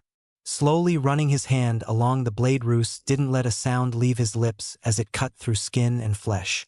Unknown to the Leech Lord was that he was letting stray tears leave his eyes at the blade before him. "I was walking through the vaults, and while walking further into it, I came across dozens of swords, all varying in sizes, but one thing stood out, and that was they were all Valyrian steel." The Winter King finally spoke as he sat upon his chair, his hands interlocked with each other and in his lap. "My ancestors seemed to have a desire to collect them, either through blood and war or peace and deals." Roose sheathed the sword after picking it up. "So in my way of binding our families, I wish to return to you what was never rightfully ours, Crimson Crimson Cross." The chilly voice of Roose Bolton said. However, this time it was filled with emotions.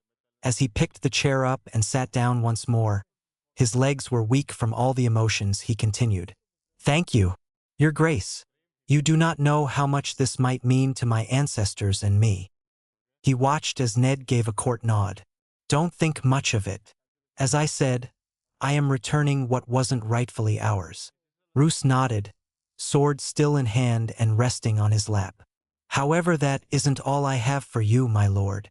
Raising a brow, the Leech Lord watched as the Winter King pushed a document forward. "You have a son, an heir, am I right?" A simple nod was all the confirmation he gave. "Well, I would like to unite our 2 houses through a betrothal between my daughter, Sansa, and your son, Domeric.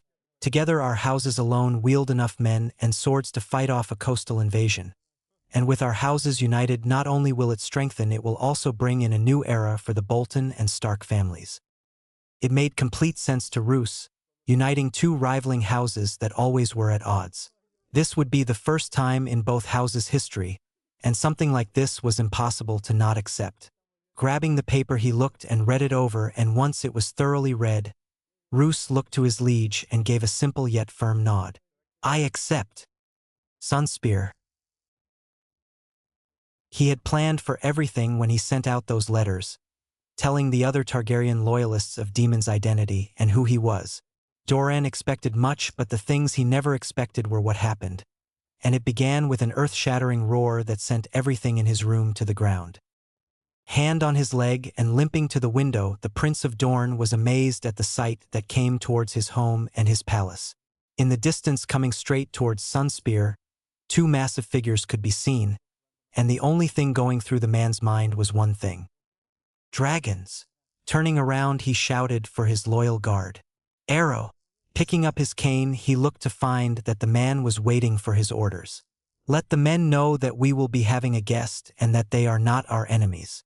They are to lead them to the Great Hall immediately once he lands," he said as he walked past the man, who nodded to his orders. "Also have Quentyn sent, for he's going to be needed in the Grand Hall." Yes, my prince, the copper-cladded man said with a bow as he left, two Dornish spearmen taking the captain of the guard's place behind the prince. Entering the grand hall, he went to the throne, where he will wait for his liege to arrive, and the distant sounds of screaming could signify anything. His grace was close. Any time now Daemon Targaryen will be here to pass judgment onto him. Sitting down upon the throne, Doran placed his cane so it was leaning against his leg, and he waited, watching as his son arrived with his captain, and with a simple nod from the Prince of Dorne, Quentyn went to stand to his left. With the feelings of the earth shaking and a growl that shook the walls. Within minutes the grand doors to the great hall flew open, revealing to Doran the king he helped raise, and with him a beauty of unmatched charm and power. He tried to get to his feet but was stopped when Daemon drew his sword. Immediately he raised his hand, stopping everyone from drawing upon their own. Doran Nimmerose Martell. The voice was firm and held power, and if the mentioned man wasn't already held at sword point, he would have let out a smile. Treason, breaking an oath of secrecy, disobeying your prince's orders. What do you say for yourself? I did everything I felt was needed for you, your grace, he said without hesitation, grabbing his cane and pushing himself up. I know we had plans and I wanted to stick with them. However, you know just as well as I do that you are the most capable person to sit on that throne. Taking a step forward and down a few stairs, Doran stopped himself as he stood before the boy. Anyone who doesn't seek a seat of power is some of the best rulers, for they don't thirst for power and they care about people. For example, my bannerman, your aunt, Lady Illyria Dane, was placed in her seat of power too early and she never wanted it. But since she took the seat, the people of the Torrentine haven't been happier. A long silence followed, and the Dornish prince knew that his nephew already knew that. He was also certain that Daemon knew it would be what he said. Brown sharp eyes examined consuming amethyst, and Doran knew what his grace was about to do. Prince Doran Martell, for your crimes against me and my family, I revoke your titles and sentence you to live in the Water Gardens, where you will live out your life in peace. Daemon ordered as he sheathed the sword, which Doran noticed was Blackfire but another. Taking your place will be Quentyn. In a week he will take your seat and become the Prince of Dorne, where the other Dornish lords and ladies will pledge allegiance to him, and then him to the king. Mid-sentence Doran watched as Daemon looked behind him, and his aged eyes followed and looked to his heir. His son nodded to the Stark Targaryen prince. Of course, your grace. I'll send out the ravens immediately. Daemon nodded and returned his attention to Doran. You can stay here for the remaining time until Quentyn is made prince. But once it has happened, you are to leave for the garden. Yes, my prince, the former prince said with a slight bow, and he watched as his nephew went to leave, the unknown beauty following. Before you go, he said, gaining Daemon's attention, may I have a moment of your time, preferably in my solar? He wasn't expecting him to answer or to approve, but he was grateful when Daemon nodded. With a grateful nod and smile, he turned to make for his office. His son already has left to do his bidding, and Arrow has left with his new liege. It didn't take long for the young king to catch up with the older man, and Doran was amazed at how the young lad grew. He remembered when the boy was but a babe, wrapped in clothes and a face full of fatness. But now that babe was no more and instead was boy-grown and a worthy king. Entering the room, Doran made for a shelf, one that held a very specific scroll that he saw fit to show the man with him.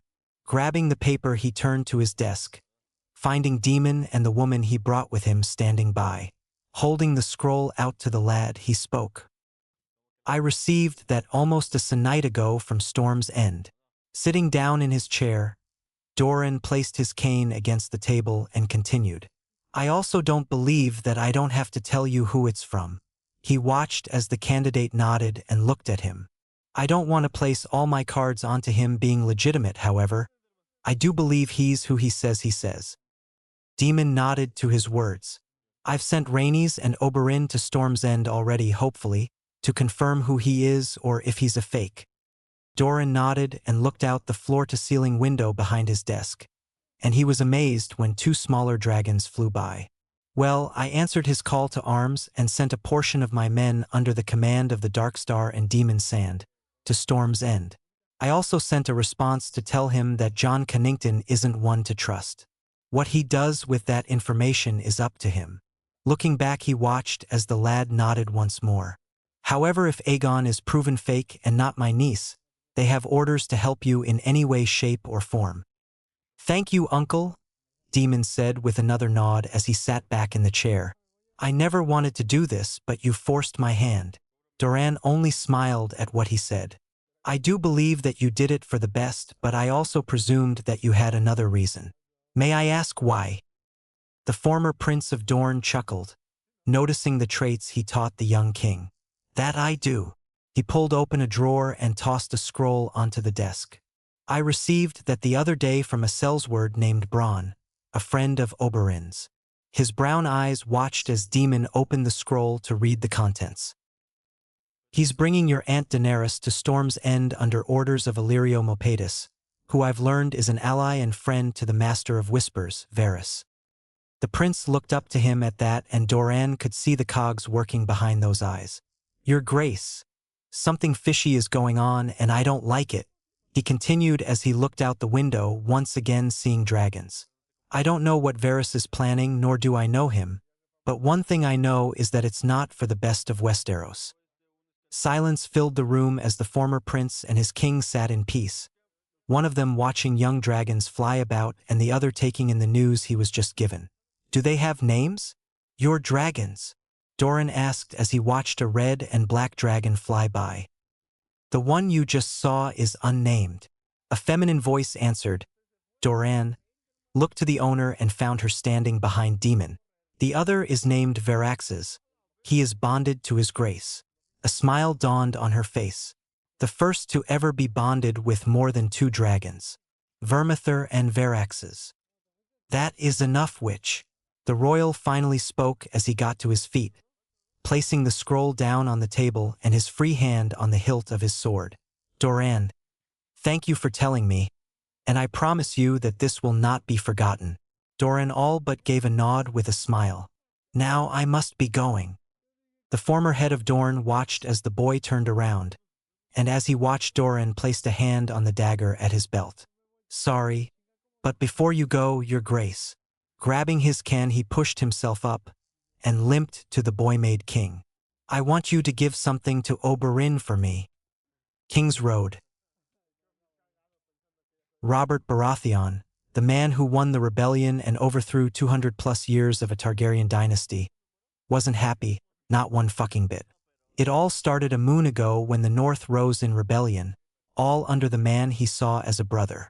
With the North taking up arms, so did the Dornish, 2 fronts both opposite sides of the continent. Then the news of the Reach withdrawing their support and their daughter making her way up to the rebellious kingdom. And the cherry on top, the one that added the most rage to the whoremonger. The Fall is his ancestral home to a presumed dead dragon spawn. This news made Robert do one of the stupidest things he's ever done. Leave in the middle of peace talks without even signing it.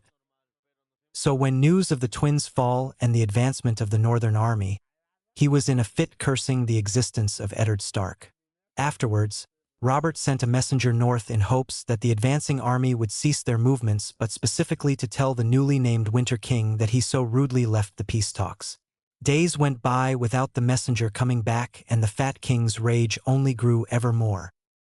However, with King's Landing coming into view and what would seem to be a simple talk with his hand Jon Arryn, all that anger and frustration vanished at what his hand just told him. I'm sorry, Your Grace, but I wish to resign, the aged man said as he entered the tent they had set up. I cannot keep moving with you, Robert. I cannot watch the boys I helped raise fight each other. I am getting older, and this war, I am not suitable to be Hand of the King during it. Jon said as he placed the necklace on the table. I suggest you find a person worthy of the position, your brother Stannis, or maybe even your father-in-law Tywin. Robert's world started clasping. First the betrayal of the man he saw as a brother. Then the fall of his birth father's castle to the fucking spawn of the man who took his love, and now the man who raised him was leaving. Throughout the whole ordeal, the king had a face of stone. Not an emotion was shown. Thank you for your support at court and your loyalty to my hand. Robert said as he brought his eyes to the table before him. "I'll have your wife and son sent to you, and I hope you enjoy your time at home." Standing to his feet, he looked to his surrogate father. "Your duty here is over, John. And when you leave, can you have Tywin summoned?" Through it all, Robert held a small smile, not allowing his anger to get a hold of him.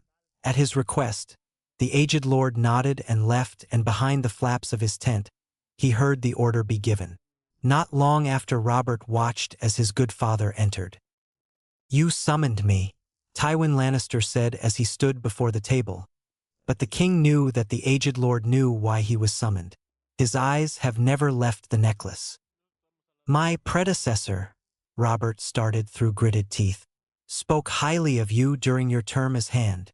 Bright Blue looked into the experienced aged Green. "So I wish to offer you the position again. You will do the shitting and breathing while I do the fucking and whoring." He finished with a twitch of a smile at the end. The man without hesitation accepted, acting as if he was tired of waiting.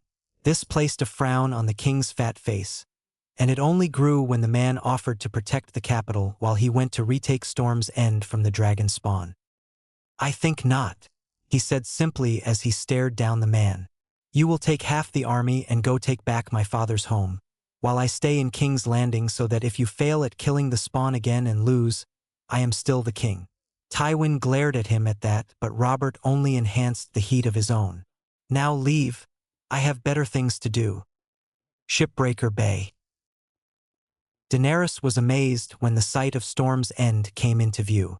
It was exactly like the book said, with tall walls and dark stones making up the walls.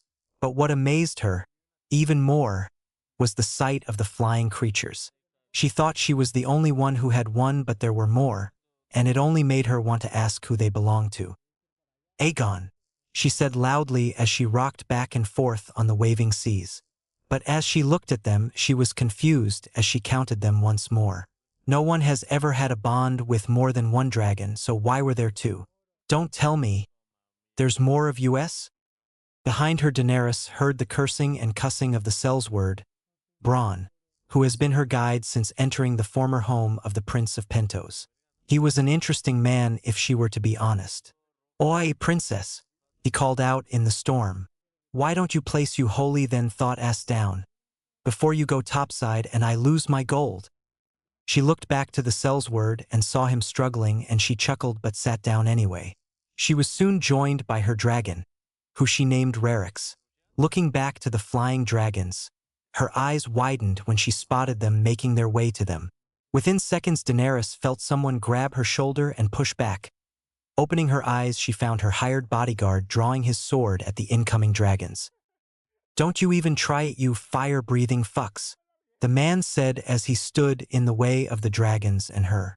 Daenerys looked past the man and found the dragons, both fairly close in size, but one with scales of pale white and eyes of blood red. The other had burnt brown scales and bronze eyes. Daenerys kept her violet eyes on them as they flapped their wings and eyed everyone on the boat, only stopping when the little roars of Rerix.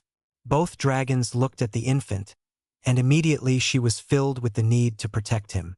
But thankfully it wasn't needed, for the two older and larger dragons only let out a loudish roar and flew away. "That's what I fucking thought, you breathing for fucks," Bronn said as he sheathed his sword, turned around and offered her a hand. "Sorry about that, princess, but until you are in those walls, you are my priority. So you've got to forgive me for some bruising or bumps." Daenerys only smiled as she accepted the offer. "It's fine, Ser Bronn. You were only doing so to protect me, and I've had worse," she said, missing the fall of one of his brows. "But we should be going. It's only by the gods that we haven't turned topside." Bronn nodded and went back to what he was doing. However, before they could get back on their way, they both shot to look behind them when they heard two massive roars. Daenerys looked up to the sky, and to her utter amazement she saw two dragons, who she'll soon learn were of the old. Soon Daenerys will think only one thing, and that would be her family is strong once more. Storm's End. When the castle of the Storm Kings came into view, a pang of joy filled the Targaryen princess. Not only was it the thought of seeing her little brother, but also because ever since Rhaenys left on that horrid day, she had stepped foot on her home continent. So to her, seeing the lumbering walls of Storm's End, the eldest daughter was finally home. "Uncle," she said with a whisper, and Rhaenys didn't even have to look to know that the man was looking at her. Has it always been this beautiful?" Finishing her question, the purple eyes looked at Oberyn and saw that he was looking at the castle with hatred in his black pools. Ray also noticed what the man was wearing. He was dressed ready for anything to happen. Chainmail, leather, and steel protect his vitals and weak points. He also carried his spear, which was resting on his shoulder with the spear tip sheathed. But Rhaenys knew it wouldn't be for long. "I wouldn't say it's beautiful, dear niece. However, knowing what I know." He looked at her mid-sentence and gave her a small smile. "This was probably a long time coming. Most of your current life has been within Bravos, and now seeing the lands of your birth before you, I wouldn't blame you if you believed it beautiful." Rhaenys nodded at what her uncle told her and looked back to the castle, which continued growing bigger as they drew closer. As the Targaryen princess continued looking, something caught her attention. In the slowly growing dark sky, a small white object appeared. However, it didn't take long for realization to hit her, and it also came to this on the bridge of her ship. Smiling, Rhaenys couldn't help but laugh when she held Oberyn cuss. "Not a fucking another one," the Red Viper said as they all heard the incoming dragon roar, and as it grew closer she got a better look at the creature. Blood-red eyes, pale scales, and a curved horned crown. Behind the princess came another roar, this one more familiar, as it came from her own bonded dragon. With a small gust of wind blowing down on them, they watched as Elixia went and joined the pale dragon. The dragons interacted, drawing everyone's attention, even those on the castle walls, from the movement of torches. Seeing them, Ray's smile faltered, remembering why they were heading to the fortress. "When I enter those walls, I'll find my brother or a fake," she said to herself as she never stopped looking at the walls. "It has to be him. Why would there be a dragon if it wasn't him?" Time stopped when the grand doors opened to reveal the occupants inside, and immediately purple eyes looked at the person sitting on the throne. Upon seeing him, her worries were for naught. The person Rhaenys thought could be fake wasn't. For before her was Aegon Targaryen, her brother, who looked so much like their father minus darker skin and hair dyed blue, but it couldn't hide its true color. Rhae couldn't hold herself back.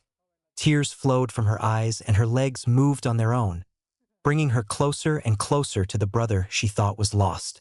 However, she wasn't alone, for the two Targaryen Martell siblings met in the middle, embracing with her head on his shoulder and his chin on her head. The princess didn't know nor cared how much time went by as she embraced her little brother, and when the hug was broken, Rhaenys found his purple eyes looking in her pools of deep purple. "Ray," Aegon said quietly, and she felt and saw him place a rough and used hand on her cheek. I never thought this moment would come. I knew that if I'd survive, you might have as well." When he finished, she watched as his tears grew in numbers, and the older sister in Rhaenys knew what she had to do. So placing a hand on the back of Aegon's head, she pulled it to lay on her shoulder. "It's okay, Aegon," Ray said softly as she also cried with joy. "We were both placed in difficult situations, and after that night we needed each other. So I'm sorry I wasn't able to come to you sooner." The two Targaryen siblings once again found peace in silence and in each other's arms, ignoring the tension of the others inside the hall with them. Specifically, their uncle held his spear in a tight grip as he stared at the man to the right of the throne. The warm embrace was once more broken, this time by Rhaenys, who pushed her brother away. "Now, I must ask, after seeing him, what's the name of your pale-scaled friend?" she asked, and because of her wording, Aegon chuckled, which brought warmth to her soul. "I would also like to tell you that the name of my scaly friend is Elixia. I named her after our late mother / Aegon nodded at her words and chuckled again. "You have a sense of humor, dear sister, and honestly I cherish it," he said as he backed away and made for the Storm Throne, and Ray followed with her family soon after. "My bonded dragon is named Palefire. I wanted to name him after our father, but honestly, When I saw him, it was the only name that came to mind at that moment. She nodded, thinking that two of the dragons being named after their parents would have been a wonderful idea. But it was for naught, with all the bonded dragons being named and leaving them with one aggressive and wild dragon. They couldn't name it after a man who was loved by almost all. After thinking about it, she finally noticed that Aegon wasn't looking at her anymore, but instead at the group of a single man with a group of armed and armored women. "Uncle, cousins, it's so nice to see you all again. Jon has told me about you and your snakes, but most of all the rumors of the Red Viper run thick in the Golden Company," the prince said as he smiled at them, and Ray followed his eyes to the group of snakes with a singular she-wolf among them and said Wolf was wearing a look of annoyance. "But I don't remember hearing you having a sand snake with northern blood?" Hearing that made Rhaenys audibly groan, which confused her little brother. But it seems that was also the moment when Diana made her annoyance known. "I am not a sand snake, your grace, but a bastard to another lord, a man more honorable and worthy than this man whore," the girl finished with a smug look in her amethyst eyes. Ray couldn't help but chuckle when she saw Oberyn's Martell's eye twitch while his true bastards chuckled, and to top it all off Ariane's unladylike snort. "My name is Princess Diana Stark, first princess of the North, the fifth to Winter Throne, the bastard of Stark, the terror of Trouts, and the beauty of Winterfell." Immediately upon those words leaving her mouth howls could be heard from the shipbreaker bay, and it wasn't alone for Rhaenys could see the Golden Company soldiers reach for their swords. "I am the daughter of Queen Ashera Stark and Winter King Eddard Stark, and to me, your grace, you are no true king, you are a pretender to the Iron Throne. The true king is King Daemon Targaryen Stark, first of his name, king of the Undulls, the Royer and the First Men, lord of the Six Kingdoms, protector of the realm, wielder of both Blackfire and Darksister and the bringer of dragons." With that the two dragons outside roared, a roar that sounded too loud for their age or size, but also one that sent shivers down their spines, at how much the dragons believed the Stark princess. Silence reigned in the great hall until it was broken by the sound of unsheathing swords. Rhaenys placed her head into her hands, having honestly expected the Diana to say that in the presence of everyone. And when her purple eyes looked to the owner of Amethyst Pools, looking as if she was smugger than she was before, but also proud that she got to give Day those titles. "You dare bring an enemy of his grace into these halls?" The man to the right of the storm throne shouted out as he stepped to stand between Aegon and them. "You traitors! I should have known you wished to betray us. See, your grace, this is what happens when you allow your emotions to control your actions." Jon Connington continued with rage and anger, and deep inside his words Ray could hear joy. "Guards, kill them where they stand." The guard started walking towards the small group of four, making the Red Viper loosen his grip and stand with his weapon of choice at the ready, while the two sand snakes drew their weapons, Nymeria taking out a duo of daggers and Tyene taking our darts so sharp and poisonous that they twinkled from the little light bounce off of it, showing clear liquid that could kill full-grown elephants, and to no one's surprise had a tit pop out when she withdrew them. However, they weren't the only ones, for to the Targaryen princess' shock and surprise, Arianne also pulled out a dagger from under her dress. But what truly struck out as weird was the sword that was in the hands of the woman who started this whole farce. It was a bastard sword, ironic enough, with the pommel of a wolf and a guard that ended both with shorting stars. But what was truly fascinating was the bluish shine coming from its blade, a beauty that could rival Valyrian steel, and to Rhaenys' amazement, Diana made it look like it was as light as a feather. The Targaryen princess, however, found herself in the direct middle of her group, all of them standing in between the weapons of the Golden Company and herself. Purple Eyes went to find her brother's matching pool, but found that his face was hiding behind the shadows of his shoulder-length blue-dyed hair. After seeing this, Rhaenys went to speak, hoping to bring Aegon back from whatever it was he was doing. However, before she could, the guards stopped at a single action and movement, that being the raised hand of the young man sitting on the throne. "Sheathe your weapons, you fucking idiots," he finally spoke, and when he did it was filled with command and coldness. But just as she did earlier, she felt something else. But this time Rhaenys felt betrayal inside his voice. "There will be no killing in these halls while we claim it. Not only will it lead to a mess, but also I promise to return this castle without a single drop of blood in its walls. "Your Grace!" John Connington shouted again, but this time his voice was that of irritation and anger, and Rhaenys and her party watched as he turned around to the Targaryen prince. "I have been a faithful and loyal servant for years, and now that we've begun retaking what was rightfully yours, you've done nothing but take my words with a grain of salt." Everyone in the hall could tell that the aged lord wasn't happy, and it was proven by the man's moment. Rapid breathing, shaking hands, and most of all the rage-red face. They also knew that the son of Rhaegar and Elia was going to take it sitting down, as at that time the hair that once hid Aegon's face was gone, and as the prince stood before his hand. "I will not deny that, my lord Hand, you have been a loyal and faithful man to me. You've protected and been there for me since I could remember, and most of all you are the reason why I'm currently the leading commander of the Golden Company."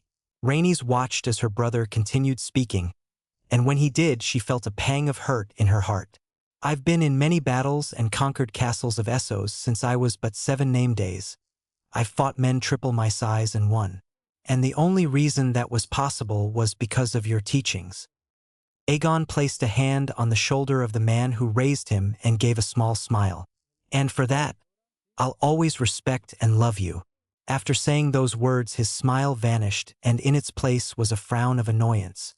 "But since we've made landfall, you've made your desire for revenge obvious to the point where you'd sully my reputation and name. You want people to fear me and hate me, maybe to the point where they will one day think of me as my grandsire." Removing his hand from Jon's shoulder, he grabbed the silver necklace from around his neck and removed it. "But I am not the Mad King, nor will I make people feel as if I'm here to bring fire and blood. And because of this, I strip you of your title as Hand and command you to return to your home." He then watched as his father figure's eyes lost their spark, and his face and body went to that of cold and stone. Lord Connington backed up and bowed. "As you wish, my king. If you need my counsel or support, I am a raven away." With that, the man left the halls of the Storm Kings and its descendants. Silence reigned over the hall, and during it, the guards returned to where they once stood and as their guests sheathed their weapons. Aegon sat down and watched as the tension in the room dropped, everyone being at ease once the griffin left the great hall. "Princess, I didn't mean any disrespect, but what Lord Connington said was true. Your father betrayed his king and helped in destroying 280 years of Targaryen rule," he said and watched as the Stark princess nodded. "However, if I were to be honest, King Eddard had all the right to rebel and to kill my family where they stood. My grandsire was mad, and his madness led to the burning of 2 loyal and noble men by wildfire, a death I wish to never see during the coming years." His words shocked those in the room, even the Martells and his older sister. But the person who held his attention the most was the princess of the Northern Kingdom. Aegon watched as Diana gave him a small glare that lasted a few seconds, but when it left the beauty smiled. "It seems I was wrong about you, Prince Aegon. However, even with your words I still don't see you as the rightful king of the Iron Throne." The Targaryen prince nodded as he leaned on his hand that's elbow resting on the Storm Throne armrest. "I didn't expect it would, princess. Now while we are here, tell me about this little brother I have. A few days ago a group of lords visited us making praises of him. But to add to my shock, my family on my mother's side has also aligned with him, and from the letter Uncle Doran has written to me, that Princess Arianne is also betrothed to him. So tell me, who and what is Daemon Targaryen?" Rhaenys couldn't help but smile when she heard what her blood brother said, happy to see that he was still sane of mind and curious about their half-brother. Stepping forward, she began with a simple statement. "Before we begin telling you about Day, why don't we have dinner while we talk?" Gesturing to the people behind her, but also to the ships that were at bay. "We've been at sea for a while, and trust me, we all need some real food in us. I would also like to bring some of the armed forces we brought with us to come onto land, to not only add on to your numbers here but to also bluster our army when the possibility of a fight is to come." Purple pools looked into each other, and the older of the two watched as Aegon nodded as he stood up. "Of course, I'll have a messenger sent out to the fleet to welcome them. But I must apologize, but we currently do not have room for them in the barracks. However, they are welcome to set up camp outside of the walls." He finished and nodded to one of the Golden Company men close by, who bowed with a nod and left. As the young prince left, Rhaenys followed shortly after, and soon after the Red Viper and company. Soon the children of Prince Rhaegar will be together, she said to herself as the image of both Aegon and Daemon feeding the dragons entered her mind. What life would have been if father never decided to be so stupid. Westeros. The kingdom of the North's conquest south was going smoothly as one would expect, with its army being split into 4 forces while the rest stayed back to protect the North and its people. The first force, the main force whose numbers added up to around 25,000, was led by the Winter King himself, who was laying siege to the capital of the Riverlands, Riverrun. The second force, one that stood 27,000 strong and led by Prince Robb Stark, heir to the Winter Throne, and Great John Umber as his advisor and second, was marching into the Westerlands where they would begin the hardest part of the conquest. The other 2 forces both had enough men for their missions and goals. Those being to take the Iron Islands, which was led by Marlon Manderly, cousin to the Lord of White Harbor, and the other was led by Lord Benjen Stark, whose mission was to meet Lords Tytos Blackwood, Jason Mallister, Jonos Bracken, and any other lord or lady willing to talk peace or join them. The rest of the northern men and warriors were stationed to keep their kingdom safe, with Lord Roose Bolton as Castellan of Winterfell and the commander of the remaining soldiers in the north. All the marching armies met resistance, but all were not as important as what the heir to the Winter Throne will meet as he heads into the Westerlands. The Kingdom of the Rock has been preparing for such a battle against the North since the Greyjoy Rebellion, where they saw the might of the North when they took Pike and as the then Lord Stark killed the rebelling lord, and left shortly after King Robert Baratheon named Balon's eldest son Lord. But even though the Winter King knew that front would be the hardest to deal with, he believed his heir to be successful and would bring home a victory. The whole of the North believed in their future king. Thankfully, though, the prince wouldn't be alone, for the Tyrells and those houses loyal to Wardens of the South would be helping from attacking from the south, splitting the Westerlanders' forces into 2 fronts.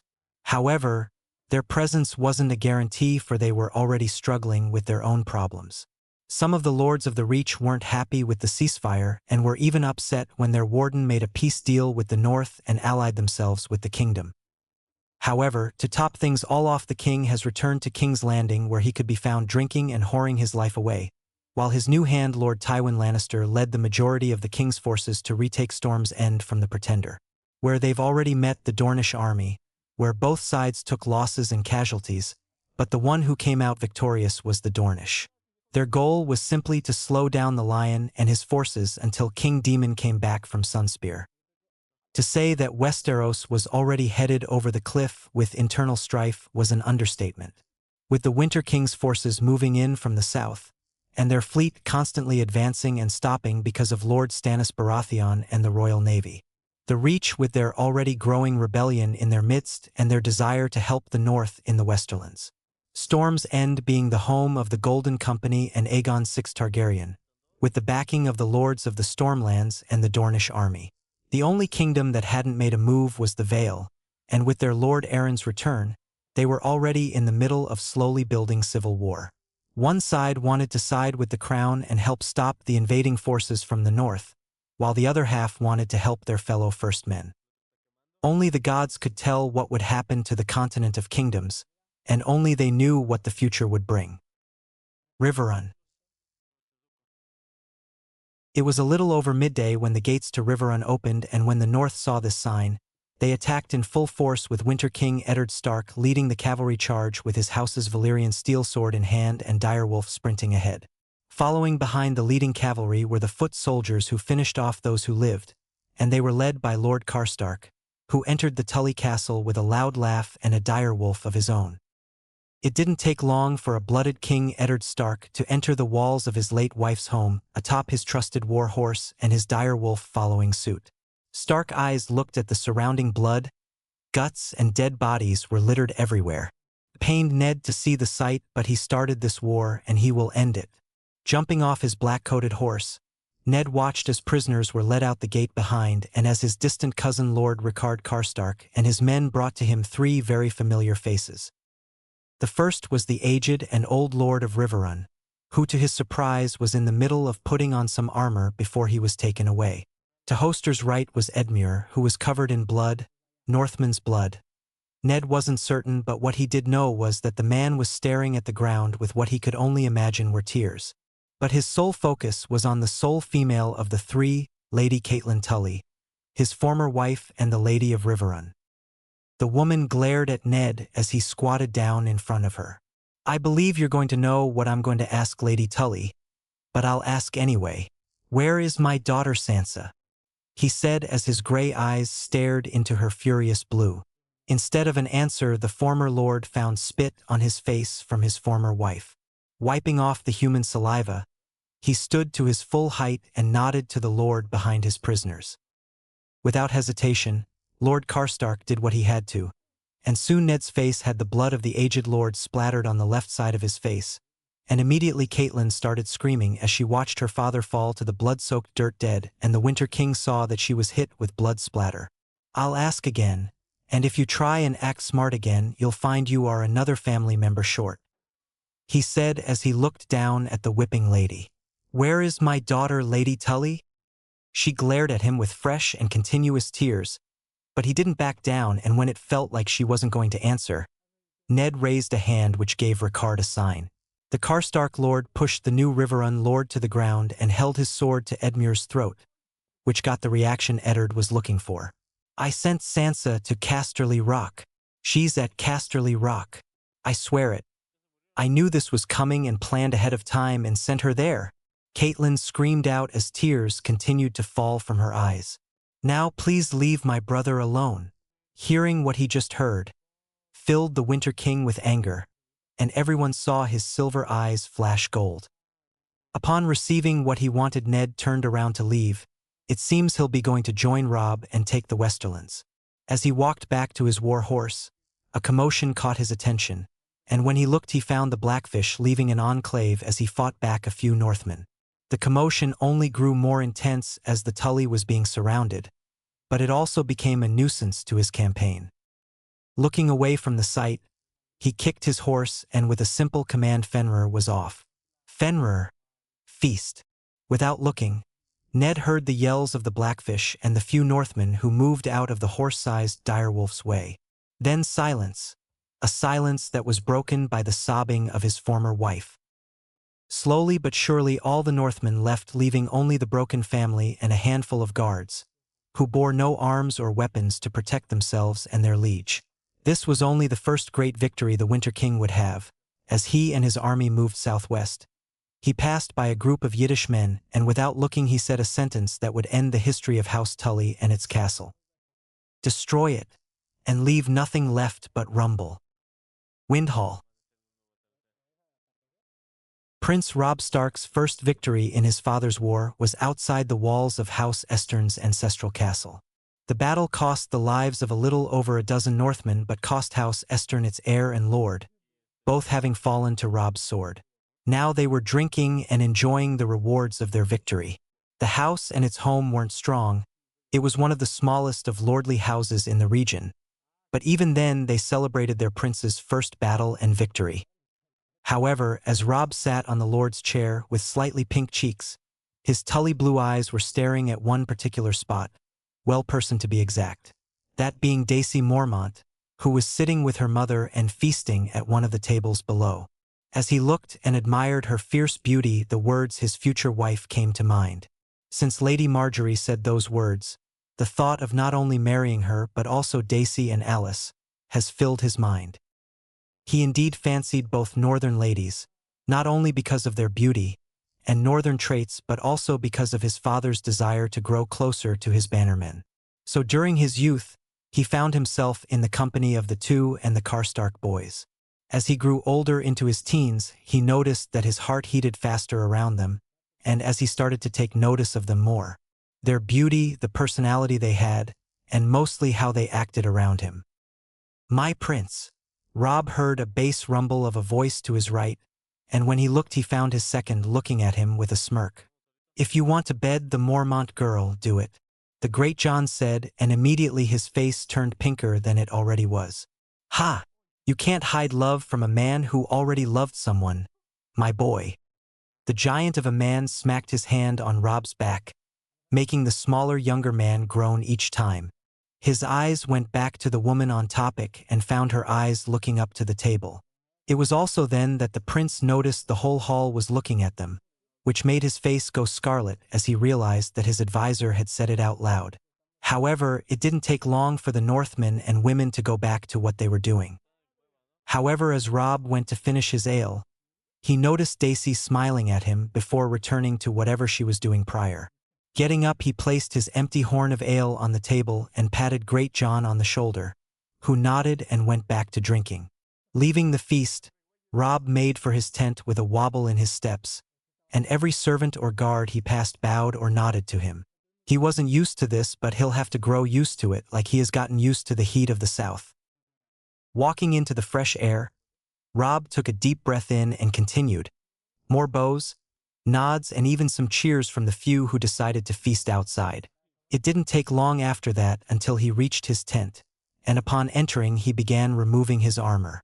Slowly but steadily, the pieces were removed and placed on the armor stand in the tent, and once removed, Robb looked into a mirror and saw the damage he took. No, he wasn't injured or anything, but he was bruised, and it showed in the forms of red and black/brown marks littered all over his chest. Laying down on his bed, he groaned and released a relaxed sigh as his body was engulfed in the comfort and warmth of his bed. Robb didn't fight the desire to sleep as he closed his eyes and welcomed the embrace of slumber. However, before he could truly sleep, he was interrupted by a knock and movement outside his tent. Whoever it was decided to enter anyway, and as the Stark prince sat up and opened to see who it was, he was stopped when he saw the tall beauty of Daisy Mormont standing in his tent. "Your Grace," Daisy said as she bowed. Even then, the Mormont girl never removed her eyes from him or his torso. "A message arrived to give you a message from His Grace the King." Robb nodded but remained dumbfounded as to why the person who had claimed his mind was in his tent. Taking the scroll, he finally removed his blue eyes from her figure and opened it to see what his father had to say. As he read, he didn't see the shuffling of other occupant, and as she moved to sit on the other side of his bed. Finishing the letter, a sadness entered him at the thought of his mother's home being destroyed. Yes, he never got to know Lady Catelyn Tully cause his parents' marriage ended before he could remember anything. So in Robb Stark's eyes, Ashera Stark has been more of a mother to him than his birth mother. But even then his soul ached when was given news of her home being destroyed. Tossing the scroll onto his bedside table, the Stark prince looked to the person who gave it to him but stopped when he saw what she was wearing. There on the other side of his bed was Daisy Mormont wearing nothing but her birthday suit, revealing to him everything that he could only dream about. "I do not know what the contents of that letter says, my prince. However, what I do know is that you fancy me, and I'll be blunt and say that I have the same thoughts about you. Even with our year gaps, I've fancied you," she said as she leaned forward until she was a breath away from him. "Now, with the approval from my mother and the confirmation that happened in the hall, I would like to go further in our friendship." As she finished, the Stark boy couldn't help but lean forward until their lips were locked. At that moment, sleep escaped from Prince Robb Stark, as both Direwolf and Bear spent the night together, and in the distance, the sound of Grey Wind's howl could be heard, but to the future Winter King, he heard none of it. For tonight was a night of victory and pleasure. King's Landing. Barristan Selmy's mind was elsewhere, and the reason for this was because of the man before him, Ser Jaime Lannister. Since what King Eddard Stark said at Moat Cailin about his fellow brother, his mind was elsewhere, and now with Jaime before him wearing simple clothes of nobleborns, with his Kingsguard armor and sword on the desk, his confusion only grew.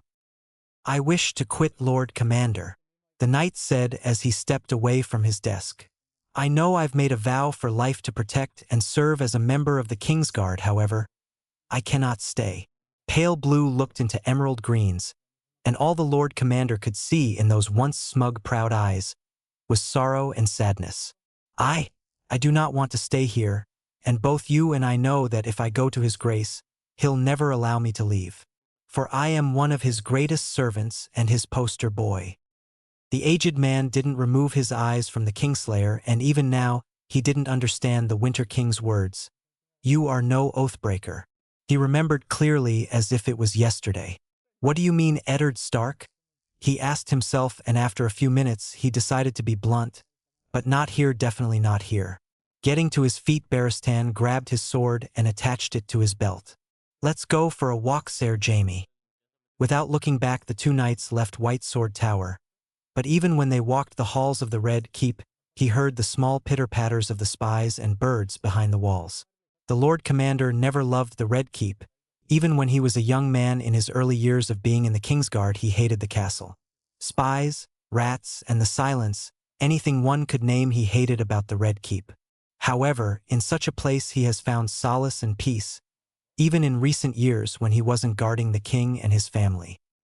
Finally reaching his destination, Barristan looked back to the younger knight, who was looking around their surroundings. "Do you know what this place is, Sir Jaime? You should know, for you've been a part of our esteemed brotherhood when this keep was still flying the banners of the dragons," he asked out loud, and yes, he knew it was a stupid question because he wasn't the only one who found peace here. "Of course, Lord Commander," the young knight responded as he looked back to him, and for the first time since before the North's uprising, Jaime's eyes seemed at peace.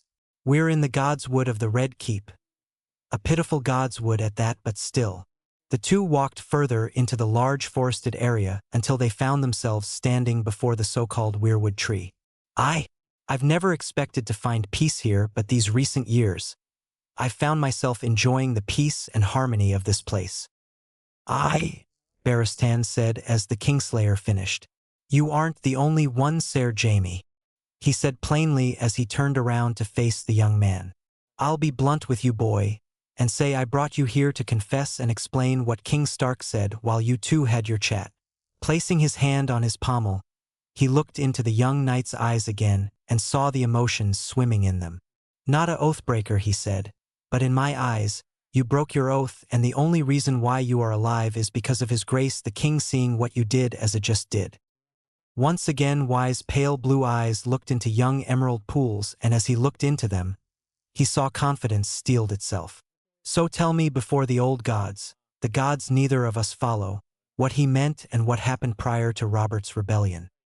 Barristan watched as Jaime nodded, but before he answered, the young knight chuckled, allowing the first smile to dawn on his young face in a long time. "I find myself thinking I might convert to the old gods, Sir Barristan, the longer I live." At that, he let out a small laugh, also agreeing with his fellow knight's words. "Just as you were with me, I'll be blunt and straight to the point, Lord Commander, and if you want confirmation on what I will say, send a raven to Sir Arthur Dane wherever he may be." The aged man nodded to his words, remembering to send a raven when it was done and as an appreciation for getting to the point. "Before Prince Rhaegar left for the Trident, I was summoned to his quarters, where not only was the prince there but also your predecessor and the Sword of the Morning. During the chat, I was ordered by His Grace and Lord Commander Gerald that if King's Landing were to fall, they ordered me to kill King Aerys." Came the response the aged knight wanted, and when he took it in, he understood it all. "I might be a Kingslayer, and honestly I'm proud of it, and I'd do it again if I could, 'cause what that man did."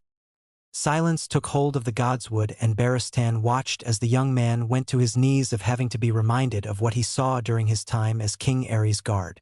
He misunderstood the knight. He didn't kill the Mad King because of his father, nor did he do it for the sake of doing it. Jaime Lannister did it because he was ordered to and cause he had to for the sake of the Seven Kingdoms. Getting down onto one knee, the Lord Commander of the Kingsguard placed a hand on the young knight's shoulder and gave it a gentle squeeze.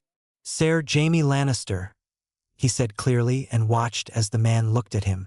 "I, Sir Barristan Selmy, Lord Commander of the Kingsguard, relieve you of your duties. You may pack your things and leave. You are now the first ever brother to be relieved of his duties, and honestly, you shouldn't be proud of it, but what you've done for us, the whole of King's Landing and all of Westeros, is enough to pay for your service." The two knights stayed in silence until the younger nodded and climbed to his feet and helped his former Lord Commander up. "Thank you, Lord Commander," Jaime said as they were both standing, and the bold watched as the former Kingsguard held out his hand. "It has been a pleasure working under you, and I hope that when we meet again it will be during better times, Sir Barristan." Taking the offered hand, he gave a nod and smiled. Likewise, and I am truly sorry that I only saw you for what you did and not what you did it for. The aged and wise knight said and watched as the young lion waved it away. And may I suggest you get going? When the king learns of your dismissal, his mood will only get worse, and the same with the queen. The young man's face turned to that of seriousness, as he nodded. I will be gone by the hour, Lord Commander, and I wish you the best of luck in the coming times. With that, Barristan watched as the man turned around and left the Godswood. He was now the last knight of the Order of the Kingsguard that truly stood for its true meaning, and as the Lannister left he looked to the brown oak tree behind him. It truly was a disgrace that this was the tree that represented the old gods in the Red Keep. Placing a hand onto the bark, he gave a small prayer in hopes that peace would once again find itself in Westeros, and afterwards he returned to the White Sword Tower. Storm's End. The two dragons of old, both Vermithor and Silverwing, and their rides Daemon Targaryen and Shirera Seastar respectively, slowly watched as the home and castle of the Storm Kings grew closer by the second. Tents carrying the banners of not only the Golden Company, but also the houses Targaryen and Martell, with others all of whom belonged to the lords of the Stormlands. Daemon felt his nerves growing by the second as the Bronze Fury brought him closer. In those walls was someone proclaiming to be his older brother, and from the silence and the fact that the Golden Company's banner still stands, it means Oberyn and Rhaenys saw him true.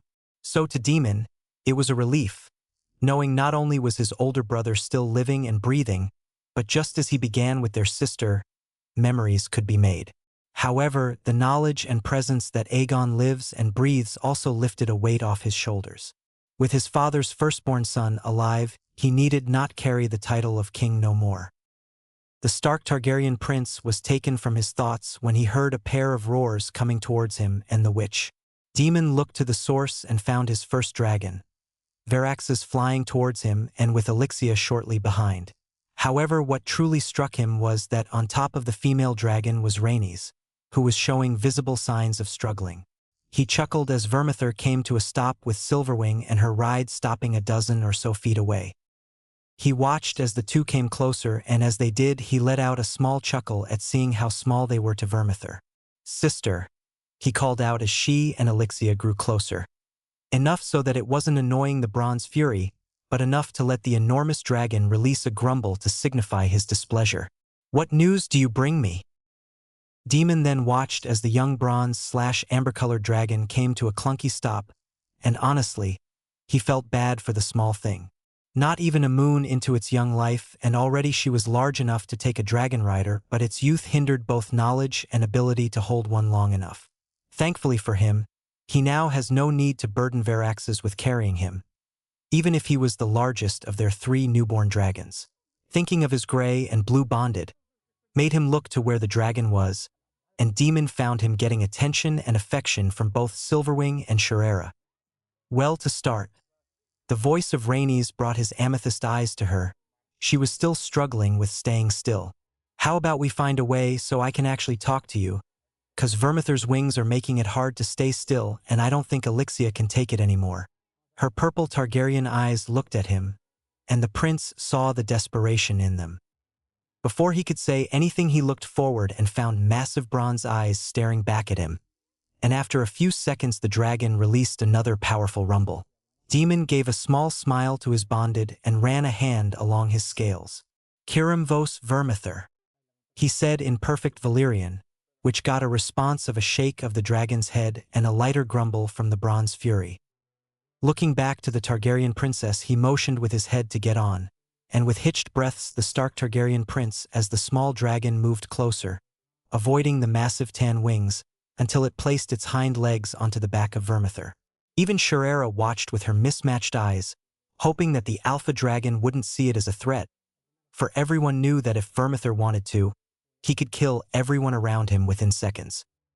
Everyone went still as a loud, angry rumble came from the enormous beast, and all of them felt their bodies shiver. "Gita, Vermithor, Gita," the dragon's bond said, once again running a hand along the dragon's massive bronze scales. Daemon looked back at his sister and found her making his way over to the saddle, and he watched Elixia dive down towards the land. Once Rhaenys was on the saddle and sitting, her arms went around his waist, and immediately he felt her bosom pushing up against his back, which made the prince's cheeks pink at the feeling. Ever since the princess arrived at Norvos, she started wearing more dresses than before, and with the tonic and trousers gone, so did the breast bindings. Shaking his head, Daemon fought back all the emotions that tried to take hold and succeeded as the warmth of his cheeks vanished. "Now that we've settled down," he spoke up and looked to his sister from his peripheral vision. "What news do you bring me, sister?" She nodded as her hold loosened on him. "Right? Well, first off, Aegon is truly our brother. Oberyn, Arthur, and Oswald have confirmed it." The prince nodded his head, happy to hear that, happy to know it wasn't a lie. "And Arthur is waiting on the ground with what you asked for, both Blackfyre and the Conqueror's crown." Again Daemon nodded, and once everything was confirmed, he continued their ride to Storm's End, with Vermithor diving towards the ground. Immediately upon the dragon's movement, Rhaenys strengthened, and the feeling of her breasts on his back returned. However, that didn't bother the Stark Targaryen prince, for when he rode upon the Bronze Fury, only peace and joy filled him, allowing him to be undisturbed about what was going around him. Silverwing and the Sea of Stars followed shortly after, and so did Verax's, but the young dragon failed at staying close, falling behind the two dragons of old. Aegon waited and waited and waited, and truth be told was that his patience was running thin. But even then, the leader of the Golden Company sat on the Storm Throne with his chin on his fist. His mind wandered to the person he was about to meet, and honestly, he had a hard time believing it, but he still took his sisters, Oberyn's and Arthur's word for it. What he knew about Daemon Targaryen prior to the recent hours was what Jon Cunnington told him, that he is the bastard son of his father and Lyanna Stark, who thirsts for power and control. However, because of the recent events, his uncle Doran's letter, what the lords brought to him, and how his former hand acted, Aegon decided to open his mind to his half-brother, bastard or not. Daemon was still his and Rhaenys' sibling. What he learned today was that not only was Daemon Targaryen legitimate in the old ways, beneath a weirwood tree with his mother, Ser Arthur, and others as witnesses, Aegon was also told that Daemon was gifted by their father with not only 3 dragons, all of which hatched, but also Blackfyre and the Conqueror's crown, which both have gone missing, with Bittersteel and Daeron I likewise. If the Targaryen boy were to be honest, he was jealous when he was told this. Prince Rhaegar gifted 2 of the greatest items to the son he'd never known or met. He, however, didn't allow that to fester hatred or dislike for his unknown brother. But what Aegon truly found interesting was that his younger brother didn't wish for the throne like he or the usurpers and his lions did, especially when he already had everything the first king of Westeros had.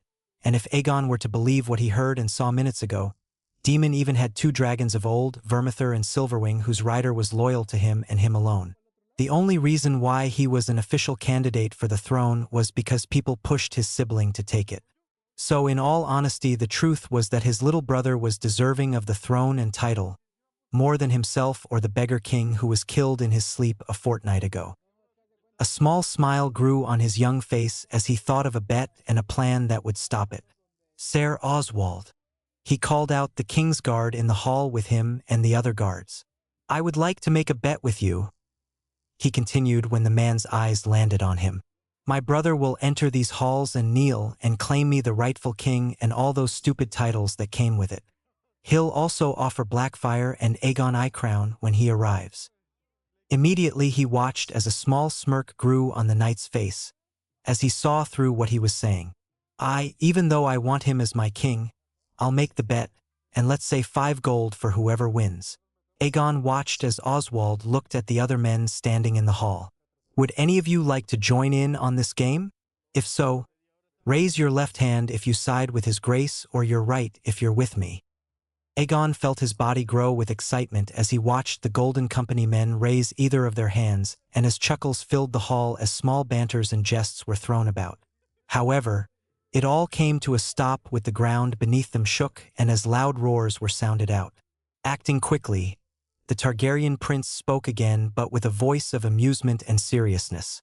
"Also, Ser Harry, fetch the Storm Lords and tell them to come to these halls. Quickly if you can. This must be done before my brother arrives in these halls.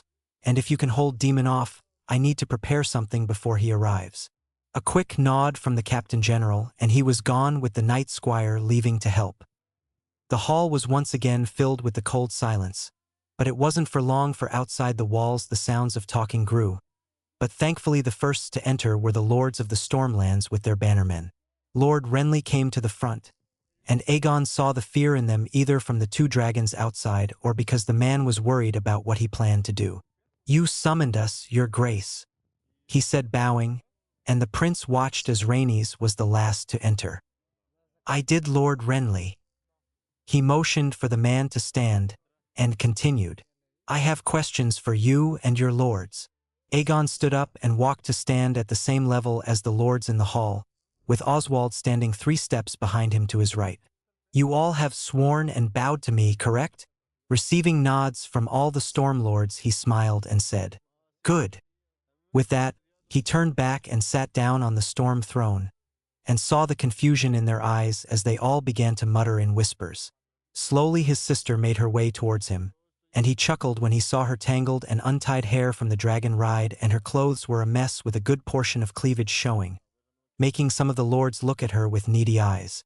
Thankfully her chastity was saved as she stepped to stand beside him, and as Ser Oswald moved to stand between Rhaenys and those lords. "Before you ask me anything, sister, I suggest fixing yourself up. You have given some of the lords quite a view," Aegon said before she could speak, and he watched as she looked down at herself with a growing blush. Quickly fixing herself up, he once again looked forward and watched as his lords talked. "Thank you," the princess said when she was done, to the disappointment of some of the wanting lords. "What are you planning? When I left, you were only with the guards and the bat. So what are you planning, Aegon?" His purple eyes looked to her with a raised lip and said, "You will see, dear sister, you will see." Seeing the annoyed look on the eldest Targaryen sibling's face, Aegon looked back to the crowd and the doors, and no sooner did they open. Walking into the great hall of Storm's End were the Dornish lords sent by his uncle, and at the front was Ser Arthur Dayne, Oberyn Martell, a beauty of unspeakable beauty, and lastly Daemon Targaryen. A grin appeared on his face as his brother came closer, and in his hands was a sheathed sword, and in the other a crown that was once lost. Aegon looked to the Kingsguard below him and saw the man move, indicating a laugh and a nod in acceptance of a lost bet. Returning his gaze to his brother, he watched as the Storm Lords moved aside, and Aegon noticed in their faces a glimpse of fear. Daemon stopped, and Aegon watched as his Stark-like brother kneeled. "Your Grace," he said with an accent from both Dorne and the North, "I pledge my loyalty and allegiance to you." Purple eyes found themselves looking into amethyst pools, and honestly, Aegon thought he saw relief in them. "I also give you Blackfire, the sword that was descended from one Targaryen king to another, but also the crown of Aegon the First." "Damn you, Day," he heard his sister whisper beside him, but Aegon didn't think much of it, but instead nodded and stood from the throne. Walking down the few steps, he went to stand before his little brother and watched as he stood up as well, and to reveal that he was only an inch smaller than he was. Aegon stopped before his brother and held out his right hand, and after a few quick seconds, he felt the weight of a Valyrian sword in his grasp. Daemon stepped back, and he did what he wanted. Unsheathing the sword, the king enjoyed the weight and held it straight out to his left. "This sword is truly one of a kind, don't you think, Prince Daemon?" he said, and looked back to his sibling and watched as he nodded. "However, I find myself liking the blade at your hip. May I give it a shot?" Aegon said as he pointed to the sword he wanted and sheathed Blackfire, and once the blade was covered, he watched Daemon remove the sword from his belt, a bit hesitant at first. Once the blade was removed and before him, the Targaryen king took it and gave back the one the conqueror used. "Now this is more like it," he said as he released Dark Sister from her prison and gave her a few swings. "This is more my thing than Blackfire or this one." At that, he removed the sword from his belt and gave it to the Kingsguard behind him, and placed the second Targaryen sword in its place. "Now that," he said, and he didn't even need to point to it before he found a circlet of Valyrian steel in his hands. Looking at the crown worn by the first king of all of Westeros, and in a deep part of his mind a voice told him to put it on. However, he fought it back and began with his plan. Grabbing it with both hands, he went to place it upon his head. But before he could, he flinched his head away. "Weird," he said out loud, and again tried to place it upon his head of silver. And again he flinched. "That's odd. It's like my body is saying it doesn't want it." Aegon looked to Demon, and immediately he saw the pleading in his brother's eyes. But he only smiled. "Kneel," he said plainly and clearly to the whole of the hall, and he watched as the Stark Targaryen prince knelt with a look of defeat. Placing the crown upon the head of black and silver, he stepped to the right and in a clear voice, "We stand in the presence of King Daemon Targaryen, first of his name, King of the Undulls, the Rhoynar, and the First Men, Lord of the Seven Kingdoms, Protector of the Realm, and the Dragonbringer." Upon finishing what he had to, he turned and knelt before his brother, and shortly after everyone followed. Stormlords, a bit hesitant, Dorish, the Kingsguard, and his Golden Company knelt before their true king, and they all watched as he sat upon the Storm Throne. And once sat, everyone stood up and cheered. They, however, weren't alone, for outside of the walls 6 roars were heard, 2 of them outroaring the other 4, and under the bellowing noises a duo of howls could be heard. However, Aegon's attention was taken when he felt someone poking his shoulder. Looking at the person, he found a guard standing there. "My prince, there's someone here claiming to have brought Princess Daenerys Targaryen,"